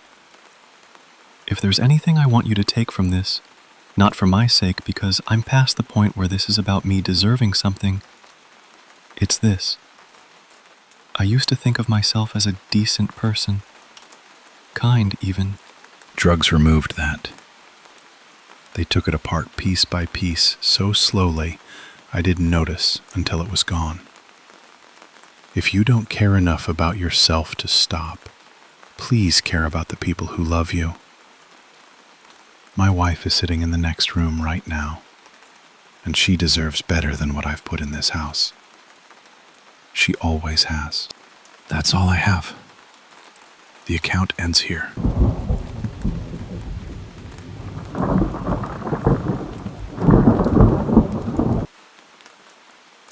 So, okay, I need to start from the very beginning because none of this makes sense without the context, and I promise I'll get to the part you're probably already wondering about. March 3rd, 1980, somewhere deep in the middle of nowhere, America, a girl is born. And from that exact moment, her parents decided she was practically divine. Every birthday, every little milestone, treated like a visitation from heaven. She could do no wrong, not once, not ever, not in their eyes. Now here's the thing. Here's what was actually true. The girl, I'll call her Alicia, was not honest with the adults around her, wasn't fair to her classmates. Grades were average at best, and nobody her age actually liked her. A few kids stuck around, but that was fear, not friendship. And eventually, even they peeled off. Her parents had built this entire mythology around a person who did not exist. And I'm closer. Completely, with my whole chest. Married her.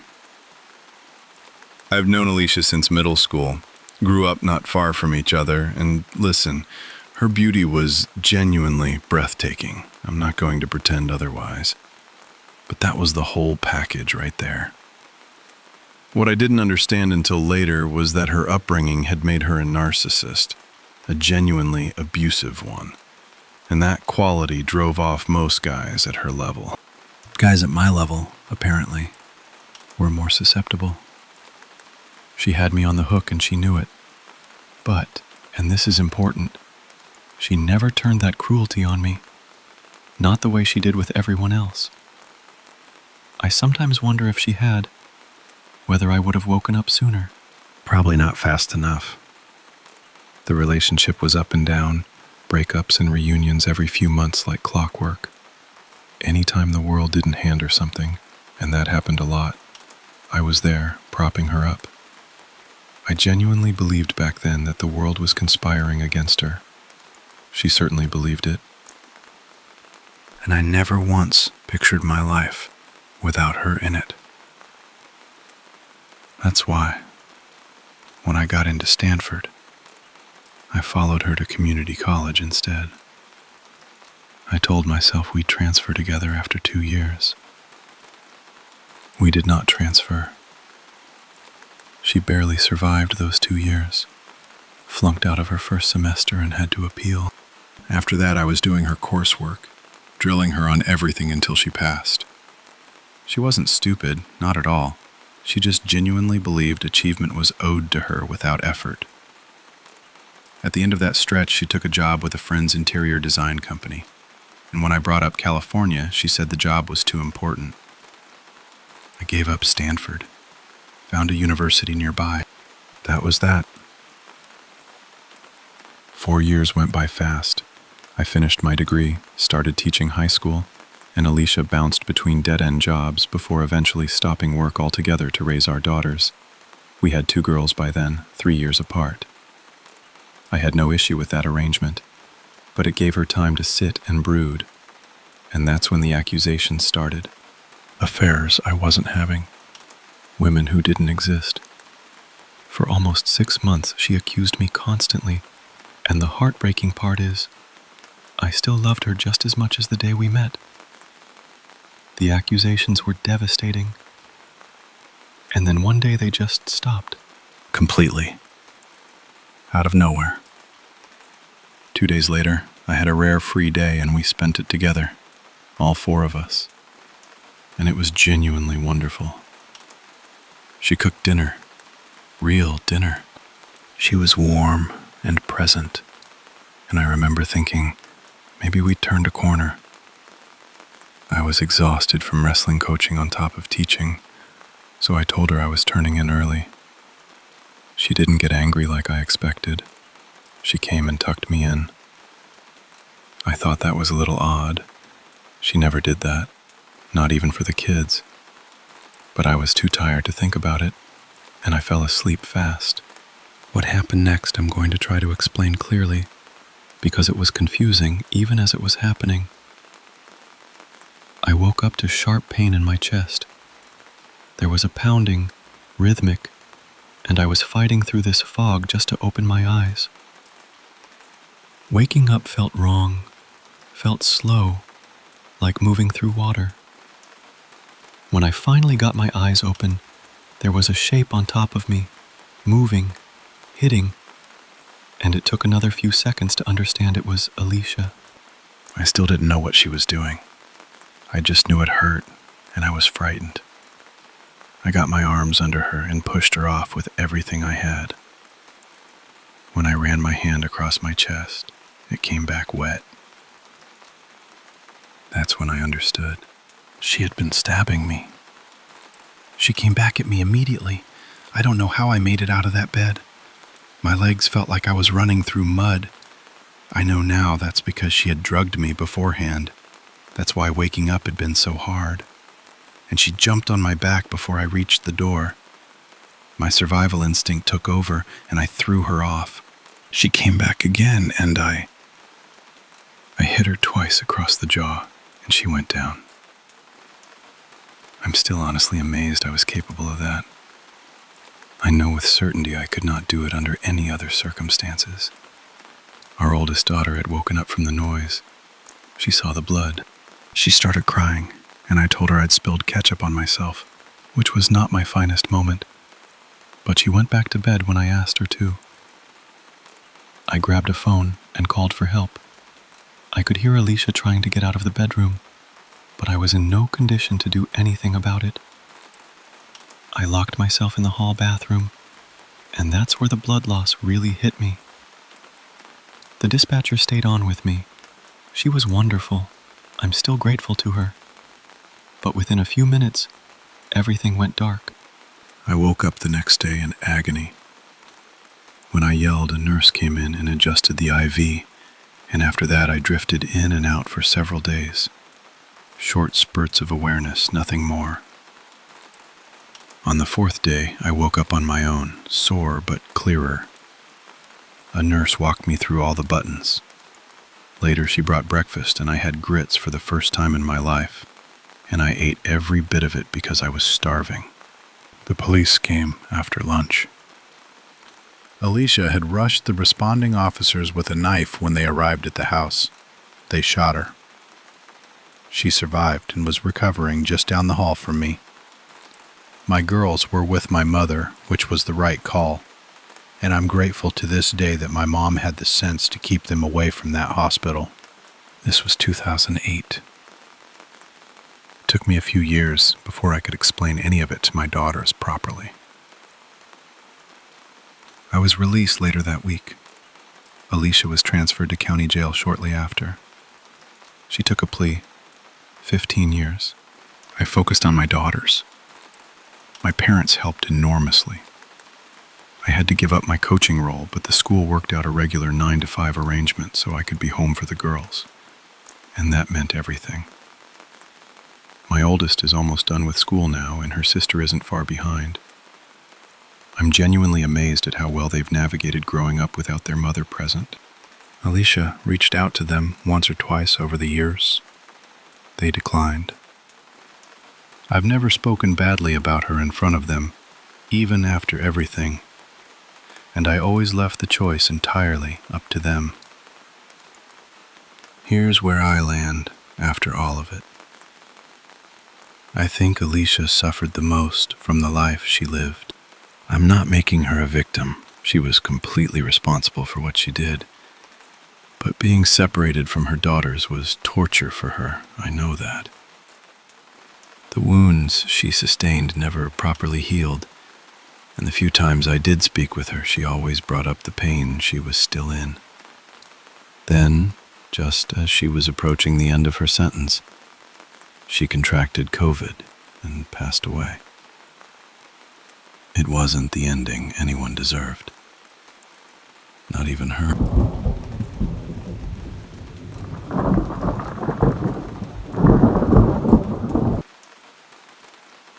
You know, I've held on to this thing for years now, and I'll tell you, it still makes my blood run hot.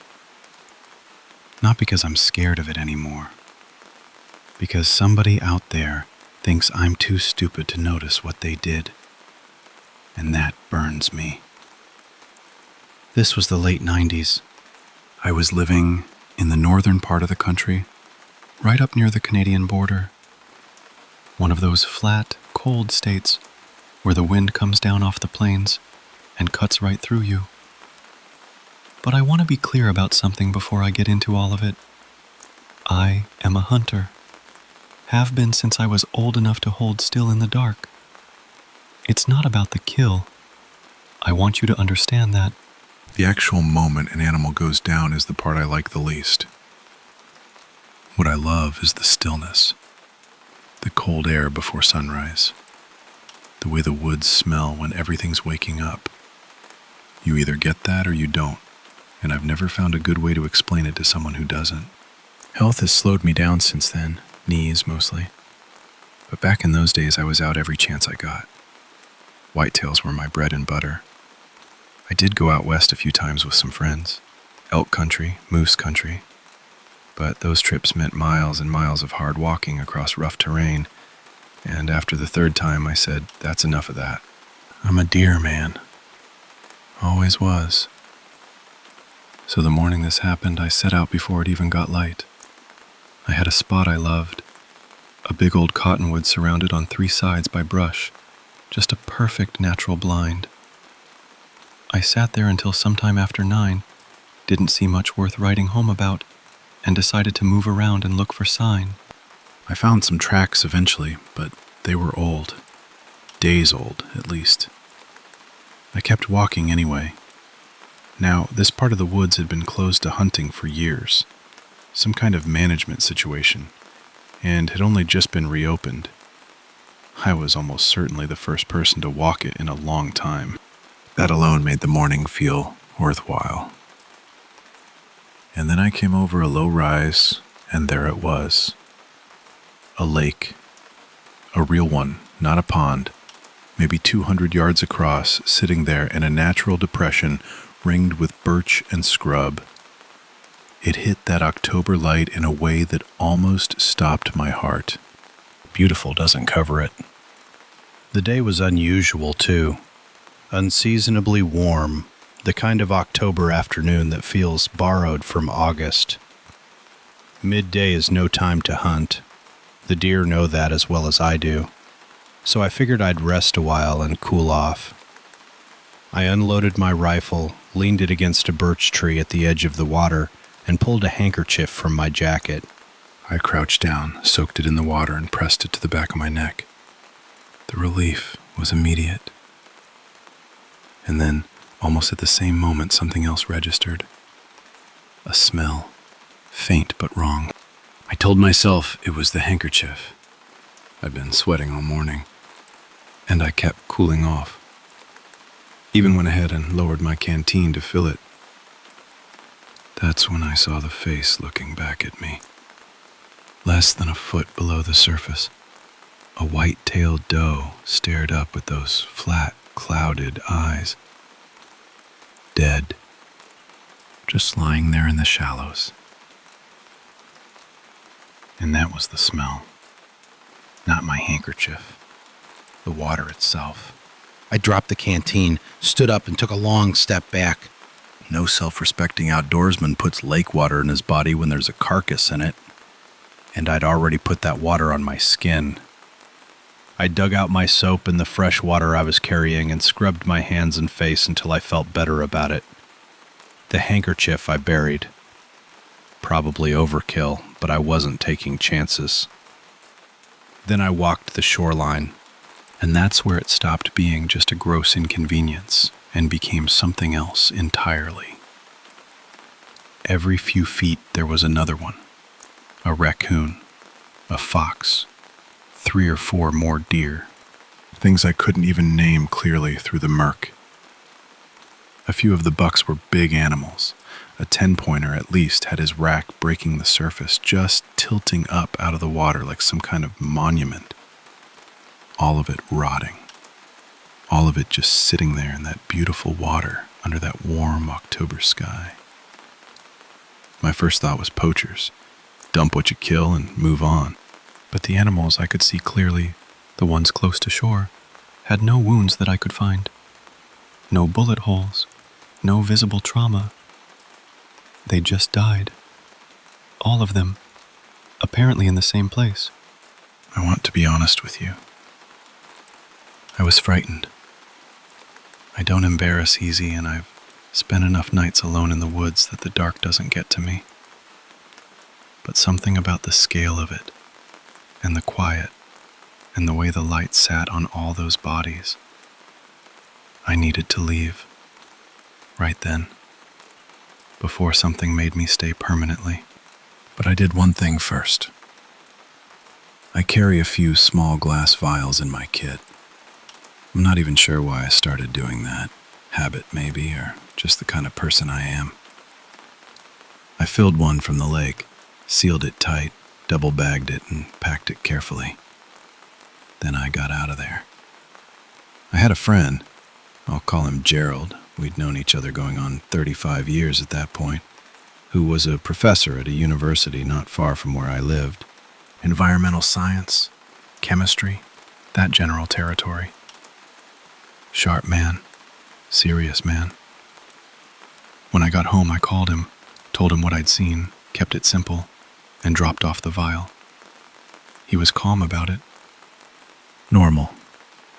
Told me he'd look at it when he had time and let me know. I went back to work. A month passed, maybe 6 weeks. On a quiet Saturday, I called him. And right away, something was off. He told me the sample was fine, normal lake water essentially, nothing remarkable. But the way he said it, clipped, careful, like he was reading from notes, didn't match the Gerald I knew. Gerald would talk your ear off. Gerald would tell you 17 things you didn't ask about. This man on the phone was picking his words like he was walking on ice. I kept talking. Describe the scene again. The animals, the scale of it, mostly just filling the air. And then he started in on something that really got under my skin. He was trying to get me to let it go, not asking, urging. There was an edge to it that I didn't know what to do with. I'm not a scientist. He was. So I backed off and we ended the call and I shelved it. Christmas came. The family needed my attention, and they got it. And one morning, while I was out doing some shopping, I spotted Gerald across the parking lot. 20 yards, maybe less. We made eye contact. I know he saw me. I watched his face register it. And then he turned around and walked the other direction. Fast. That one hurt. 35 years. And he couldn't even stop walking long enough to say hello to my face. I didn't chase him down. What would I have said? He made his choice, and I let it stand. And that was the end of that friendship. Though, I'll admit, it left a mark. Some things do.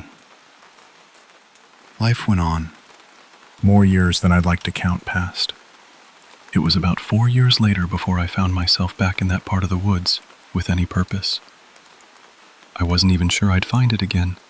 The area was big and I'd stumbled onto the lake by accident the first time. I didn't find it because it wasn't there. Not just dried up. Gone.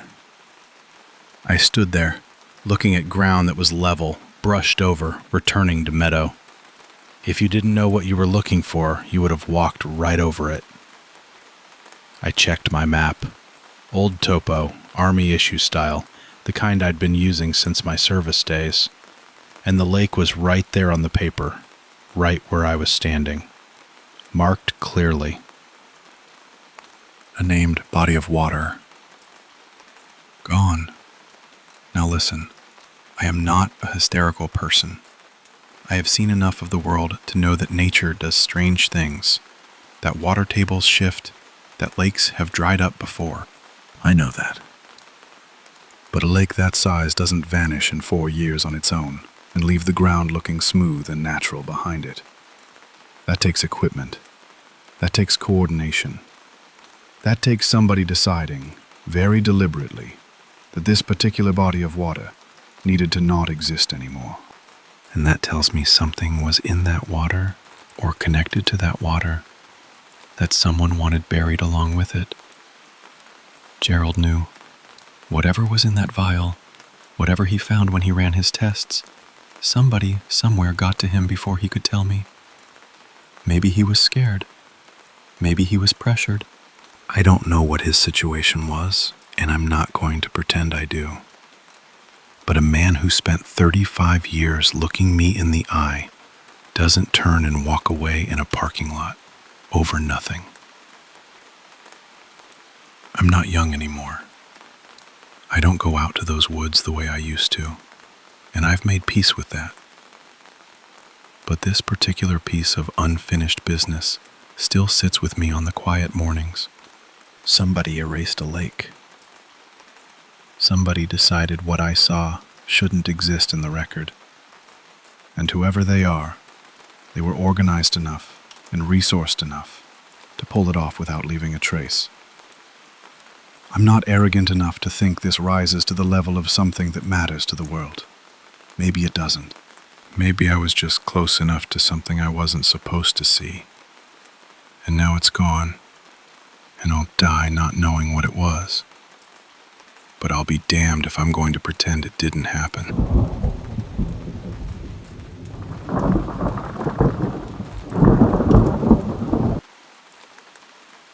You know, where I grew up, little nothing town in Montana, there's this old bridge not far from the main road. All the kids would dare each other to cross it after dark, talk about it like it was haunted. And honestly, they weren't wrong. Just not in the way they meant. See, there weren't any ghosts. No figures appearing out of the fog or whatever. But that bridge is haunted. Trust me on that. It's haunted the only way a place can really be haunted. A long time ago, 2 girls from town were walking across it one night.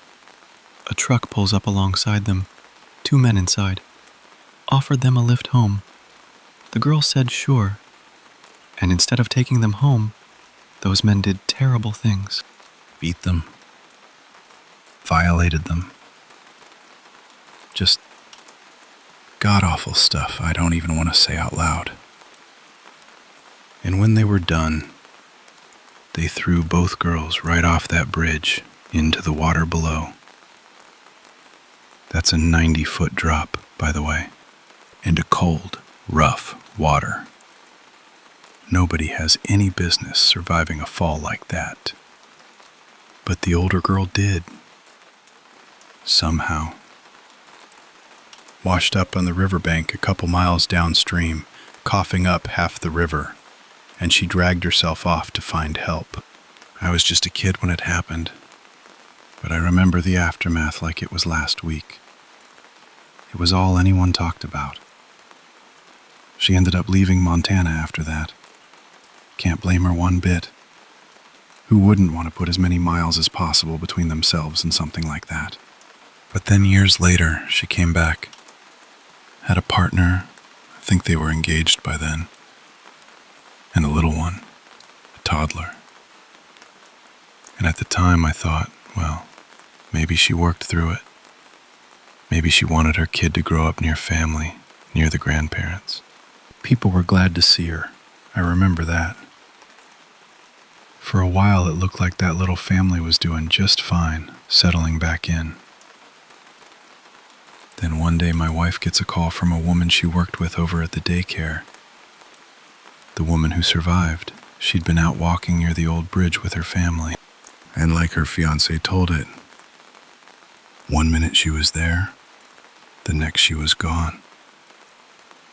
She came all the way back home, had a whole life waiting for her. And one look down at that water, and I guess everything came rushing back at once. They call it survivor's guilt. That thing that happens when you just can't square why you got to walk away when someone else didn't. I've heard it's the same thing that pulls veterans under. That feeling that you didn't deserve to make it home when somebody you loved never did. 2 things happened at that bridge, something like 25 years apart. And I'm telling you, that scares me more than any horror movie, more than any killer you'd read about in the news. That bridge called her back. I don't know how else to put it. Like she'd cheated something the first time around, and eventually it collected what it was owed. Maybe I think about it too much. Probably do. But can you really blame me? I don't think it's just the bridge that's haunted by what happened there. I think a little piece of me is too.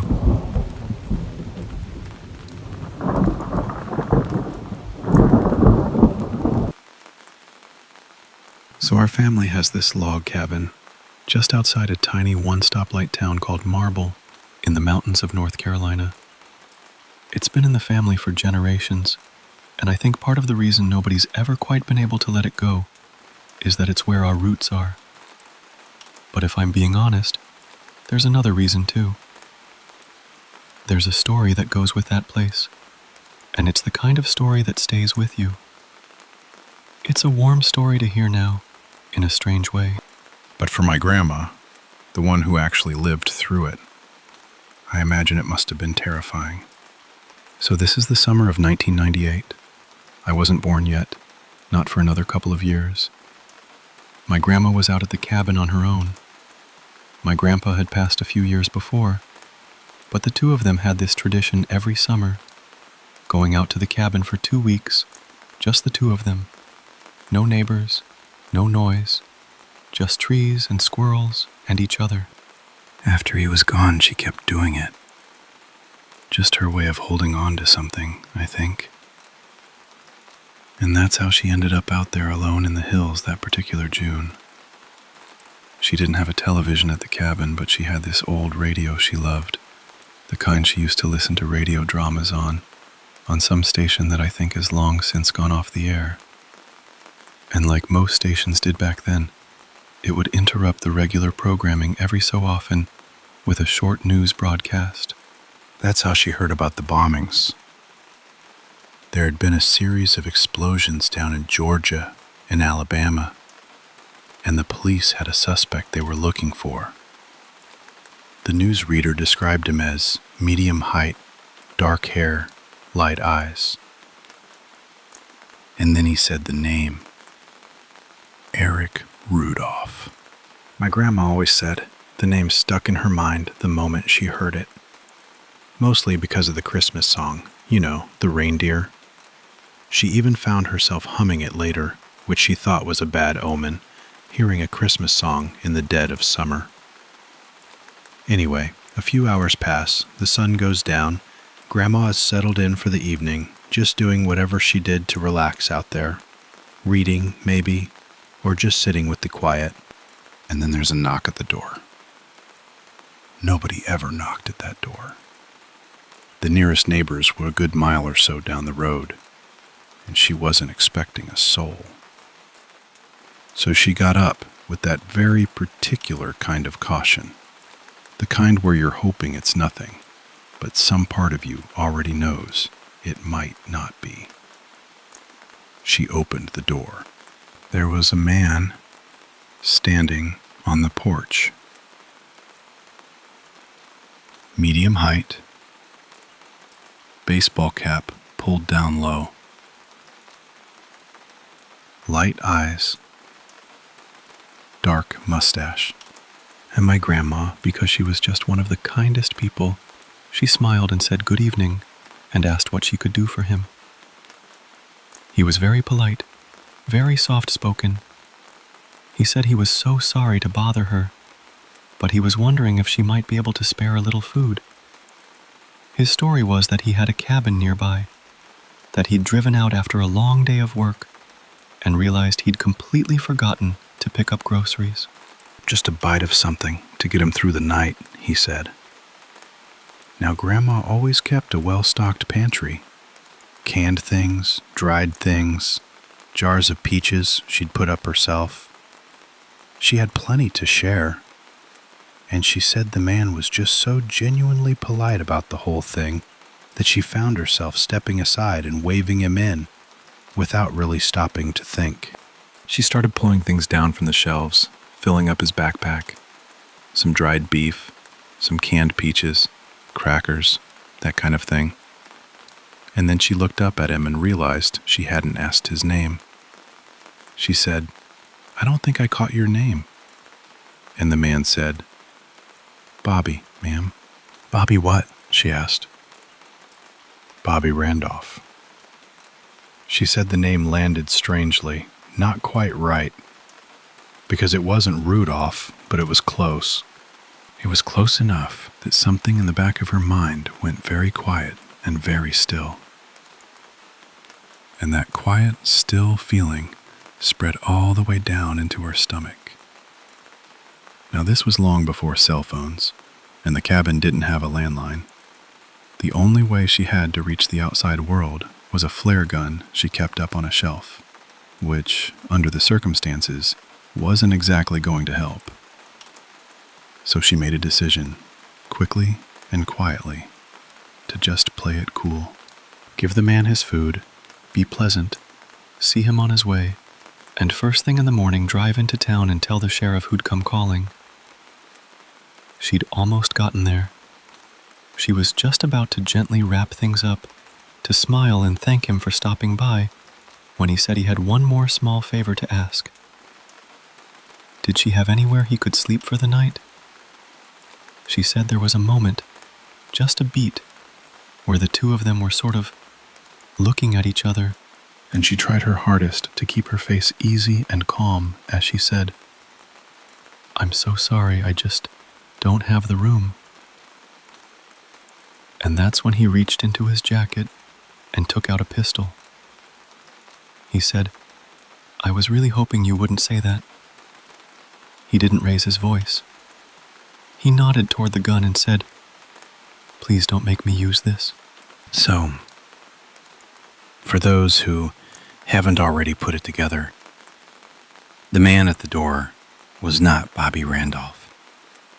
It was Eric Rudolph, the man responsible for the Olympic Park bombing and several others who had gone into hiding in the mountains of North Carolina, where he was from.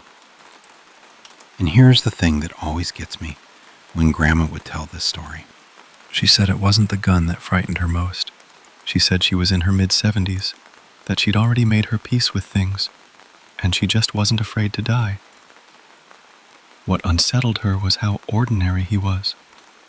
Even after the mask came off, he stayed polite. He didn't rant or threaten or act erratic. He offered to help with a few things around the cabin the next morning. She told him she was perfectly capable of looking after herself, thank you, and left it at that. And he accepted that. He just nodded. The only moment, she said, where she got a real glimpse of something underneath was when they sat down to eat dinner together that evening. They said grace the way she always did at meals, and he said something along with her. She could never remember the exact words, only that it was something about how the righteous would prevail. Coming from a man who had tried to kill hundreds of people with pipe bombs, that word, righteous, just sitting there in his mouth like it belonged, she said that was the part that really got under her skin. That's the part that gets under mine too, honestly.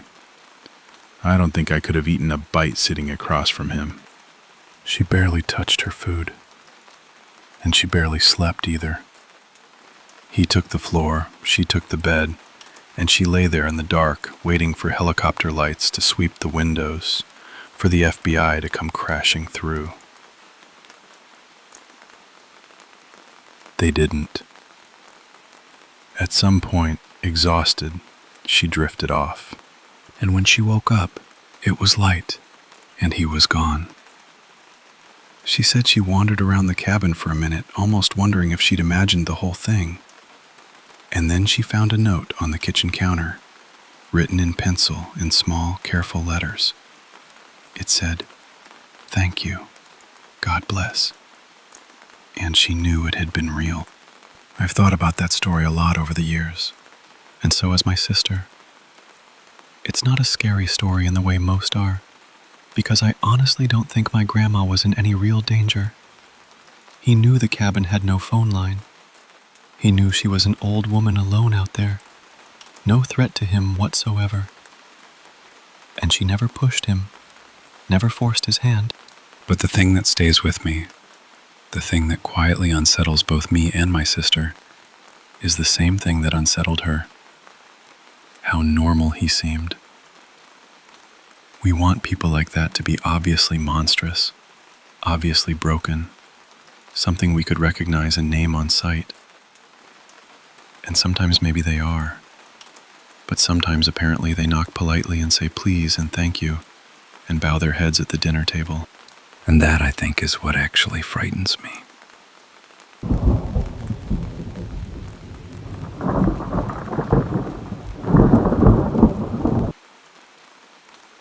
You know, I grew up in one of those small towns in Nebraska that most people drive through without stopping. Spent 18 years there, and in all that time, only two things of any real significance ever happened. The first, and I suppose the best, was that I was born. Yes, I know, you're all very welcome. The second was when Kenneth Meyer set his garage on fire.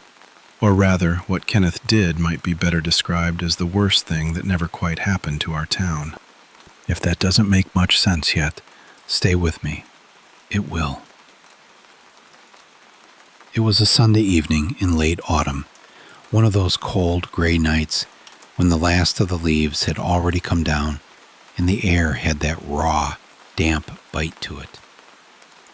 I was in my freshman year of high school, still young enough that my friends and I would ride our bikes around town in the evenings, calling it a good time. We were out doing exactly that, our breath making little clouds in the cold air, when another kid from our class came flying down the street toward us. He was pedaling as hard as he could, and when he reached us, he could barely get the words out between gasps. He told us the Myers garage was on fire and that we had to come see. So we rode, all of us, as fast as we could manage on a slick November street, until we rounded a corner, and there it was. This roaring, brilliant wall of fire where the Meyer family's garage used to stand. The light of it was something almost beautiful against the dark sky, before you remembered what you were actually looking at. We hadn't even caught our breath before the officers and firefighters on the scene waved us back. We thought we were already at a reasonable distance, but we did as we were told without much argument. And then the sounds started. These sharp, cracking pops coming from inside the burning structure, one after another. I watched the firefighters who had been working the blaze suddenly pull back and take cover. And I'll tell you, when you see men whose whole job is running toward fire decide to run the other direction, something changes in you. I had no idea what was making those sounds, but I understood at a gut level that it was serious. I remember thinking the whole Meyer house might come down. My friends felt the same way. We didn't need much convincing to ride home and tell our parents what we'd seen. The next morning at school, it was all anyone could talk about. Partly because Kenneth Meyer hadn't come in, and the rumor mill had already started turning. Some kids were saying they'd seen paramedics loading someone into an ambulance, badly burned. Others said the family had simply gone to stay with relatives because the fire had made the house uninhabitable. I leaned toward the second version because I figured something as final as a death would have been confirmed by then. By Tuesday morning, it was confirmed. News reports said that firefighters had recovered a body from the burned-out structure, and that the surviving family members were staying with relatives and had asked the press to give them space. So we knew someone had died, but not who. The Myers had 3 generations living in that house, and Kenneth was one of 4 children. The rumors grew darker by the hour. The answer came the following day. At a special assembly our principal called without any real explanation beforehand. I remember filing into the gymnasium with the rest of the school and finding the county sheriff and several of his deputies standing in front of the bleachers. All of them with that particular gravity on their faces that you don't forget. Once we were seated, the principal said the sheriff had something important to share, and when the man stepped forward and took off his hat, the room went completely silent. We all knew it would have something to do with the Meyer family. None of us could have guessed the shape of it. I won't pretend I remember his exact words after all this time. This was nearly 20 years ago now. But the substance of it was this. He acknowledged that we'd all heard about the fire and about the loss of life.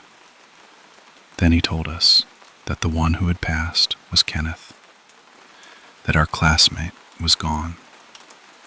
There was a sound that moved across the gymnasium, a kind of collective exhale, half gasp and half something more helpless than that.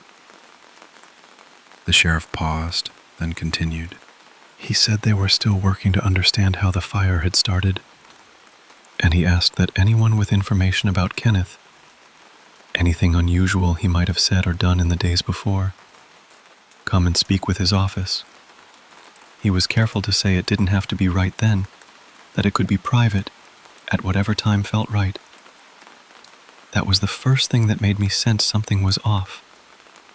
Not just the tragedy of it, but the specific way he was asking questions. Looking back now, I understand they were trying to be measured about it. They were talking to children, and they already knew things they weren't ready to say out loud in a school gymnasium.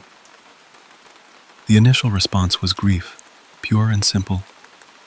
A boy had died in a terrible accident, and his classmates were devastated.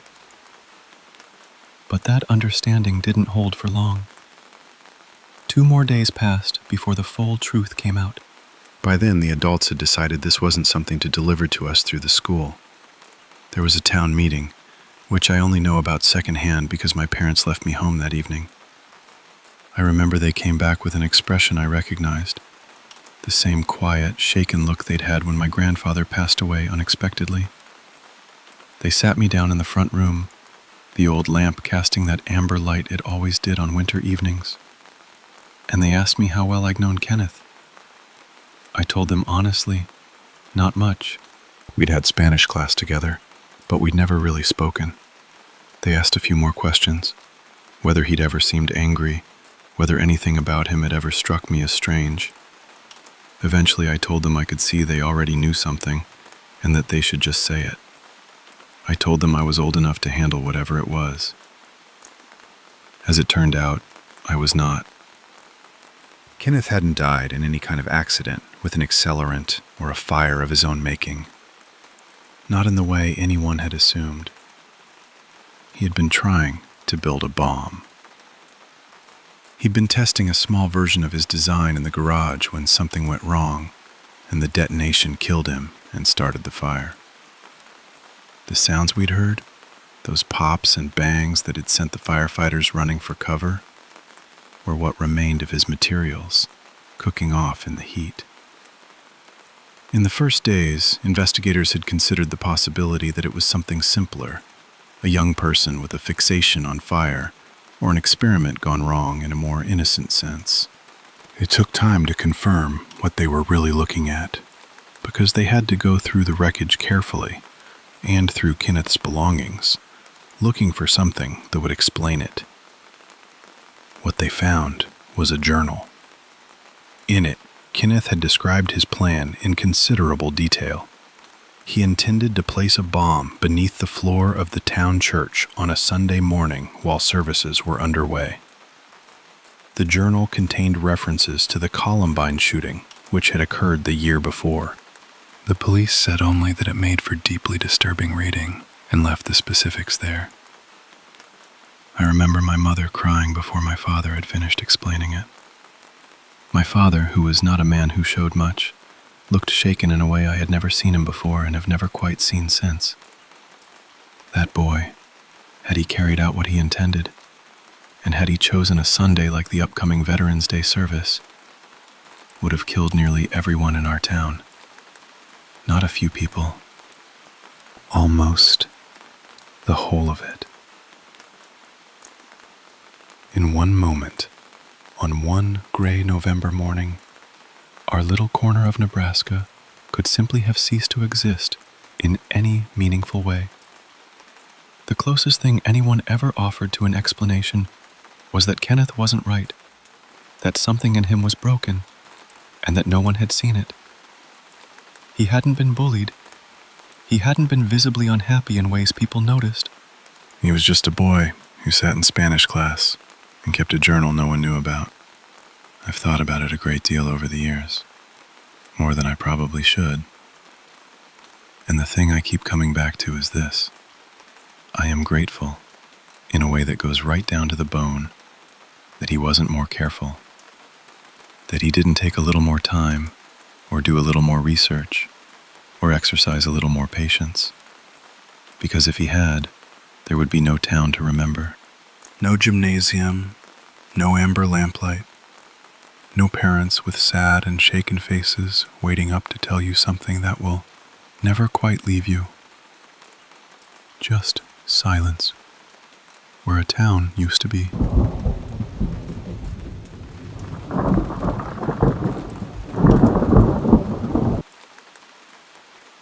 Okay, so the smell of old wood and candle wax. That's the first thing I think of when I think of that chapel.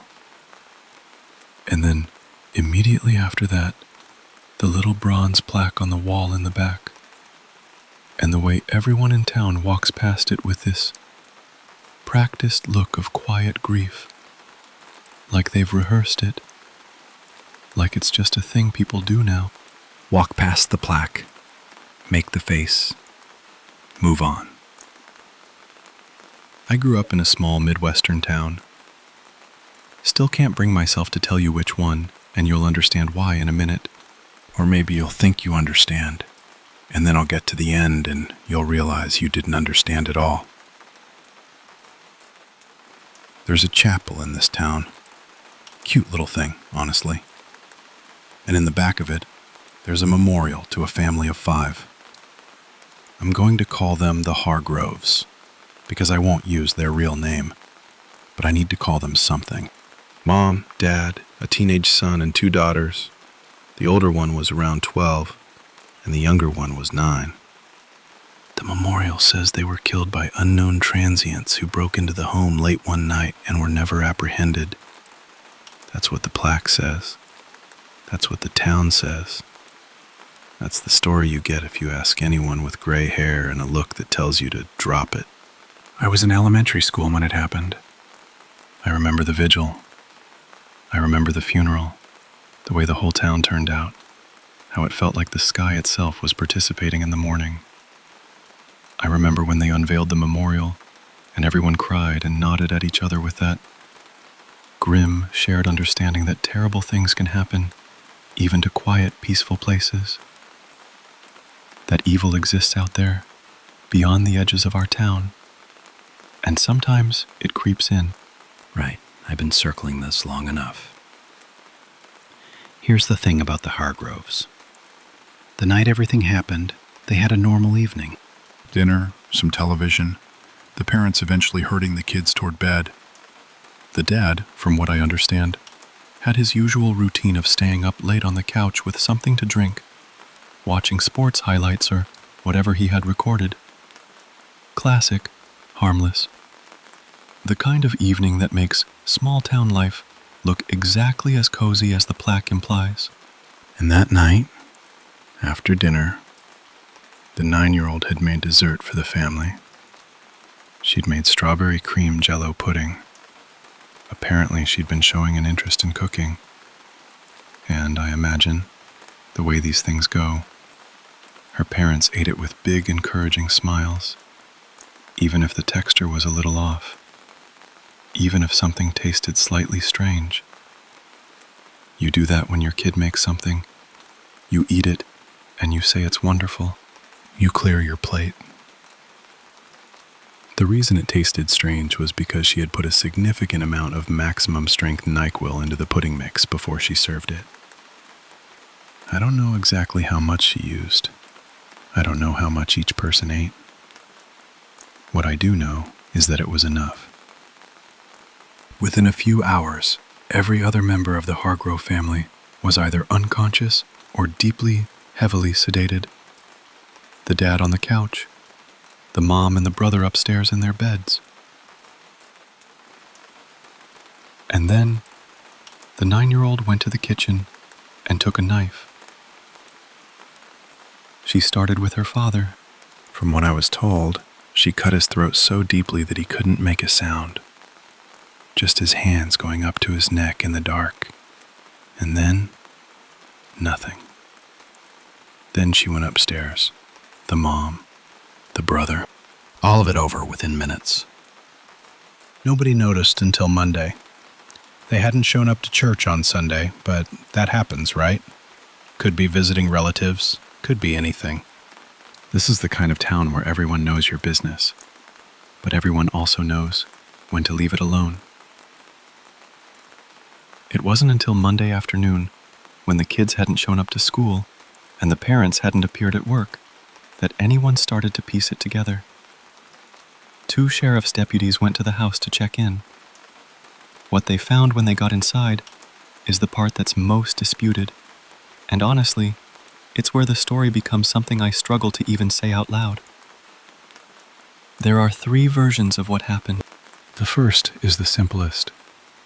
The 9-year-old took her own life sometime over the weekend.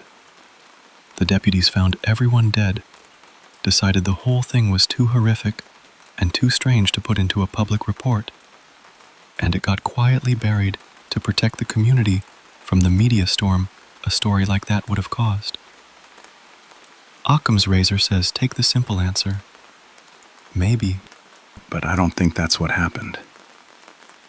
Because if it was that simple, if it was just that she'd taken her own life, I think enough people have enough decency that someone would have said something by now. There would have been some crack in the silence. There wasn't.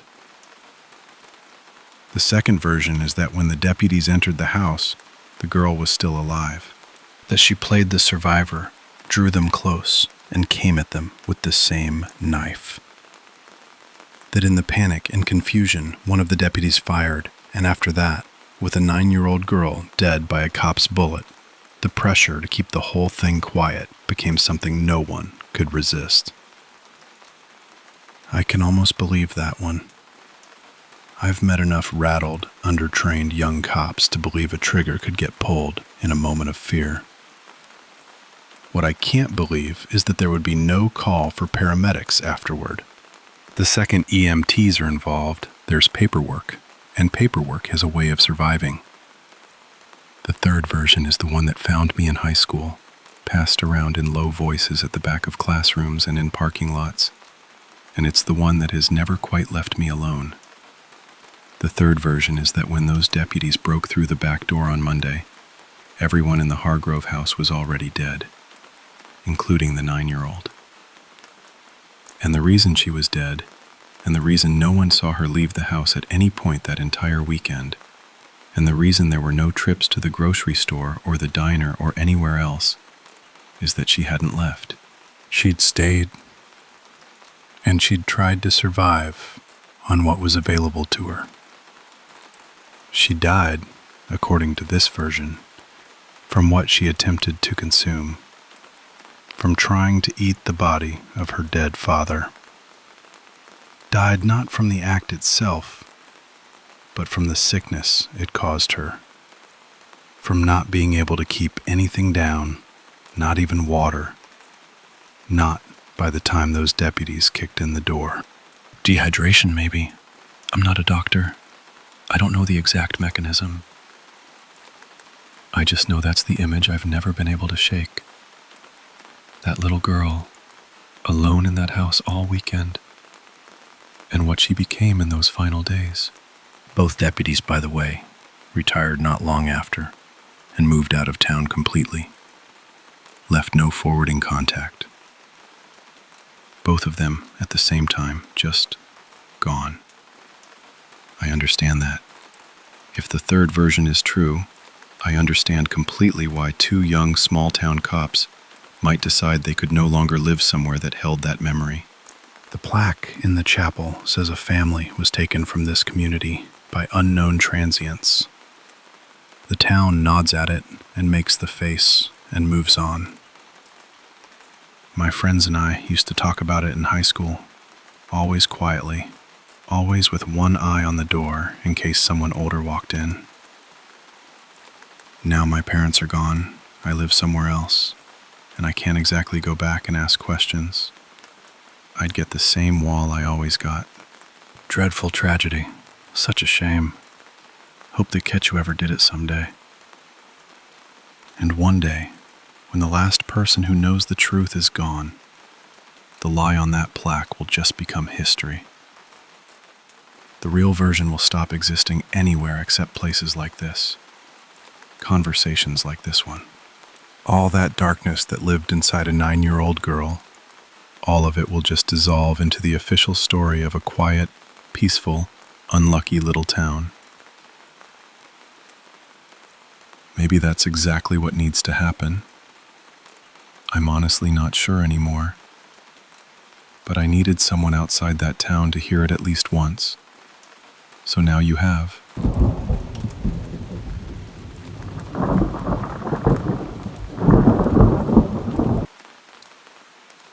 There's a small town in southern New Mexico.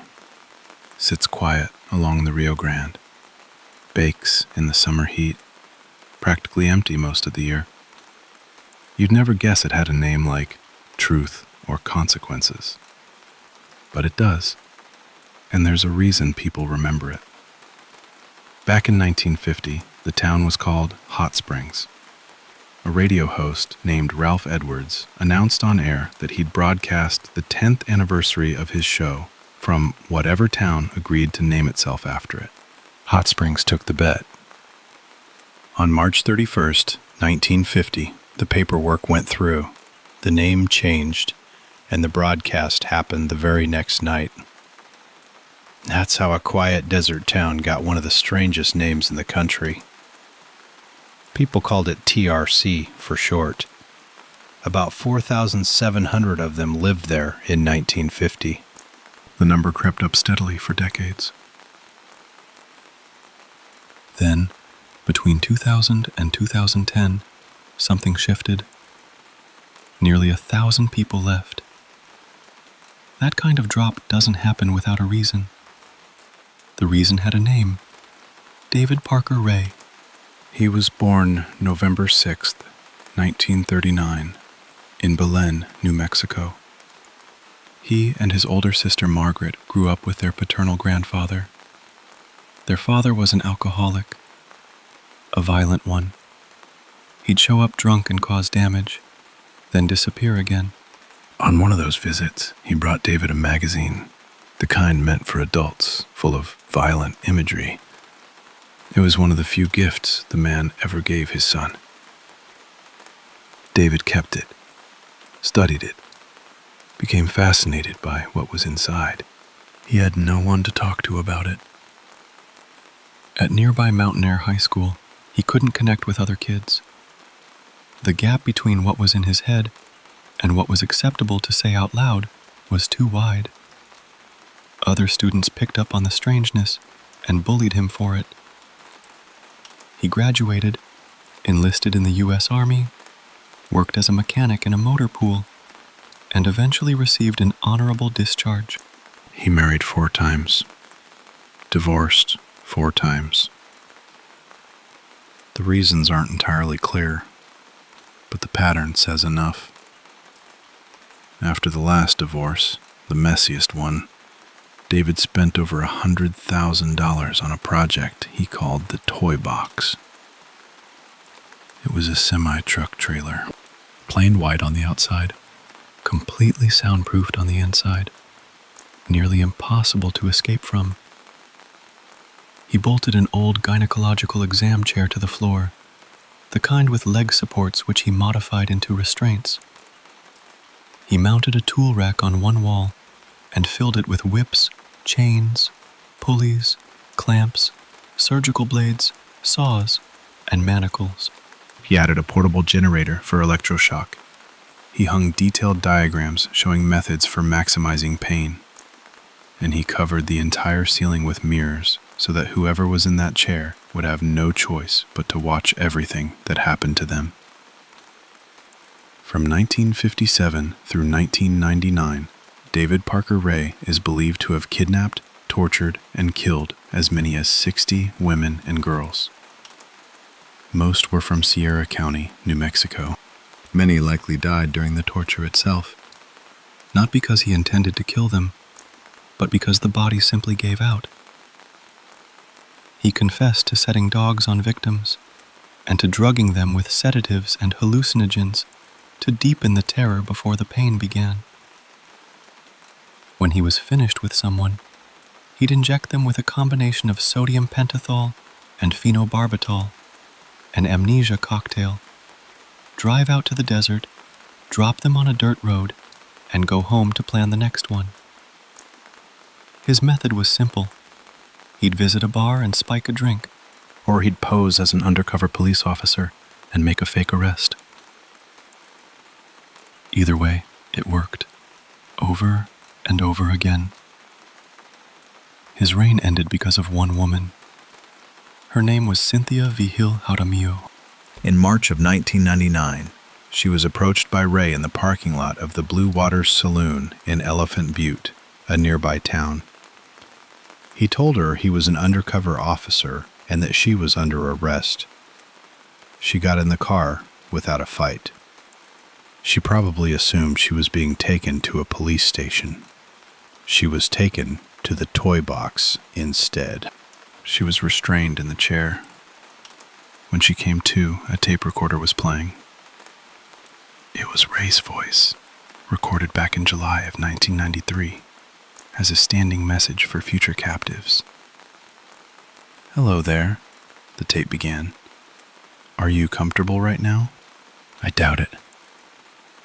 He described her situation plainly: wrists and ankles chained, blindfolded, gagged. He said she'd been brought there to be trained and used as a slave. He explained that he and a female accomplice were selective about who they took, that they usually took 4 or 5 women a year, depending on their urges, and that sometimes they'd simply grab someone who happened to be walking or jogging alone. He told her she would be fed and watered enough to stay functional, but kept in a weakened state. He described the tools in the room. He explained what would happen if she bit him or scratched him. He said that if she caused too much trouble, he wouldn't hesitate to cut her throat. Toward the end of the tape, he shifted tone, almost reassuring. "Nothing we plan to do will cause permanent damage," he said. "Take it day by day. Be smart. Be a survivor. Have a nice day." For the next 72 hours, Cynthia endured what that tape described. On the 3rd day, Ray had to go to work. He left her in the care of his accomplice, a woman named Cindy Hendy. At some point, Hendy stepped away to answer a phone call in another room. She left the keys to Cynthia's chains on a table within reach. Cynthia reached for them. She was lifting them as quietly as she could when Hendy came back. Hendy lunged at her. They fought, scratching, biting, chains rattling, the trailer rocking. Hendy broke free of Cynthia's grip long enough to grab a lamp and bring it down on her head. Cynthia was dazed and bleeding, but she had managed to grab something too. When Hendy came at her again, Cynthia drove an ice pick into her neck. Hendy hit the floor. Cynthia unlocked her chains, got the padlocks off the trailer door, and ran. She reached the highway, wearing nothing except the steel collar Ray had padlocked around her neck. A neighbor took her in and called the police. That was the end of 3 days. It was also the end of David Parker Ray's 4 decades of this. Police used Cynthia's account to locate the toy box. They arrested both Ray and Hendy. During the investigation, they found videotapes Ray had made of other victims. On a tape from 1996, they identified a woman named Kelly Garrett by a tattoo on her ankle. They tracked her down. Kelly told them that on the night she was taken, she'd had a fight with her husband and gone out drinking with friends. One of those friends was a woman named Jessie, Ray's own daughter. Jessie had brought Kelly to the Blue Water Saloon deliberately, and at some point drugged her drink with something her father had supplied. As Kelly stumbled outside feeling sick, someone hit her from behind. Days later, Ray believed he'd killed her during the torture. He noticed she was still breathing, cut her throat, and left her on the side of a road. She survived. No one had believed her. Her husband assumed she'd been unfaithful and filed for divorce. The police at the time wrote it off as a domestic dispute. Ray later said he was surprised the incident never made the news. In 2001, Ray accepted a plea deal and was sentenced to 224 years in prison for the abduction and torture of 3 women, Cynthia and Kelly among them. On May 28, 2002, he was transported to the Lee County Correctional Facility in Hobbs, New Mexico, to be questioned about additional crimes. He died of a heart attack before the interrogation began. He collapsed in front of correctional officers and did not get back up. Jessie Ray was convicted of kidnapping and sentenced to 2.5 years. She was released sometime in the mid-2000s. Cindy Hendy, the woman who smashed a lamp over a chained prisoner's head for trying to escape, became eligible for parole in 2017 and was released in 2019. That's the story of Truth or Consequences, a town with an unusual name earned on a bet, and a chapter in its history that explains why, for about a decade, people quietly decided they'd rather live somewhere else.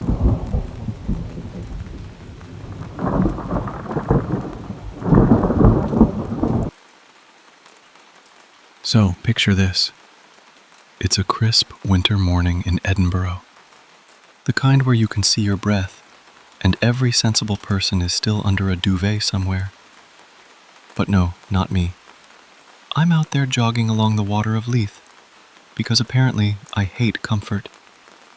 It's early, the path is quiet, and I'm about 2/3 of the way down this long riverside stretch when I spot them. 2 women, probably in their 50s, just standing there chatting like it isn't absolutely freezing. One of them has a dog. A big one. Now look, I'm not unreasonable about dogs. I get it. You see a jogger, you get excited. It's basically the same reaction I have when I see a bakery open before 8.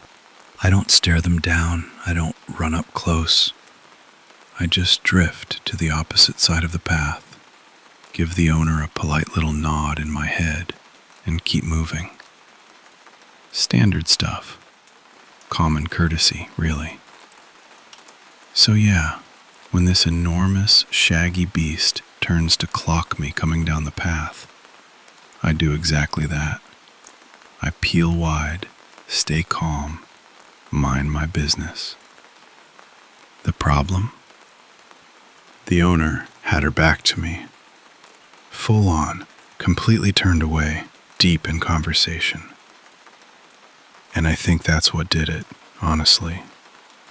Because the closer I got, the more wound up this thing became. It was huge. I want to say an Irish wolfhound, but I was a bit preoccupied with not dying to really study its features, so don't quote me on that. It barked. She shushed it. That was the full extent of her intervention. And then, just as I passed, it went for me. I'd been keeping a side eye on it the whole time, so I knew the second it launched, which gave me just enough of a head start to not immediately become its breakfast. But here's the thing I can't get out of my head. That dog dragged its owner, literally dragged her. She held on to the lead for a few seconds. Bless her, she really tried. But this animal was not stopping, and she went down hard. Backwards, sort of spinning, this awful scraping sound on the frost-hardened path, and she screamed. She held on for maybe another meter before she had to let go, and I was already sprinting like my life depended on it. Because it did. I genuinely do not know how I made it to the children's play area without getting bitten. I know it came close more than once. I could feel the thing behind me, hear it. But I managed to clear a low fence and scramble up onto one of those metal dome climbing frames before I dared look back. And there it was, right there, just staring up at me, barking, trying the occasional jump while I clung to the top of this thing like a very undignified cat. I want to be clear about how cold it was. Metal, winter, Scotland. Every second up there was a gift, and also a punishment. And nobody helped me, not right away. There were people around. It was a weekend morning. People were out with their flasks and their puffer jackets, and for a solid minute or more, everyone either froze or just turned and ran toward the owner, who was still down on the ground. Which, yes, fine, she was clearly hurt. But I'm also up here on a climbing frame, being held hostage by a horse with fur. So maybe someone could spare a glance? Eventually, someone grabbed the dog. Eventually, I got down. And I walked away with nothing but a fright and some very shaky legs. The woman, though, I don't know exactly what happened to her. But the way she fell, the way she was still lying there when everything calmed down, I'd be genuinely surprised if she didn't break something. And that's the part that stayed with me, honestly. Not just the terror of the dog, though yes, that part also stayed with me permanently in my nervous system, but the feeling that I somehow set all of it in motion, I know that's not entirely rational. I know a well-trained dog doesn't do that. But I also can't fully shake the image of her going down and the sound of it. So now I have what I'm told is a mild case of cynophobia. Not because dogs are inherently dangerous, I know that, but because of what they can become when the person holding the lead just isn't paying attention. That's the part that gets me. It wasn't the dog's fault. Not really. It was just a dog being a dog, badly managed on a cold Wednesday morning by a woman who was facing the wrong direction at the wrong moment. Still, I take headphones out now when I see a dog on a path, every single time.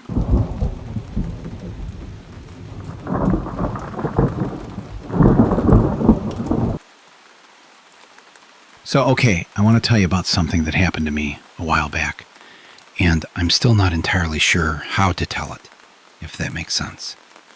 Bear with me. I grew up in this city. I'm not going to name it, and maybe that'll drive some of you a little crazy, but honestly, I don't want to add to the noise it already gets. It has a reputation, I'll say that much. Whether that reputation is fair, well, that's kind of what this whole thing is about, I guess. And look, I'll be honest. My view of the place might be a little skewed. I'm a teacher. I've been renting an apartment in one of the quieter parts of the city for a few years now. Mid-30s, no car, so I walk and bike everywhere. The neighborhood's got this real mixed, lived-in quality to it. Different people, different languages sometimes. Community garden on the corner. The violent crime stats are actually pretty low for the area, so make of that what you will. Anyway, one evening, this was late summer, that golden hour kind of light where everything looks almost painfully nice. I was out on my usual walk. I'd been doing this long loop I liked, down one of the old historic boulevards, the kind with 2 one-way streets running on either side of this wide central median. There's a paved path for cyclists, then one for pedestrians, and these flower beds in between that someone actually tends to. It's genuinely lovely. I was on the cyclist path, close to the road, because it was pretty quiet out traffic-wise.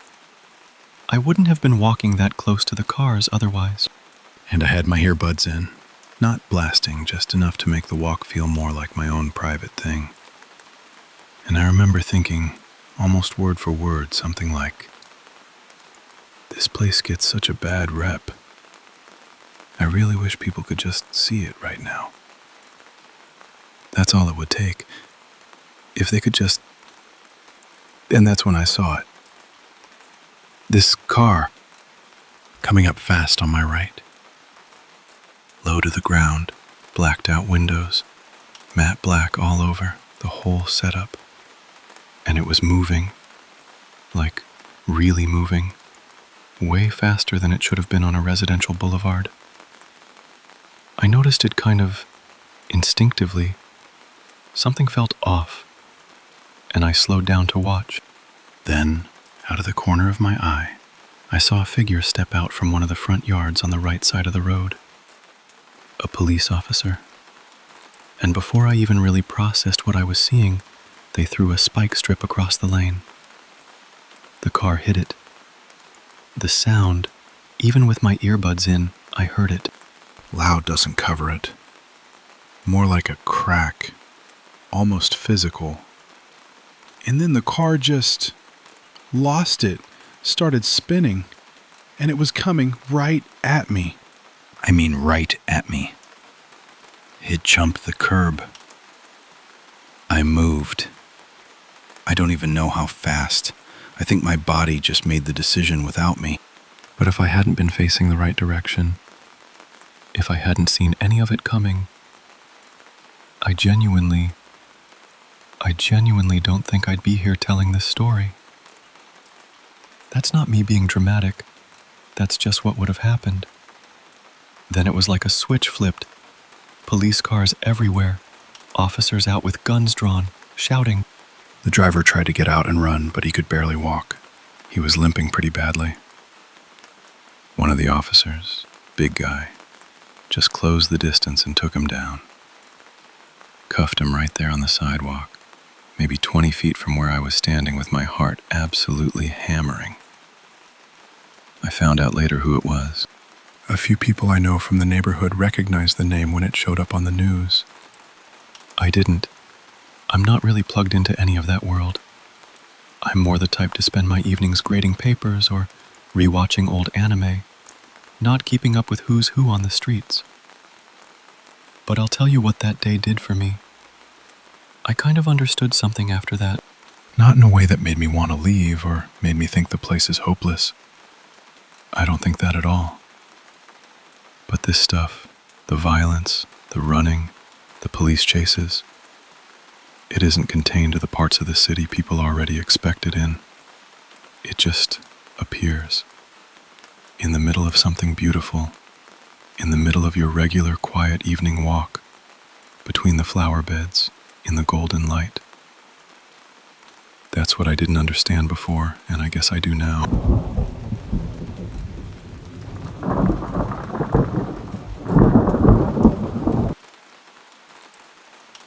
You know, it feels like a lifetime ago now. And in some ways, I think that's the only way I've been able to keep going. By treating it as a different chapter, one that belongs to somebody else almost. But it was me. It was absolutely me. It's a story a lot of survivors will recognize. The details shift, but the bones are always the same. Girl meets boy. Boy makes girl feel like the sun came out. Girl marries him, and then, slowly, and then all at once, the man she married turns out to be something else entirely. I've always had a lot of time for honest men, even the difficult ones, even the ones who are a bit rough around the edges, because at their worst, an honest man will still show you who he is. You might have to read it in what he does rather than what he says, but it's there. A narcissist, though, especially one with that cold, predatory streak running through him, he knows he has to keep the mask on. He knows he has to play the part of someone wonderful right up until the moment you're completely trapped. And that, I'm afraid, was the man I married. Getting into that kind of relationship is the easy part. Getting out is the opposite of easy. Some women find their way out through the police or social services. Some wait until their abuser passes out and they just go. Bag in hand, door closed quietly behind them. Some find refuge with family or with a coworker who they've slowly, carefully let in on the truth over months of small admissions over lunch breaks. But there are women who, for whatever reason, don't have any of that. And I was one of them. I won't go into all the details of how I ended up so isolated, how friendships and family relationships had eroded over the years in ways I didn't fully understand until much later. What I will say is that my ex-husband convinced me that moving out of the city, right out into the middle of genuinely nowhere, would be good for us. Lower the stress. Start fresh. I believed him, but that was never what it was about. He wanted to move because he wanted to finish what he'd started, cutting me off completely. No neighbors close enough to hear anything. No familiar faces down the road. Just the two of us, and whatever he decided the day was going to look like. For some people, in situations like mine, that kind of isolation is the last move before something catastrophic happens. Either the abuser goes too far, or the victim reaches a point where she acts in self-defense. Most of the time, it ends badly for her. She becomes a statistic. But I got lucky. I got lucky in a way that I've turned over in my mind almost every day since. Because my good fortune came at someone else's expense, and they paid the most terrible price so that I could walk away. I've struggled with that for years. I carry it. I hope you'll understand if I keep some of the specific details back. I live with a low, constant hum of fear that Marcus could still find me one day. And there are things I'd rather keep close to my chest. But I'll tell you what I can. It started, as it always did, with one of his moods. I'd done something he decided was wrong. I couldn't tell you what it was. Something small. Something that wouldn't register as anything in a normal household. And the morning became what those mornings became. I'd been in arguments with people before, in my life before him. Normal arguments. They flare up, they burn out, you say sorry, you move on. His anger was nothing like that. It came in waves. It could stretch an entire morning into something suffocating and gray, this endless, rolling verbal assault. And all you could do was keep your head down and wait for it to pass. That particular morning, I made the mistake of responding, of talking back. He hit me. I remember the taste of blood, the sharp sting of my lip, and then the sound of plates going. He had a habit of smashing things on his way out, like a full stop at the end of a sentence. Then he announced, in that horribly calm way he had, that he was going to do the weekly shop. He left. I stood in the kitchen. The air still smelled of his coffee and whatever rage had just moved through the room. Those shopping runs were usually an hour, give or take.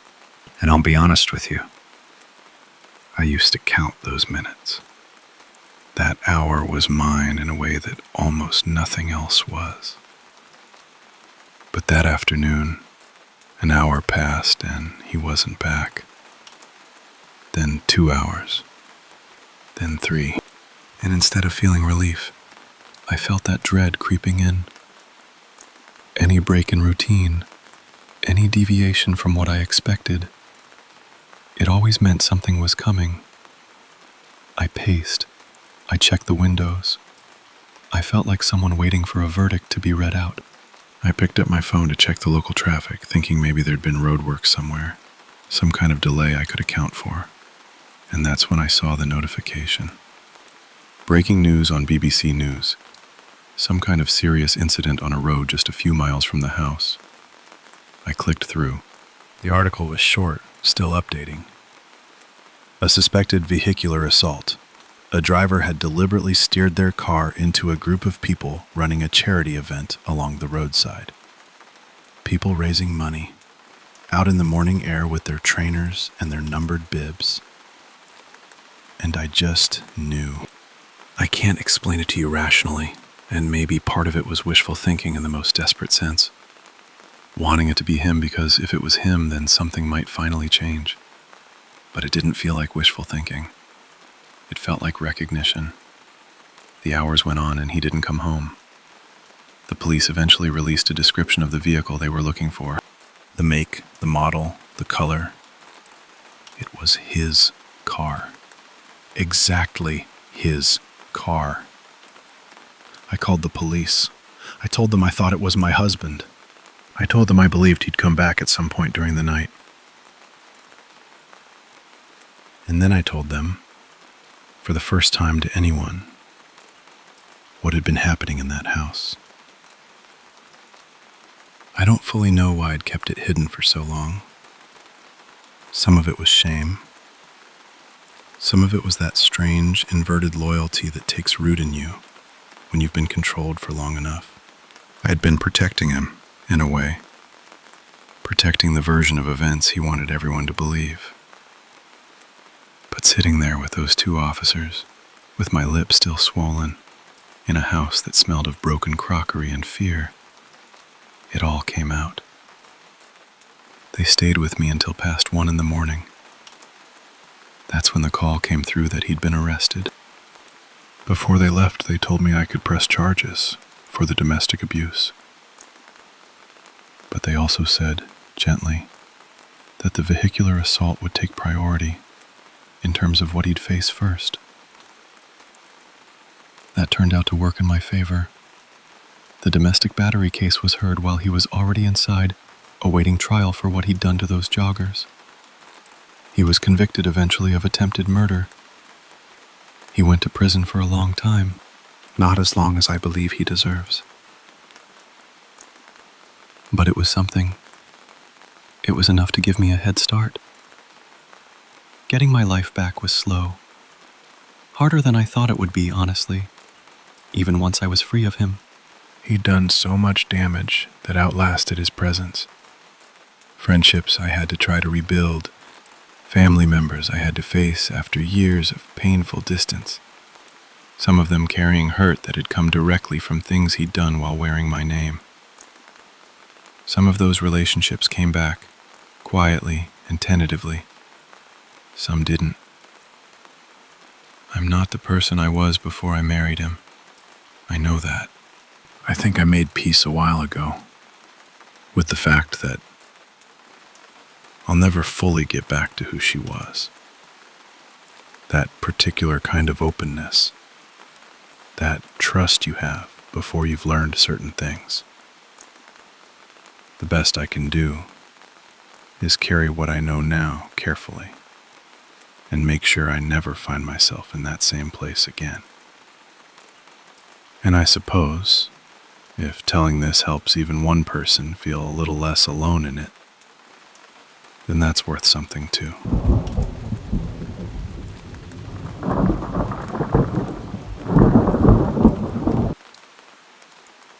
So, I've been running for a couple of years now, and I honestly can't recommend it enough. But something I came across recently kind of brought this memory back up, and I feel like I just need to get it out. I got into running in the summer of 2018. Spent the next 6 months or so making real, steady progress with my fitness, feeling good about it. And then winter came and just absolutely floored my motivation, especially around Christmas, when there's good food everywhere and the drinks are flowing, and it's very easy to tell yourself you'll start again in January, which is exactly what I did. Come New Year's Day, I was back out in the park doing my usual laps, genuinely determined not to undo everything I'd worked for. And it turned out, so was everyone else. The park was absolutely packed. I'd say a good half the people out there were jogging, which you never normally see. And look, I say this with nothing but warmth, because I've been there myself. A lot of them were obviously brand new to it, or getting back into it after a while off. There was coughing, there was spluttering, people leaning against trees just trying to remember how lungs work. Classic New Year's Day stuff. Now, I've got this slightly embarrassing habit where I cheer people on when I see them struggling. It happened to me when I first started. Some older fella on a walk just called out, "Don't give up, son." And it gave me this enormous lift. I know some people find it a bit much, but I genuinely think it's a net positive. So there I am, basically loving every minute of it, cheering people on, feeling the energy of all these folks trying to make a change. Great vibes, honestly. And then I come around this blind bend, covered up by this big evergreen bush. And there's someone lying on the pavement in front of me, eyes closed, completely still. I stopped dead. There was a moment, just a second, where I thought he was having me on. Like I'd call out, "You all right, mate?" And he'd grin and say something cheeky back. But nothing happened. He just stayed there, eyes shut, totally unresponsive. I panicked. Every bit of first aid I'd ever half learned just vanished. I remember standing over him going, "Hello, can you hear me? Open your eyes." Like some kind of broken recording. When he didn't move, I called 999. While I was on with the operator, a few more people came around the same bend and started gathering, which was a relief, but it got chaotic very quickly. Some people wanted to put him in the recovery position. Others, rightly, were saying not to move him because his airway seemed clear. I was basically relaying information back and forth between the operator and everyone else, and people were talking over each other, and it was just a lot. And then through all of that noise, I heard a woman's voice cut through, panicked, quiet almost, saying she couldn't feel a pulse. Thankfully, someone had arrived who actually knew CPR and started working on him. Cleared some space, got down, began chest compressions. And that was the moment everything shifted. Up until then, people had been frantic but sort of managing. but I think seeing the chest compressions actually start Made it real for everyone. People started stepping back, covering their eyes. The woman who'd spotted the lack of pulse just burst into tears. I had to turn away myself, not because I didn't want to be present, but because I was still on the phone and I needed to keep my head straight. It was extremely hard to watch. Then I heard the siren. So I hung up and went to help guide the ambulance in. After that, there was nothing left to do but step back. And honestly, the last thing I wanted was to turn whatever was happening to this man into a spectacle. The paramedics got him onto a stretcher and into the back of the ambulance. And then they were gone. And that was the last I saw of him.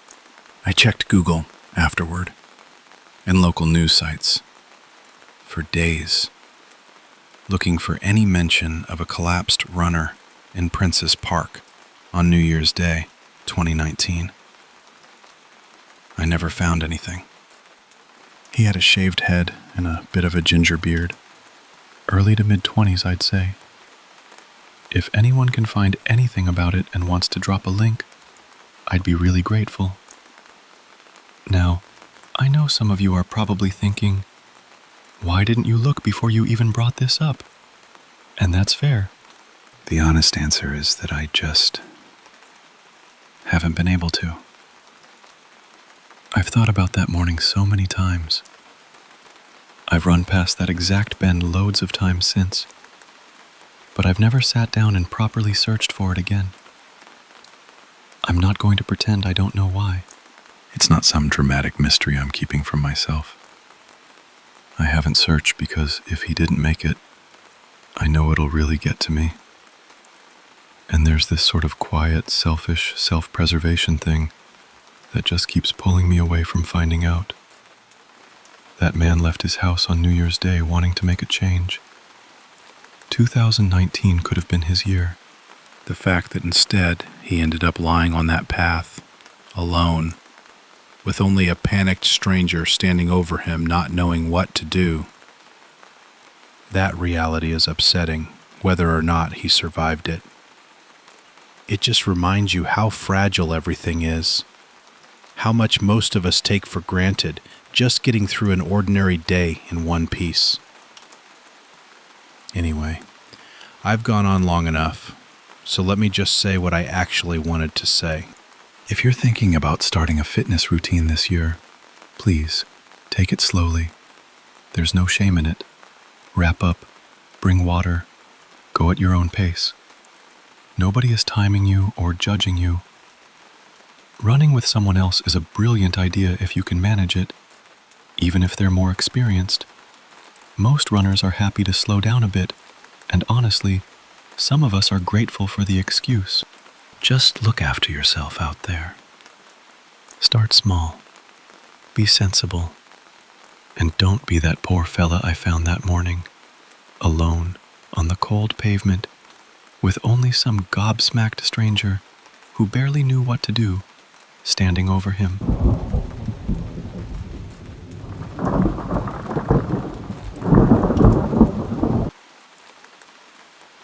Okay, so this all started the summer right after I graduated high school.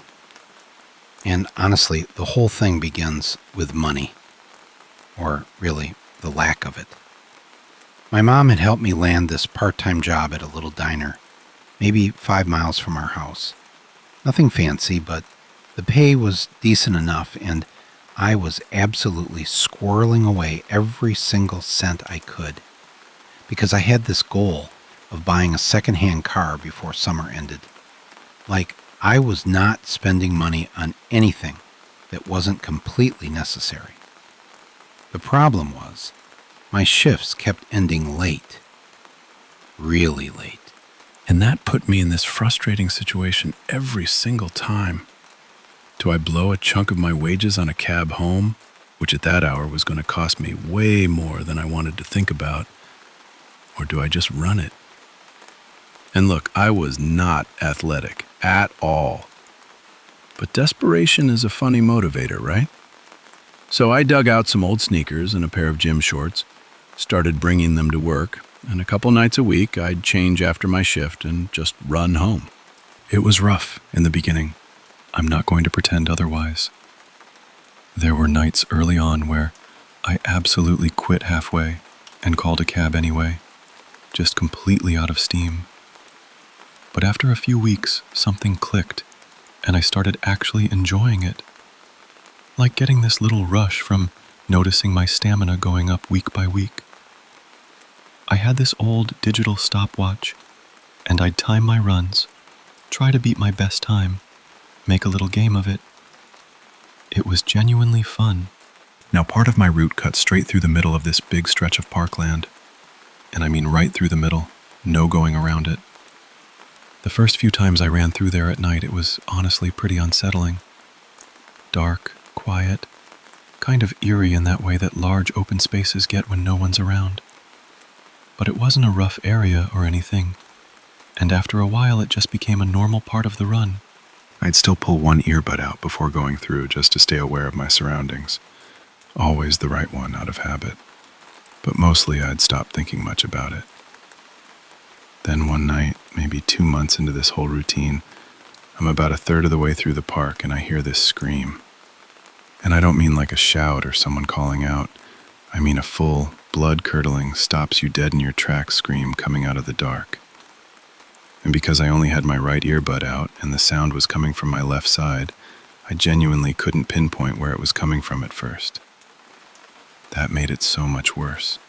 I just froze under one of the path lights, yanked the other earbud out, and stood there with my heart absolutely hammering. I tried to talk myself down. Okay, foxes. Foxes make this insane wailing sound at night. Maybe you've heard it before. It sounds almost human, and it is deeply unsettling. So I'm standing there telling myself, it's a fox, it's a fox. Just start running again. And then the scream happened again. And this time I could tell exactly where it was coming from. And I could also tell this was not a fox. My gut instinct was screaming at me to just keep moving. Whatever was happening, it was bad, and the smart thing was to not get involved. But there was this feeling, this really uncomfortable one, like, if you keep running right now, what kind of person does that make you? It really did feel like one of those moments where you find out something true about yourself. And I didn't want to find out that thing. So I stepped off the path into the dark. My eyes were completely useless at first because the streetlights had killed any night vision I had, and I'm just sort of moving toward where I think the sound came from, hands a little out, trying not to trip. And then the next scream hit. And it was so close that I genuinely nearly jumped out of my skin. But by that point, I could hear something in it that changed everything. It was a kid. Whoever was screaming was really young. I spotted him a few seconds later, just sitting against the base of a tree, completely in the dark, barely visible. He was crying these shaky, breathless sobs, and then every so often just letting out this wail. Maybe 9, 10 years old. Elementary school age for sure. I was actually scared of frightening him more, so I came up slow, kept my voice low, tried to seem as calm as possible even though my heart was still going 100 miles an hour. He barely reacted when he noticed me. I asked him where his parents were, and he just looked at me, still crying, and made these gestures I couldn't quite make out. I asked him if he was hurt anywhere. Nothing. I kept trying to check him over, looking for any sign he was injured, because I was terrified about something internal. Like, what if he's hurt in a way I can't see and I'm just sitting here trying to have a conversation?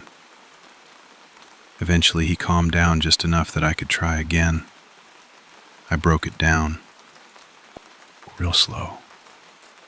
I asked him where his dad was, thinking maybe that word would land better than parents. He just shrugged and said he didn't know where his dad was. Okay. So I asked him where his mom was. Slow, gentle. And he looked right at me and said, "I don't have a mom anymore." And then completely fell apart again. In that moment, honestly, my first thought was, okay, kid had a fight with his mom, said he was running away, like kids do, got lost, got scared. I even said something like, "Sure you do, buddy. We just need to get you home and sort this out." And he started shaking his head over and over, "No, no, no," and broke down all over again. So I had to start from scratch, calming him back down. Once he was in a state where he could actually talk, I asked him if he knew where he lived.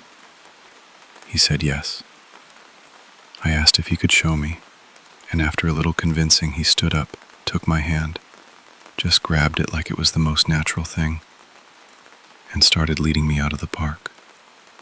The first thing that struck me as wrong was how quickly we got there. He led me right across the street. He wasn't lost at all.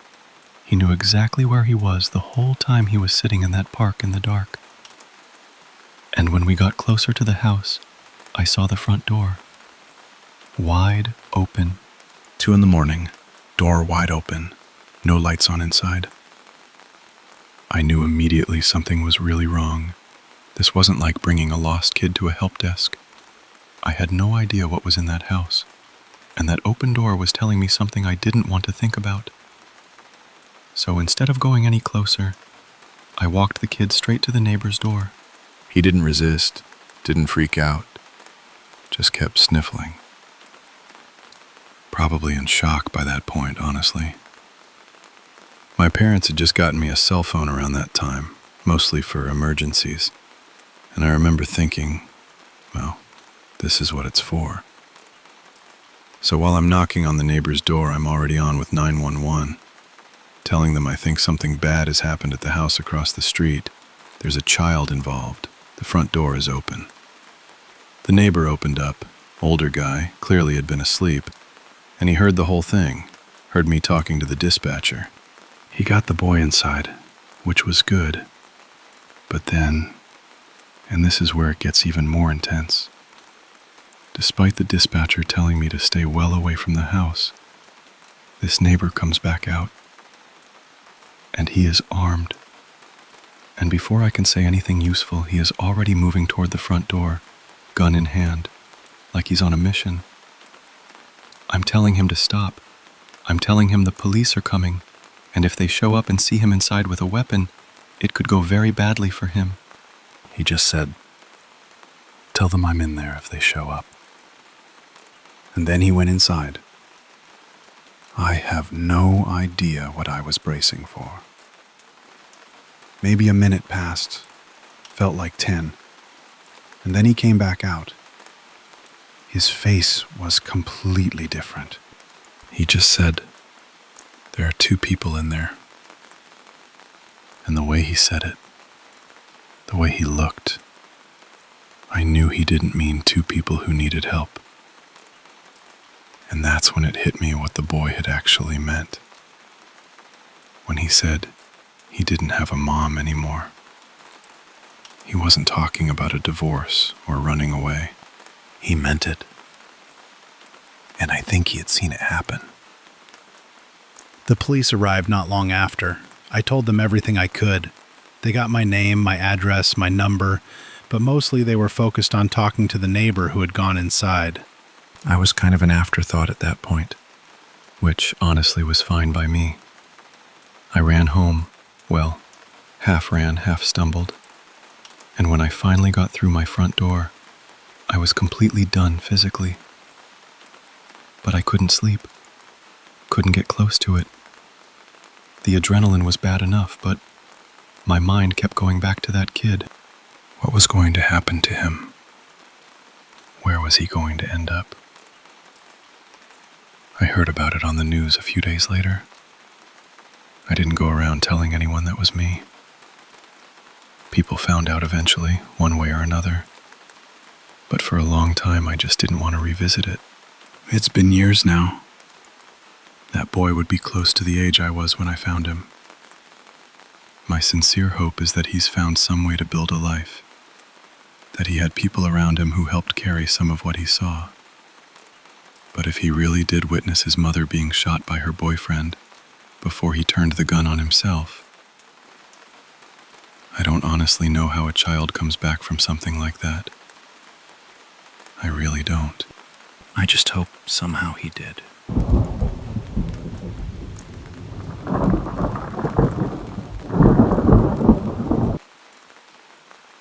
So, this is the story of the single most terrifying thing that has ever happened to me. For reference, I'm a 39-year-old woman, and I was 35 when this happened. To call me petite would be putting it kindly, and as much as I've been working on my strength training over the years, my gains aren't anything to write home about. I was 35, and I was living down in Florida at the time to help take care of my grandparents. Not far from where they lived was this big old park, maybe 3 miles around. While I was there, I used it as my Sunday jogging route. A lot of other people used the park too, especially on weekends, so to beat the crowds, I would run early. Like very early. Like 6 in the morning early. My job has an early start time, so that's just my default sleep pattern. But if I ran at pretty much any other time of day, I just didn't get the space I needed. The only trouble is that being alone as a female jogger comes with its own set of problems, as I'm sure you know. You can avoid most of them by running in the early morning and never late at night. But as I came to learn, sometimes trouble doesn't sleep. I was about a mile into the run, feeling a little more tired than usual, which really sucked, but oh well. The track ran right next to the road, with nothing separating them but a strip of sidewalk. There were very few cars out given how early on a Sunday it was. So when this beat-up-looking SUV drove past and honked at me, it really took the wind out of my sails. I really hate getting honked at when I'm running. Even if guys think they're just being friendly, I hate to sound harsh, but it is what it is. I'm in my zone, focusing on my breathing, not tripping over anything. Just don't pull me out of that headspace. Anyway, he honked, kept driving, and I cursed him out in my head as I went. It had been a while since anything like that happened, so it hit a little harder than it might have otherwise. But I kept going, tried to use the frustration to push myself, and carried on with my morning. Then maybe 5 or 10 minutes later, the same vehicle drives past me again. I heard it before I saw it, honking really loud as it passed, drifting as close to the curb as it could manage. I just broke. I had no idea what this guy's problem was, whether he was still drunk from the night before or what, but I slowed down, threw up 2 middle fingers, and just started yelling at him. And I swear, the second that first word left my mouth, he slams on the brakes, pulls over, and jumps out. I couldn't believe it. This man had spotted a lone female jogger, repeatedly antagonized her, and then climbed out of his vehicle, apparently ready to fight a woman the moment she pushed back. He was obviously not playing with a full deck. He called out, "You got something you want to say to me?" I briefly thought about answering, then I took a step back instead. He started running at me, What followed was the most terrifying few minutes of my life. I was completely convinced he was going to catch me, that at any second I was going to go down, that he was going to tackle me or kick my legs out from under me. That thought must have been like rocket fuel, because somehow he didn't catch me. And he was absolutely chasing me. I could hear him shouting all kinds of abuse behind me as I went. Then, at a certain point, he sounded winded, audibly out of breath. And that pushed me to run even faster. There's something that strikes me about it, looking back. Running alone, so early in the morning, was almost what got me into trouble. But all the running I had done before that morning was exactly what got me out of it. You'd think there would have been some moment of relief, some point where I slowed down and caught my breath. And there was a point where I knew he wasn't following me anymore. But instead of stopping and calling the police, I just kept running and running until I had nothing left. When I finally stopped, my legs felt like jelly. I basically just collapsed onto a patch of grass, panting, completely in shock. I felt like I was going to be sick, but managed to hold it together. Then, out of nowhere, another jogger came running up the track toward me. I had run into the interior of the park by that point, away from the road he had been driving on, but I still didn't feel safe. Part of me still expected his vehicle to just appear out of nowhere, even though that was probably impossible. I think I was still in shock. I told her what happened. She immediately called 911, and in between talking to the operator, she looked at me and said, "You're safe now, sweetheart." And I just started welling up. Before I knew it, I was crying in this stranger's arms while she finished the call.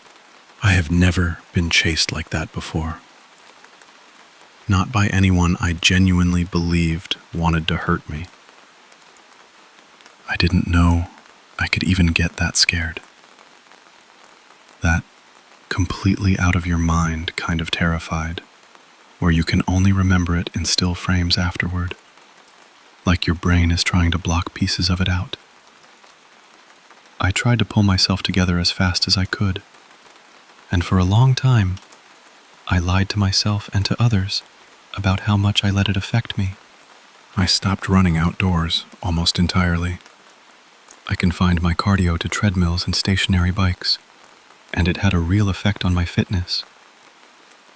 I didn't adjust what I was eating either. If anything, I ate more, probably from the stress. Like my body was trying to protect itself by making me less visible, less available to something like that happening again. Admitting that it was affecting me became its own hurdle. I didn't want to acknowledge that some random stranger had planted this fear inside me. But he had. And as one doctor put it to me, I was having a perfectly normal reaction to a very abnormal situation.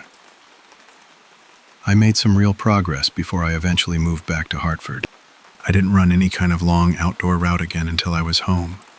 The police had basically told me that without being able to identify the guy, there wasn't much they could do.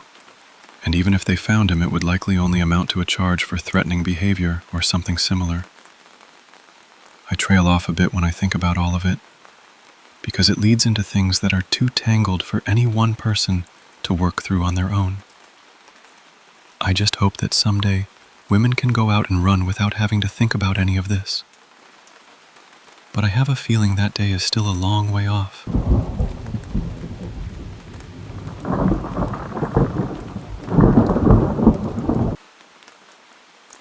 So I've been running, and I use that term loosely, for going on 11 years now. Amateur doesn't even cover it. I'm slow, I look ridiculous doing it, and I've probably scared more than a few people just by the sound of my breathing. But it keeps me sane, and at my age that counts for something. Now, most people run during the day like normal human beings. I don't. I've got a job, one I won't get into right now.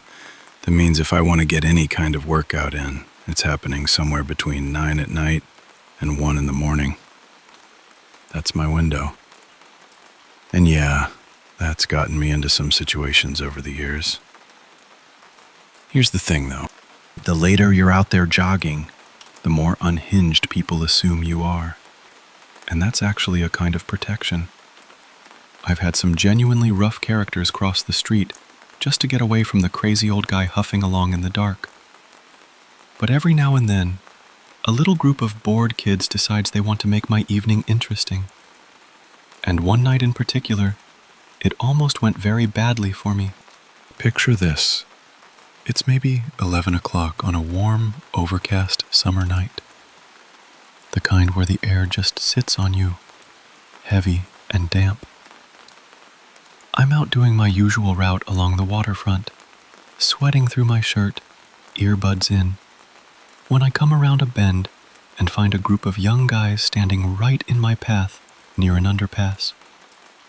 5 or 6 of them just planted there like they own the sidewalk.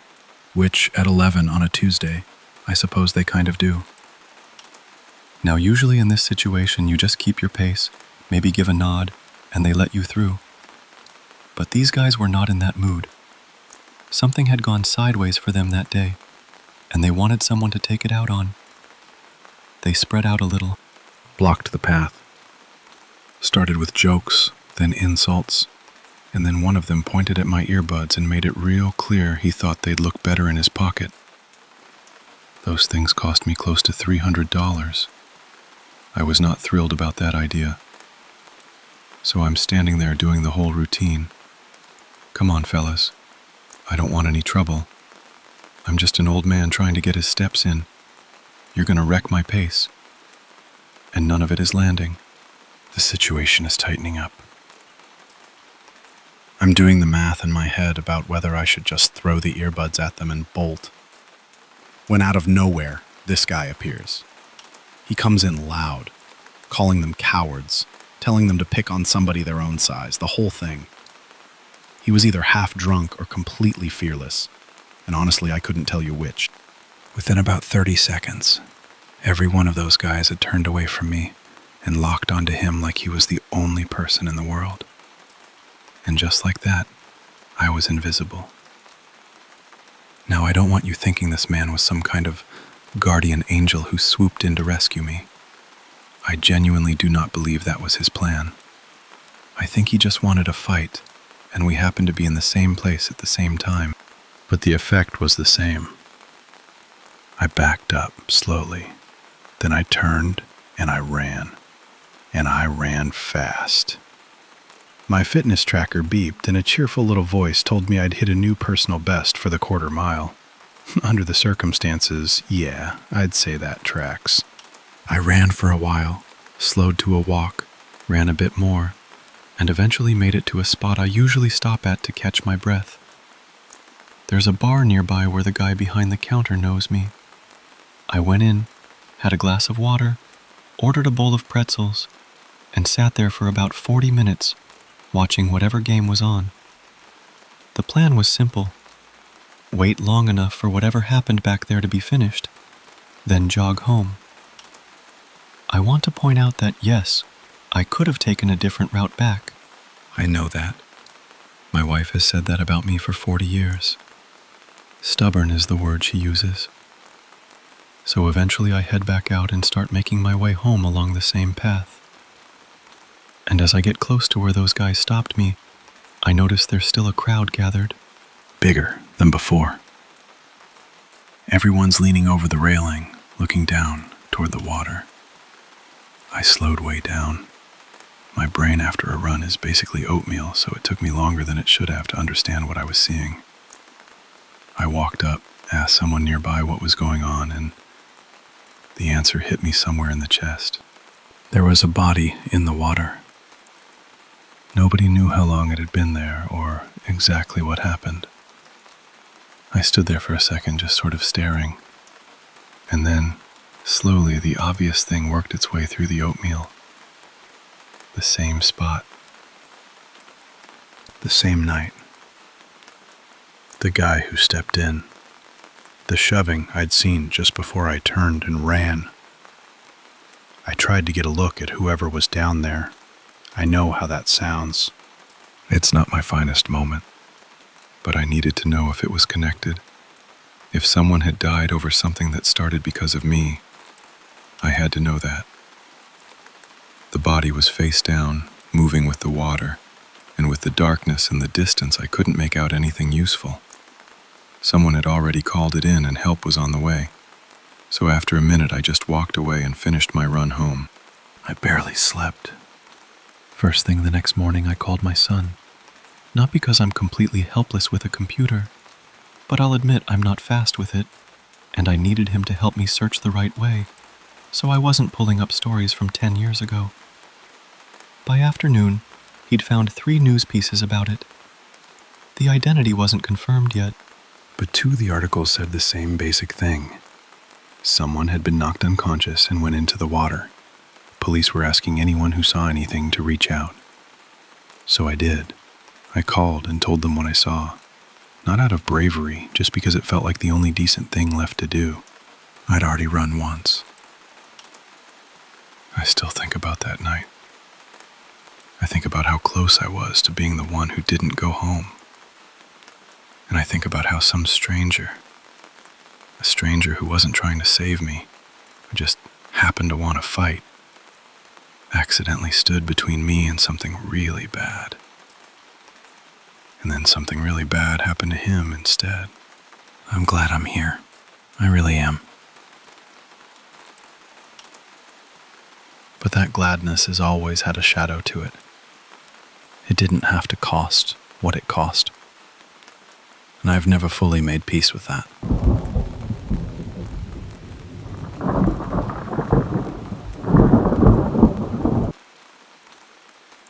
You know, it's funny. The night it started, I wasn't even thinking about anything scary.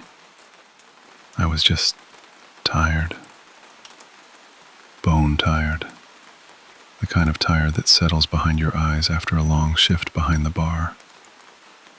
The city had that particular autumn smell, cold pavement and wet leaves, and the sound of my own footsteps felt too loud somehow, like I was the only person left on earth.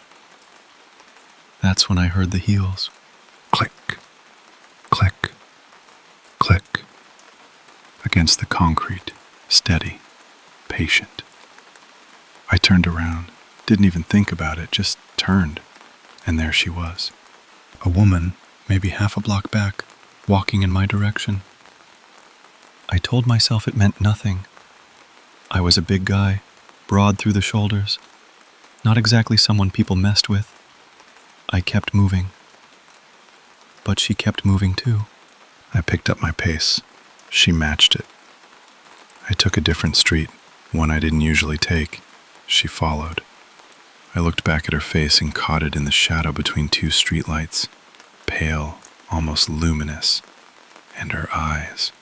God, her eyes. Black. Not dark brown, not shadowed. Black. Like something had been scooped out and replaced with nothing. My chest went tight just looking at her. My feet started running before I'd made any decision to run. She ran too. I could hear it. The heels on the pavement faster now, almost keeping up with me despite everything. I cut into an alleyway, came out the other side breathing hard, and when I looked back, she was still there. And she was smiling. This wide, slow grin that had no warmth in it at all. I found a small park and threw myself behind a tree, pressing my back against the bark, trying to control my breathing through my nose so she wouldn't hear me. The clicking got louder, closer, and then it stopped. I looked up. She was standing right there, looking down at me. Those eyes up close were worse than I'd imagined. Deep, flat, like staring into 2 holes in the ground. She reached out and touched my face with one hand, and her fingers were so cold I gasped. Cold like something pulled from a freezer, not like a person at all. I couldn't move. I don't mean I chose not to. I mean my body simply would not respond. She leaned down close to my ear and whispered, "You can run for me. I'll always be here." And she was gone. Just gone. No footsteps retreating, no rustle of clothing. I was alone in the park, and every rational part of my brain knew that, and still not one single cell in my body believed it. I walked home, or stumbled home, really, and when I finally got inside my apartment building, I locked the door and just stood there with my back against it. I wasn't out of breath from the walk. I was emptied out, like something had reached into my chest and wrung out whatever had been in there. The days after that were strange. I'd be at work, trying to act normal, and my eyes would keep snapping to doorways, to windows, to the dark corner of whatever room I was standing in. I barely slept. I stopped wanting to go outside, but I was running out of reasons not to. Then I saw her again, standing across the street, perfectly still, just watching me. And it happened again. The running, the corners, the appearing no matter which way I turned, until she vanished just like before, clean as if she'd never existed. I went to the police. Of course I did. They were kind about it, in the way people are kind when they've already decided you're wasting their time. One of them suggested I see a doctor. I drove home, feeling humiliated and more alone than before. Weeks passed. Nothing. I started to breathe again, just a little. And then one night, I heard soft knocking at my apartment door. I knew before I got to the people. I don't know how, but I knew.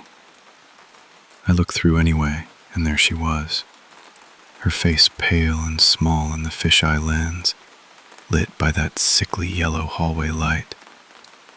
She knocked softly at first, then harder, more insistent. Something compelled me forward, not bravery, something more like inevitability. I opened the door. She stepped inside like she'd been expected. I tried to back away and she appeared in front of me, and I just stopped. Stood there. She leaned in again and whispered, "You can't escape me. I am your destiny." And then nothing. Empty apartment. The door still open behind me. Cool air coming in from the hallway. I didn't leave for days after that. Then one morning I woke up, and she was at the foot of my bed, watching me with that dark smile. And I screamed. I screamed until my throat hurt. That was when I finally called a therapist. It took a few appointments before they referred me to a psychologist, and a few more appointments and some tests before he sat me down and explained what he believed was happening. Schizophrenia. He said the woman, the feeling of being watched, even that terrible cold sensation of her fingers on my face. Something called a tactile hallucination, where your brain manufactures physical sensation out of nothing. All of it was part of the illness. There was a history of it in my family, he said, and apparently certain hallucinogenic drugs, which I'd used on and off over the years, can sometimes act as a trigger. I'd never connected those two things. I'd never thought to. I didn't want to believe him. I sat in that office and I felt the realness of every single moment I'd experienced, and I wanted to tell him he was wrong. But I started the medication. I went back to therapy. Slowly, the woman appeared less. The clicking heels faded. There was one afternoon, I remember it clearly. I was walking alone, feeling almost okay for the first time in a long time. and I saw her across the road. Same posture, same stillness. My stomach dropped and I nearly went down with it. But when I looked again, she wasn't there. And I called my therapist from the sidewalk right then and went in to see her that same day. She reminded me it was a symptom. She told me to keep taking the medication. I did. I still see things sometimes. I still hear things. The symptoms aren't ever completely gone. I think maybe they won't be. But I've learned to recognize them for what they are. And I've learned what tends to make them worse. And I try not to do those things. I live my life.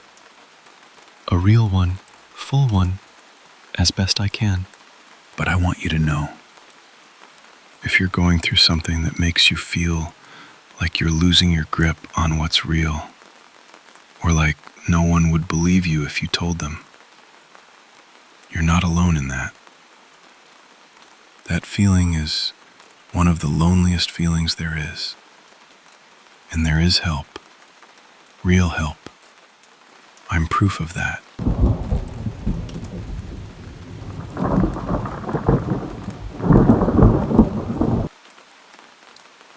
You know, I'm a writer. I want to get that out of the way right now, because some of what I'm about to tell you is going to sound like I pulled it out of a novel. The details, the way I describe things, that's just how my brain works. I can't switch it off. But I need you to understand that every single word of this actually happened to me. This isn't fiction. I wish it were. I was 20 years old. It was around 2003. And I was the kind of kid who still got genuinely excited about waking up in the morning. My parents were covering my apartment rent near campus. I know, I was lucky, and I knew it even then. And I'd picked up a part-time job at a gym a few blocks away, mostly wiping down equipment and mopping floors after people finished with the treadmills. It wasn't glamorous, but I loved it. Every day felt like one step closer to the life I'd been building in my head since I was a teenager. That particular evening, I was walking home after a long shift. My feet were killing me. The sun had already gone down, and the streets were mostly empty. And I decided, because I was young and restless and bored of the same sidewalks, to take a different route home, just to mix things up, just because I could. That decision almost got me killed. I was still pretty far from my apartment when I heard it. A low growl. Not loud, not dramatic, just this quiet, deliberate sound coming from somewhere I couldn't pinpoint. I stopped. I looked around. Nothing. And I stood there for a second thinking, okay, go back, take your usual street. But I talked myself out of it, kept walking. The growling didn't stop. It followed me, exactly matched my pace, never getting closer, never falling further behind, just there, constant. I could feel the cold sweat coming before I even consciously registered how scared I was. That prickling at the back of your neck when your body knows something your brain is still catching up to. My throat tightened. I was breathing wrong. And then the road turned to dirt, and the growls got louder, and I stopped pretending I wasn't in trouble. I ran. I didn't make a decision to run. My legs just went. My sneakers hit the pavement hard, and I pushed, really pushed, arms pumping, not looking back because I knew if I looked back I would slow down, and I could not slow down. But then I heard it. Not one growl, multiple, overlapping, getting closer, louder, and I turned my head just enough to see them. A pack of stray dogs. 6, maybe 7 of them, teeth out, moving fast, so much faster than me. Their paws barely made a sound on the asphalt. I screamed. I don't even remember deciding to scream. It just came out of me as they closed the gap, and I kept running even though my legs were turning to rubber beneath me. I made it into a residential neighborhood before they completely gave out. And that's when I went down. They were on me before I'd even fully hit the ground. I can't fully describe it, and I'm a writer, so that should tell you something. The pain was everywhere at once. They went for my legs first. Then it didn't matter anymore where they were going. I was fighting back, kicking, punching, trying to get up, trying to curl into myself, trying anything. But there were too many of them, and I was already injured, and I was running out of everything. Strength, will, air. I remember thinking, this is it. This is actually it. And then I heard a man's voice. He came running out of a house down the block, arms swinging over his head, shouting at them. The dogs scattered. And this man, his name was Gerald, he told me after he helped me up. He was already reaching for his phone, already telling me he was going to get me to the hospital, already holding part of my weight while I tried to figure out if my legs still worked. For about 3 seconds, I thought we were safe. Then I heard another growl. I turned around and they were back, all of them. And something in the way they were moving was different now. There's no clinical way to put this. They looked like they had made a decision. Gerald stepped in front of me. He started shouting again, swinging his arms, trying to drive them off the way he had before. But they weren't backing down this time. They circled us, growling, testing, and then they lunged. They went for Gerald. I was standing there watching this man, this complete stranger who had run out of his house to help me, get torn apart. And I could not move. I am a person who uses words for everything, and I have spent years trying to find the right ones for that moment, and I still don't have them. I just stood there, frozen, watching. His screams are something I will carry with me for the rest of my life. I closed my eyes. I genuinely thought I was next. I was waiting for it. Then I heard one of the dogs yelp. I opened my eyes, and there was a woman standing between us and the pack, swinging a baseball bat like her life, like our lives, depended on it. She was fierce and terrifying, and I have never been so relieved to see another human being in my entire existence on this earth. She stood over us, and she called 911 right there, bat still in hand, not moving an inch. Gerald and I were both taken to the hospital that night. He went straight into emergency surgery. In the days I spent recovering, I couldn't stop thinking about him. The guilt was suffocating. He had come outside for a stranger. He had put himself between me and those animals, and he had ended up so much worse off than I was because of it. I found out later that the woman with the bat was Gerald's wife, Mara, and before Gerald had run outside, she had begged him to wait for the police. He wouldn't. He saw someone being attacked in the street, and he couldn't stand there and do nothing.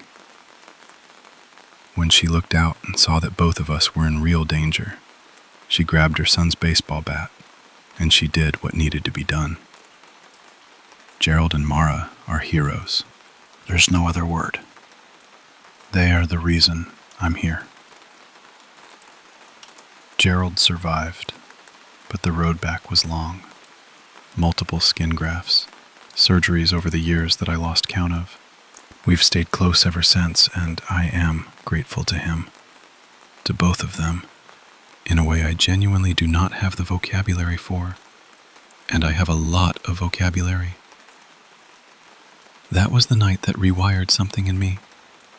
The world is not always safe. The things you walk past every day without a second thought can turn on you without warning. And sometimes, The only thing standing between you and the worst moment of your life is a stranger who decides, for no reason except basic human decency, to run toward the danger instead of away from it. I think about that a lot.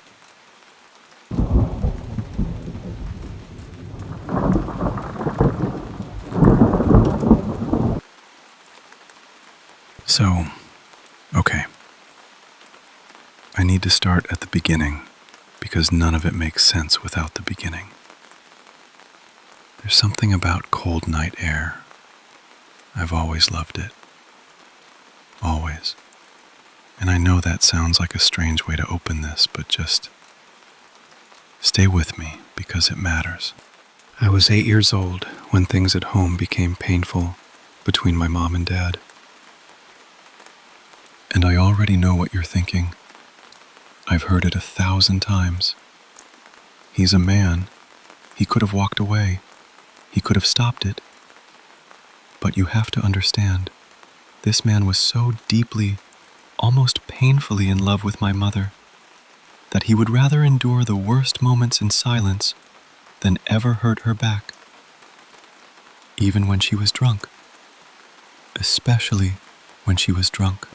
Every time she got like that, he'd find me, and he'd say, "Go take a walk."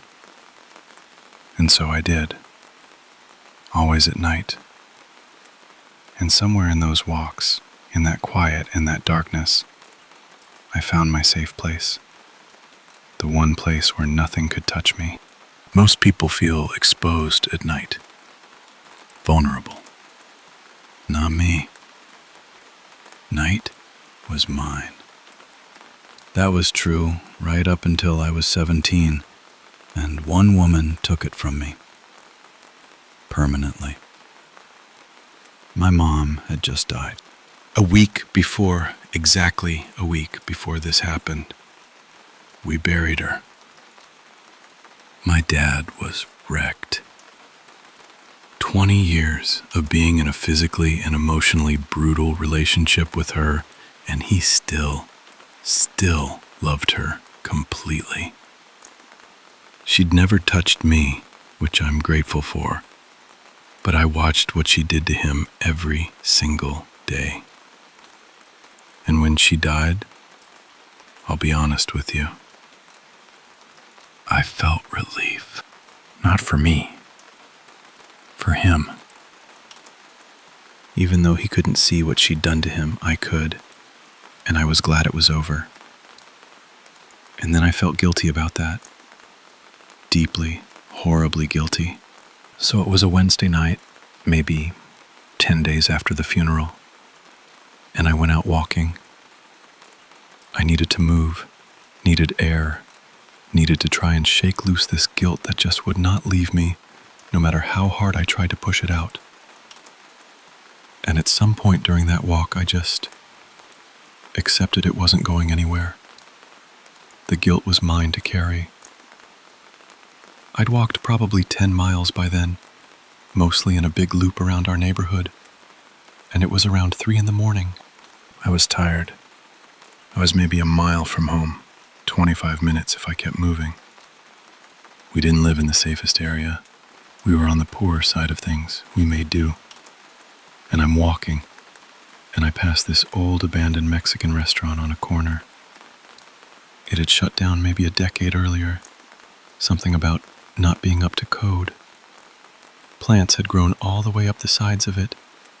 Most of the windows were smashed in, and there were rumors that squatters lived inside. I never saw anyone, but I'd made my peace with it. Not my business. Look the other way and keep going. That didn't work, because as I walked past, I saw a woman crawl out of one of the broken windows. And I'm going to be straight with you about how she looked. Because of what she did to me. She was covered in dirt and filth.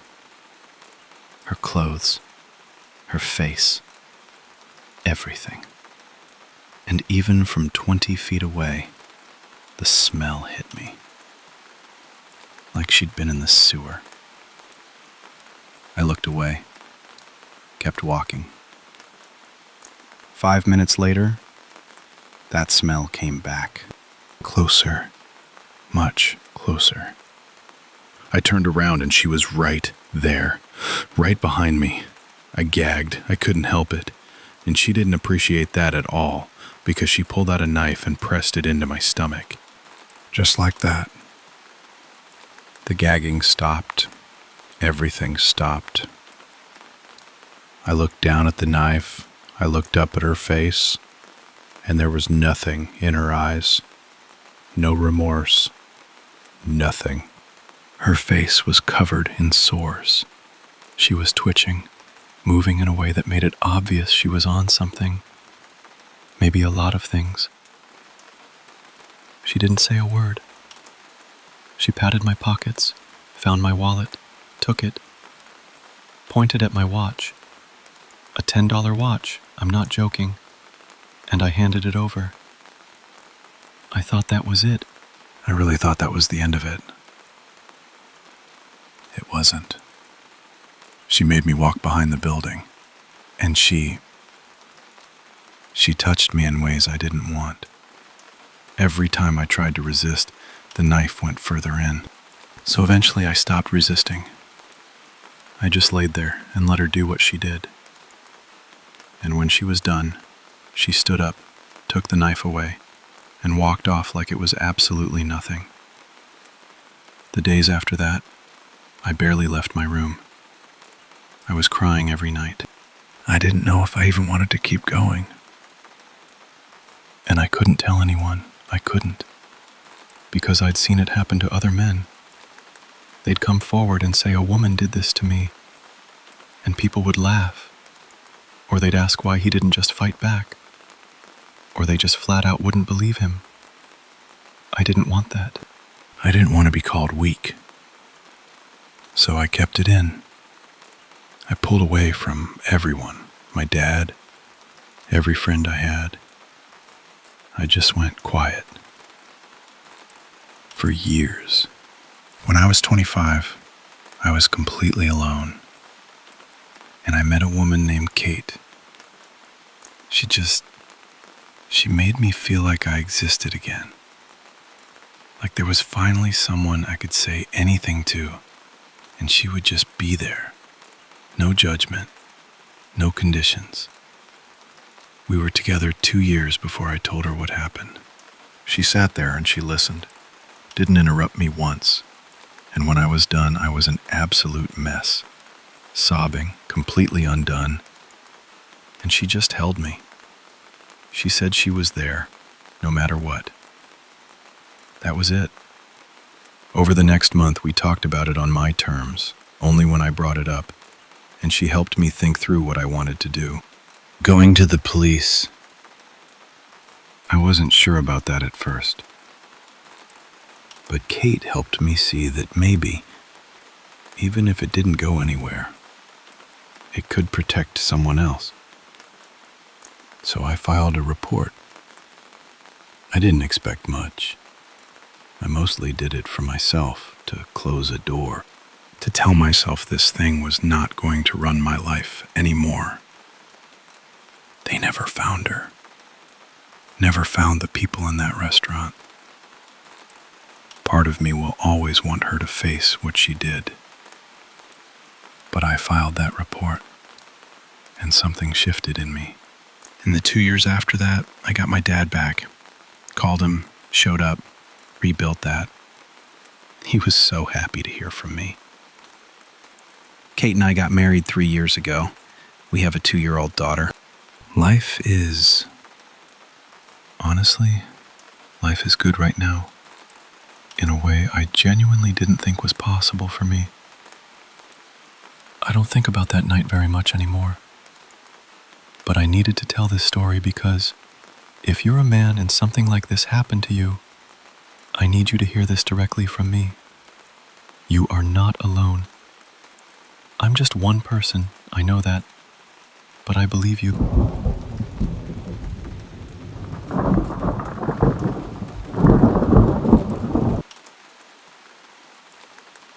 So, yeah, let me just preface this by saying I was 15. 15.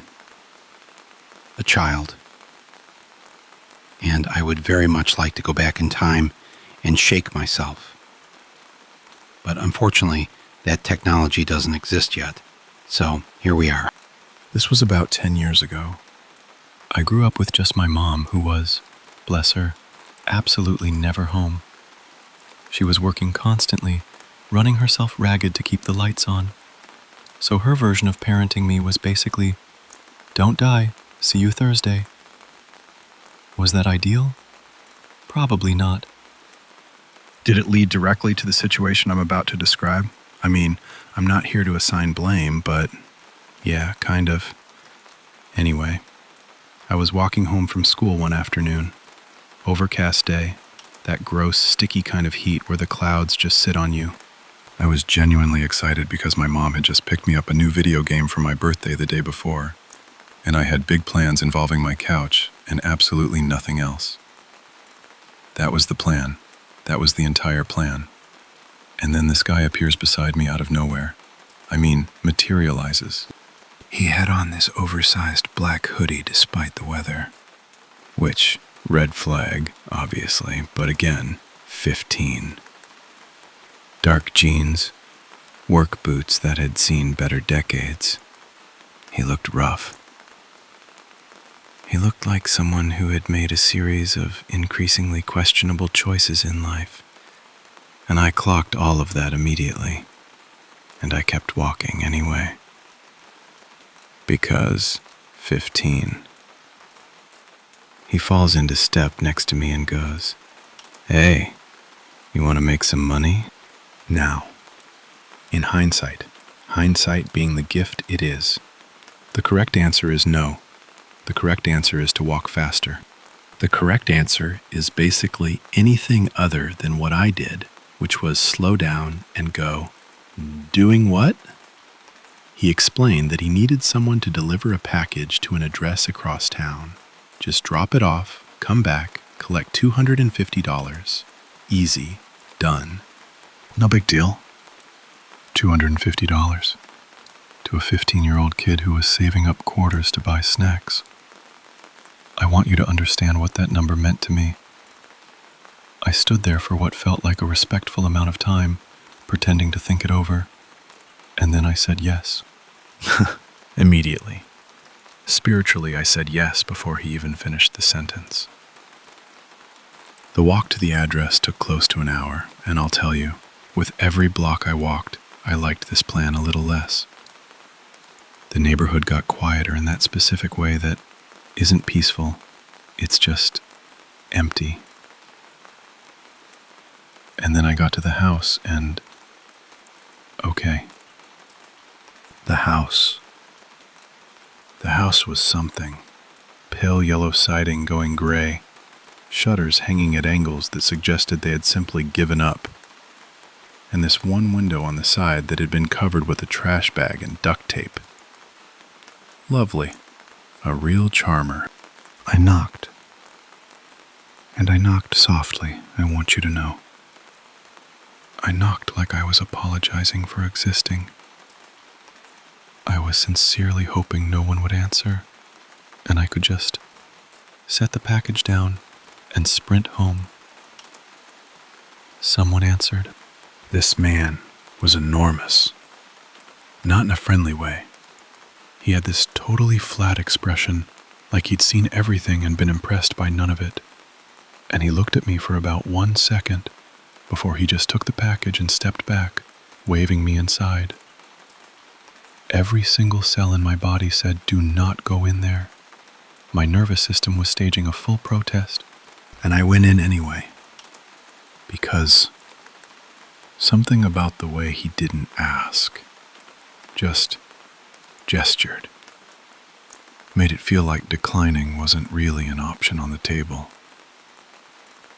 Inside was worse. The air smelled like cigarettes and something chemical underneath that. A few guys were scattered across mismatched furniture, barely glancing up. I felt like I'd walked into the final level of a video game I was deeply unqualified to be playing. The man opened the package right in front of me. Cash, drugs, all the accessories. And I stood there feeling my stomach drop somewhere around my ankles. Then he looked at me and said, very calmly, "You're going to keep delivering for us." I asked what would happen if I said no. He said I could say no and find out. So, I said yes, obviously. That was how I became, at 15 years old, a drug courier, which is not a career path I recommend.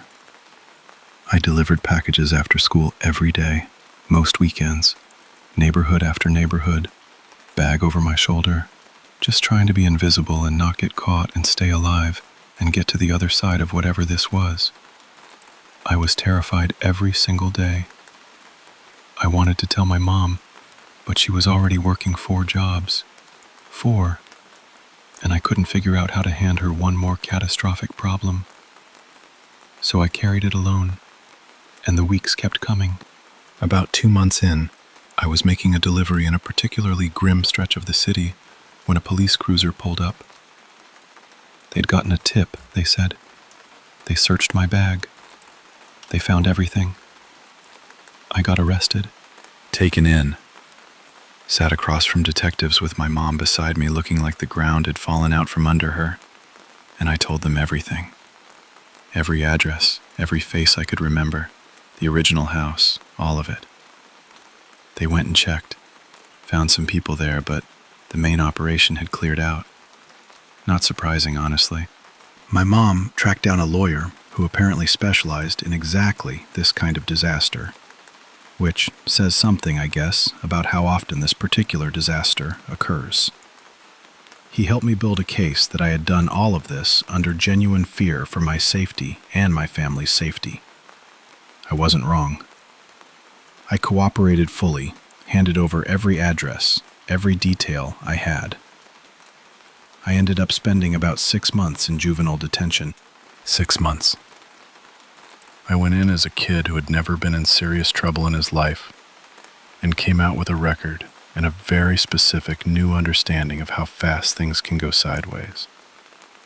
My mom was devastated. That part honestly hurt worse than any of the rest of it. But time passed and she forgave me, and I worked. Genuinely worked to deserve that. Looking back now, I know it was my own fault. Not all of it, but enough.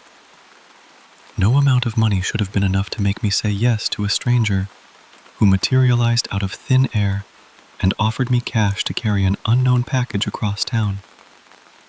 That is not a complicated equation. I just wasn't doing the math.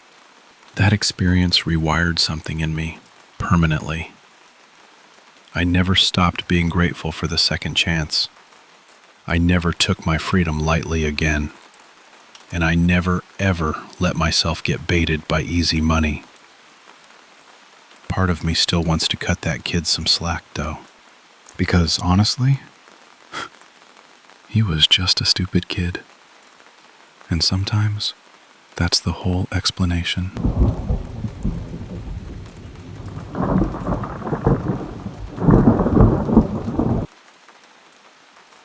So this happened when I was living in Detroit, over on the east side. Winter, maybe January or February, one of those nights where it's so cold your breath just hangs in the air like smoke. I was heading home from a friend's place, only a few blocks, but even a few blocks in that neighborhood at 2 a.m. felt like a lot. Detroit's got a reputation, and I'm not going to sit here and tell you it's not earned. I always had my pepper spray on me. Always. Was it going to be another story somebody tells at a cookout? So I'm walking, head down, moving fast, doing everything right. I'd worn my old beat-up winter coat from years back, the kind that doesn't say anything about you, you know? Left my bag at home, kept my hands in my pockets. I wasn't trying to look like anything worth following. Then I hear this voice behind me. Gravelly, like somebody who'd been smoking since they were 12. "Excuse me, miss. You got any change?" I turned around and there was this guy. Coat hanging off him all wrong. eyes kind of wild, like his brain was somewhere else, even while he was standing right there, talking to me. I told him no, I'm sorry. I don't have anything on me. And I meant it genuinely. I wasn't trying to be rude. But he didn't take it that way. Come on, just a little something, he says, and his voice had shifted. That nice thing was gone. He said something about how a girl like me had to have a few dollars. I hated that. I just whispered sorry again and turned around and started walking faster. Not running yet, just faster. He followed. Started in with the insults, the usual stuff. Rich girl, think you're better, all of that. And then came the threats. Said I was going to regret it. I could hear my own heartbeat at that point. I reached into my pocket and got my pepper spray ready. And when he got close enough, I spun around and aimed it right at him and yelled for him to leave me alone. I was going for fierce. What came out was more like a scared squeak, if I'm being honest with myself. He laughed. That cold kind of laugh that gets into your bones. Took a step closer. I told him, don't come any closer. I don't want to do this. Just walk away and we're done. My hand was shaking bad. He didn't stop. So I sprayed him. Hit him right in the face, and he just howled, stumbled back, hands over his eyes. I ran, didn't look back, hit my door, got inside, locked it, and just stood there in the dark trying to breathe. I thought about calling the cops, but I'd called before for other things, and the response time around there is basically a prayer and a hope. So I just went to bed. Except I didn't sleep. I stared at the ceiling for hours, thinking about whether he knew which building was mine. It took weeks before I felt like myself again. Eventually, I started walking alone at night again. Hadn't seen him. Figured he'd moved on. Told myself I was safe. I was wrong. Maybe 6 weeks later, I'm walking home from work, late shift, and I hear footsteps behind me, and I know. I just know before I even turn around. There he is. Eyes still hot with it, like no time had passed at all. You think you can get away from me? He yells, and he lunges. I go for my pepper spray and it's not there. I'd left it sitting on my kitchen counter that morning. I actually remembered putting it down to get my keys and just never picked it back up. He grabbed me. I screamed, I fought, I kicked, I did everything, and none of it was enough. I really thought that was it. And then headlights. A squad car. 2 officers out before it even fully stopped. He let go, and I just kind of crumpled. Knees went out from under me, right there on the sidewalk in the snow. They got him. Took my statement right there in the cold. I was crying and I didn't care. Here's the part that'll make you want to throw something. He got charged, but they let him go. Jails were full. Charge wasn't serious enough on paper, whatever the reasoning was. They told me, and I just nodded, because what else do you do? It didn't make me feel any safer. Not even a little. I never walked home alone after that. Some people say that's letting fear win. Maybe. But I also still have both my arms. And I'm here to tell this story, so I think I made the right call. I just hope he never put his hands on anybody else after that. That's really all I've got left to hope for.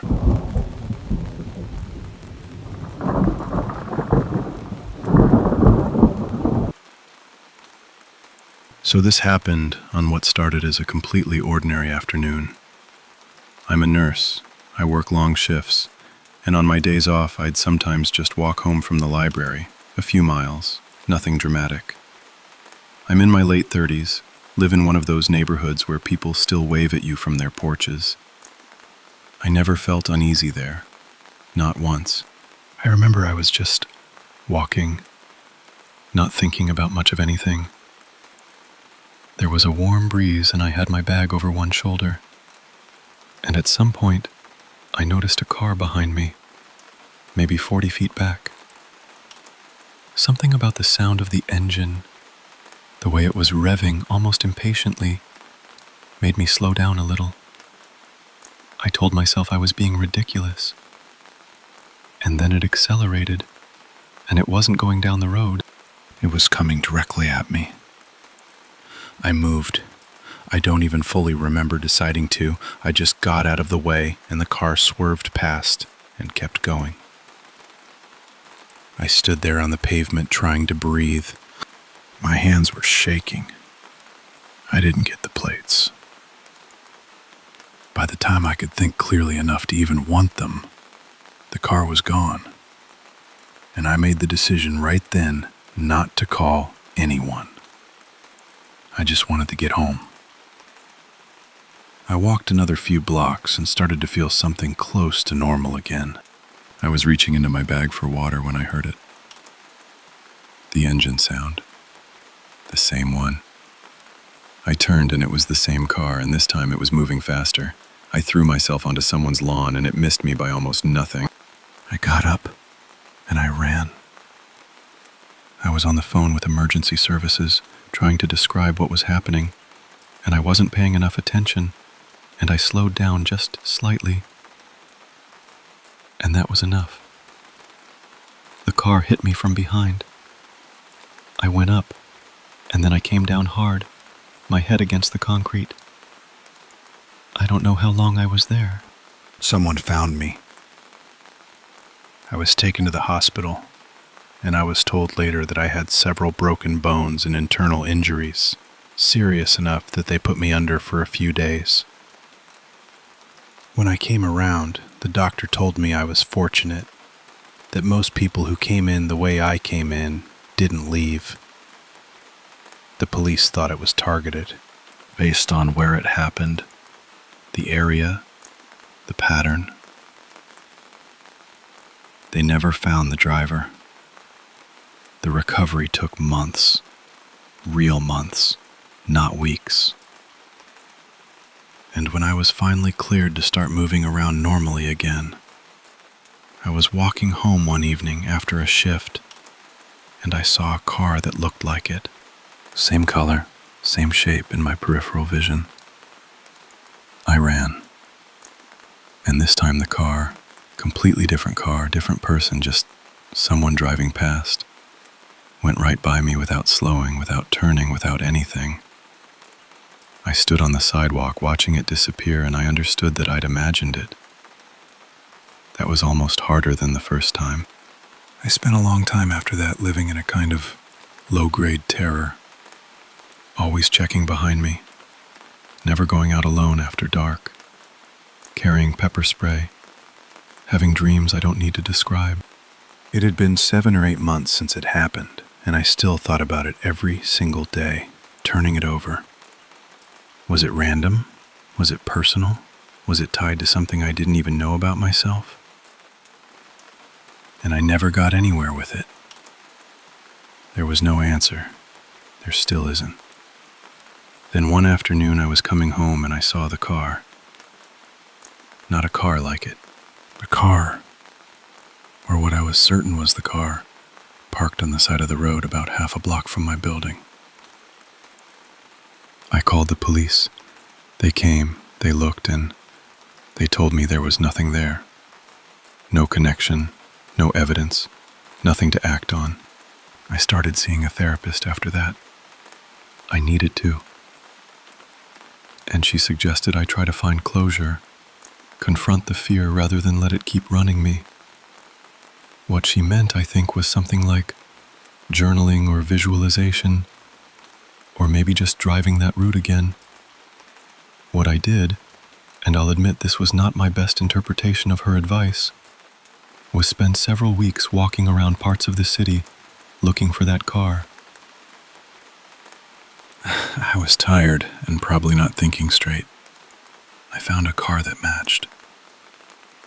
I walked toward it slowly, and as I got closer, I could see it wasn't right. The model was different. The details didn't line up. It wasn't the same one. I stood there for a while just looking at it, and something in me settled. I don't know what happened that day. I don't know why someone tried to kill me or whether they ever thought about me afterward the way I've thought about them. I probably never will. The paranoia's still there, quiet and persistent, like something that's learned to live in the background. But I can walk home now. I can breathe. And if something ever does come again, I think I'll know how to move.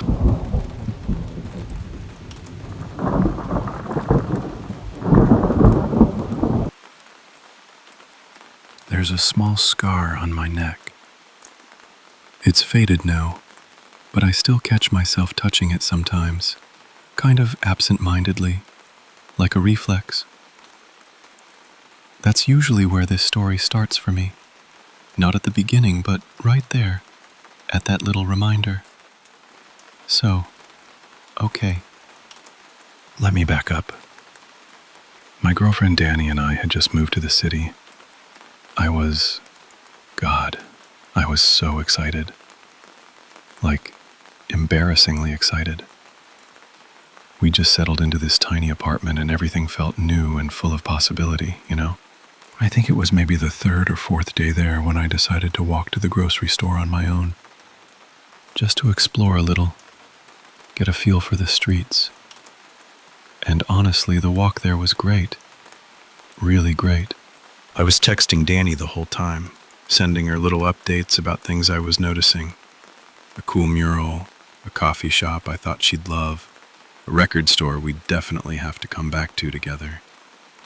I was just completely in my head, completely in my phone, not paying any attention whatsoever to where my feet were actually taking me. I don't know how long I walked like that. A while. And then I looked up. The streets were empty. Not just quiet, empty. The buildings around me had their windows boarded up, their doors sealed off. It looked, and I know this sounds dramatic, but it looked like something out of The Last of Us. Like a place people had left in a hurry and never come back to. I remember feeling this shift in my chest, this kind of slow dropping dread, because nothing around me looked even remotely like where I'd just been. I checked my maps. I was about 4 miles from home. It was getting dark. I'd already started walking in what I hoped was the right direction when it started to rain. That's when I saw the car. It was old, really old, and it had a taxi sign on the roof, but it didn't look official, not even a little. I'd watched enough true crime stuff to know that getting into an unmarked car driven by a stranger at night in an unfamiliar area is exactly the kind of decision people look back on and say, why didn't I just keep walking? And I knew that. I knew it. But it was dark. And it was raining. And I was 4 miles from home. And I had no idea where I was. And the thought of staying out there alone felt worse than the car. So I knocked on the window. The driver rolled it down, just a crack. I asked if he could take me home. He didn't say anything, just kinda nodded in my direction and unlocked the doors. I got in and gave him the address of the gas station near our building. He started driving, and for a few minutes I was just relieved. I had my maps open, kinda half watching it, and everything seemed fine. But then I noticed, and my stomach just dropped when I realized we were going the wrong way. Not a little wrong, the opposite direction entirely. I asked him pretty calmly at first if he could turn around or just let me out so I could get another ride. He didn't answer. Didn't even look at me. Just kept driving. That's when the panic really set in. I told him to let me out. I was firmer this time. He laughed. This low, quiet chuckle, like I'd said something mildly amusing. I tried the door handle, and the lock was this old-style mechanism where, once it's engaged, there's no button or lever to pull. It just disappears into the door. I couldn't get out. I don't fully know how to describe what those 30 minutes felt like. I know, logically, it was 30 minutes, maybe a little more. But every single second felt stretched out. The rain was getting harder, and I could see him watching me in the rearview mirror. Just watching. Not saying anything. And I was sweating and freezing at the same time, and I couldn't think clearly enough to figure out what to do. Eventually, the car pulled over. He turned around to look at me and... Okay, I don't know how to say this without sounding almost absurd, but he was wearing this black hoodie, and his face was covered in these tattoos that were, honestly, kind of objectively terrible, like artistically. And for one completely insane second, I almost laughed. And then I remembered exactly where I was and what was happening, and the urge went away pretty fast. He looked at me with this smirk and said, in this low, harsh voice, "Welcome to your final destination." I tried to reason with him. I told him we could both just walk away, no harm done. He laughed again, got out of the car, came around to my door, and dragged me out by my jacket. I hit the ground hard. I tried to get up and run. I did run for about 2 steps. And then he caught me and took me down and put a knife to my throat. I tried to scream, and nothing came out at first. I asked him why he was doing this, and he just said, "Why not?" And I was on the edge of completely falling apart. I could feel the blade against my skin. And then, somehow, I found a scream. A real one. Loud enough that it carried. I heard footsteps coming closer. He pressed the knife harder and told me to shut up, but the footsteps kept coming. And then a voice, maybe 50 feet away.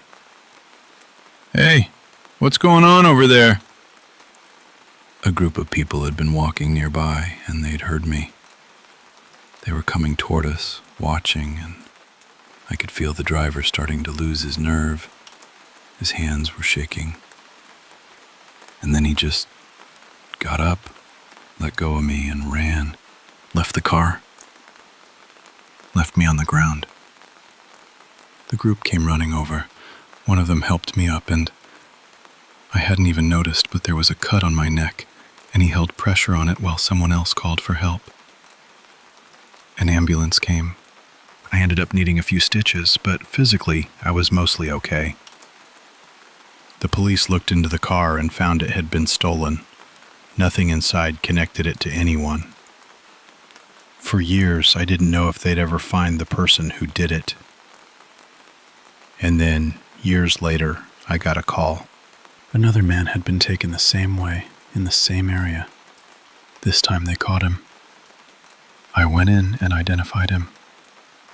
I was certain the moment I saw him. He was charged and sentenced to 9 years in prison. He never admitted to hurting anyone else, but, I don't think either of us believe he hadn't done this before. I've done my best to move on. I really have. And in a lot of ways I have. But the scar is still there. And so is everything that lives behind it. What I keep coming back to, more than the fear, And there was a lot of fear. Is those people, the ones who heard me and didn't just keep walking. I think about them more than I probably think about him. They had no idea what they were walking into. They came anyway. I never take that for granted. And I never walk through a city with my face buried in my phone anymore either, for what it's worth.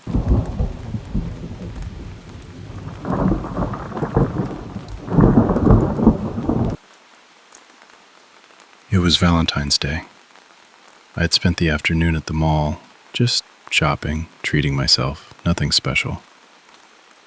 On the way back, I noticed the sky, pink and orange, the kind of sunset you don't want to rush through. So I took the longer route home. I was 25, just moved out of my parents' place, and I'd landed a job at the bookshop a few blocks from my apartment. Things felt like they were finally clicking into place. I had my earbuds in, music playing, and then this feeling like eyes on the back of my neck. My chest got tight. My steps got faster without me even deciding to speed up. I looked back. There he was. Marcus, my ex, walking about 10 feet behind me, just staring. We'd broken up almost a year earlier because he cheated. One night, one woman, and to me that said everything about how much the relationship actually meant to him. After we split, he sent flowers to my apartment, wrote letters. At first it felt harmless, sad even, but I never responded, and eventually the letters stopped. I hadn't seen or heard from him in a few months. I figured he'd moved on. He hadn't. He didn't say anything, he just smiled. It wasn't a smile I recognized from when we were together. It was something else entirely. I turned a corner. He followed. I walked faster. He closed the gap. 5 feet now instead of 10. I pulled out my phone and called a friend. No answer. Called my roommate Diane. No answer. So I ran.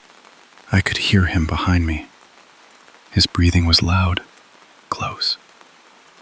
I made it to my building, got through the front door. He caught it before it shut and followed me inside. I could hear his footsteps in the hallway as I sprinted to my apartment, got inside and locked the door.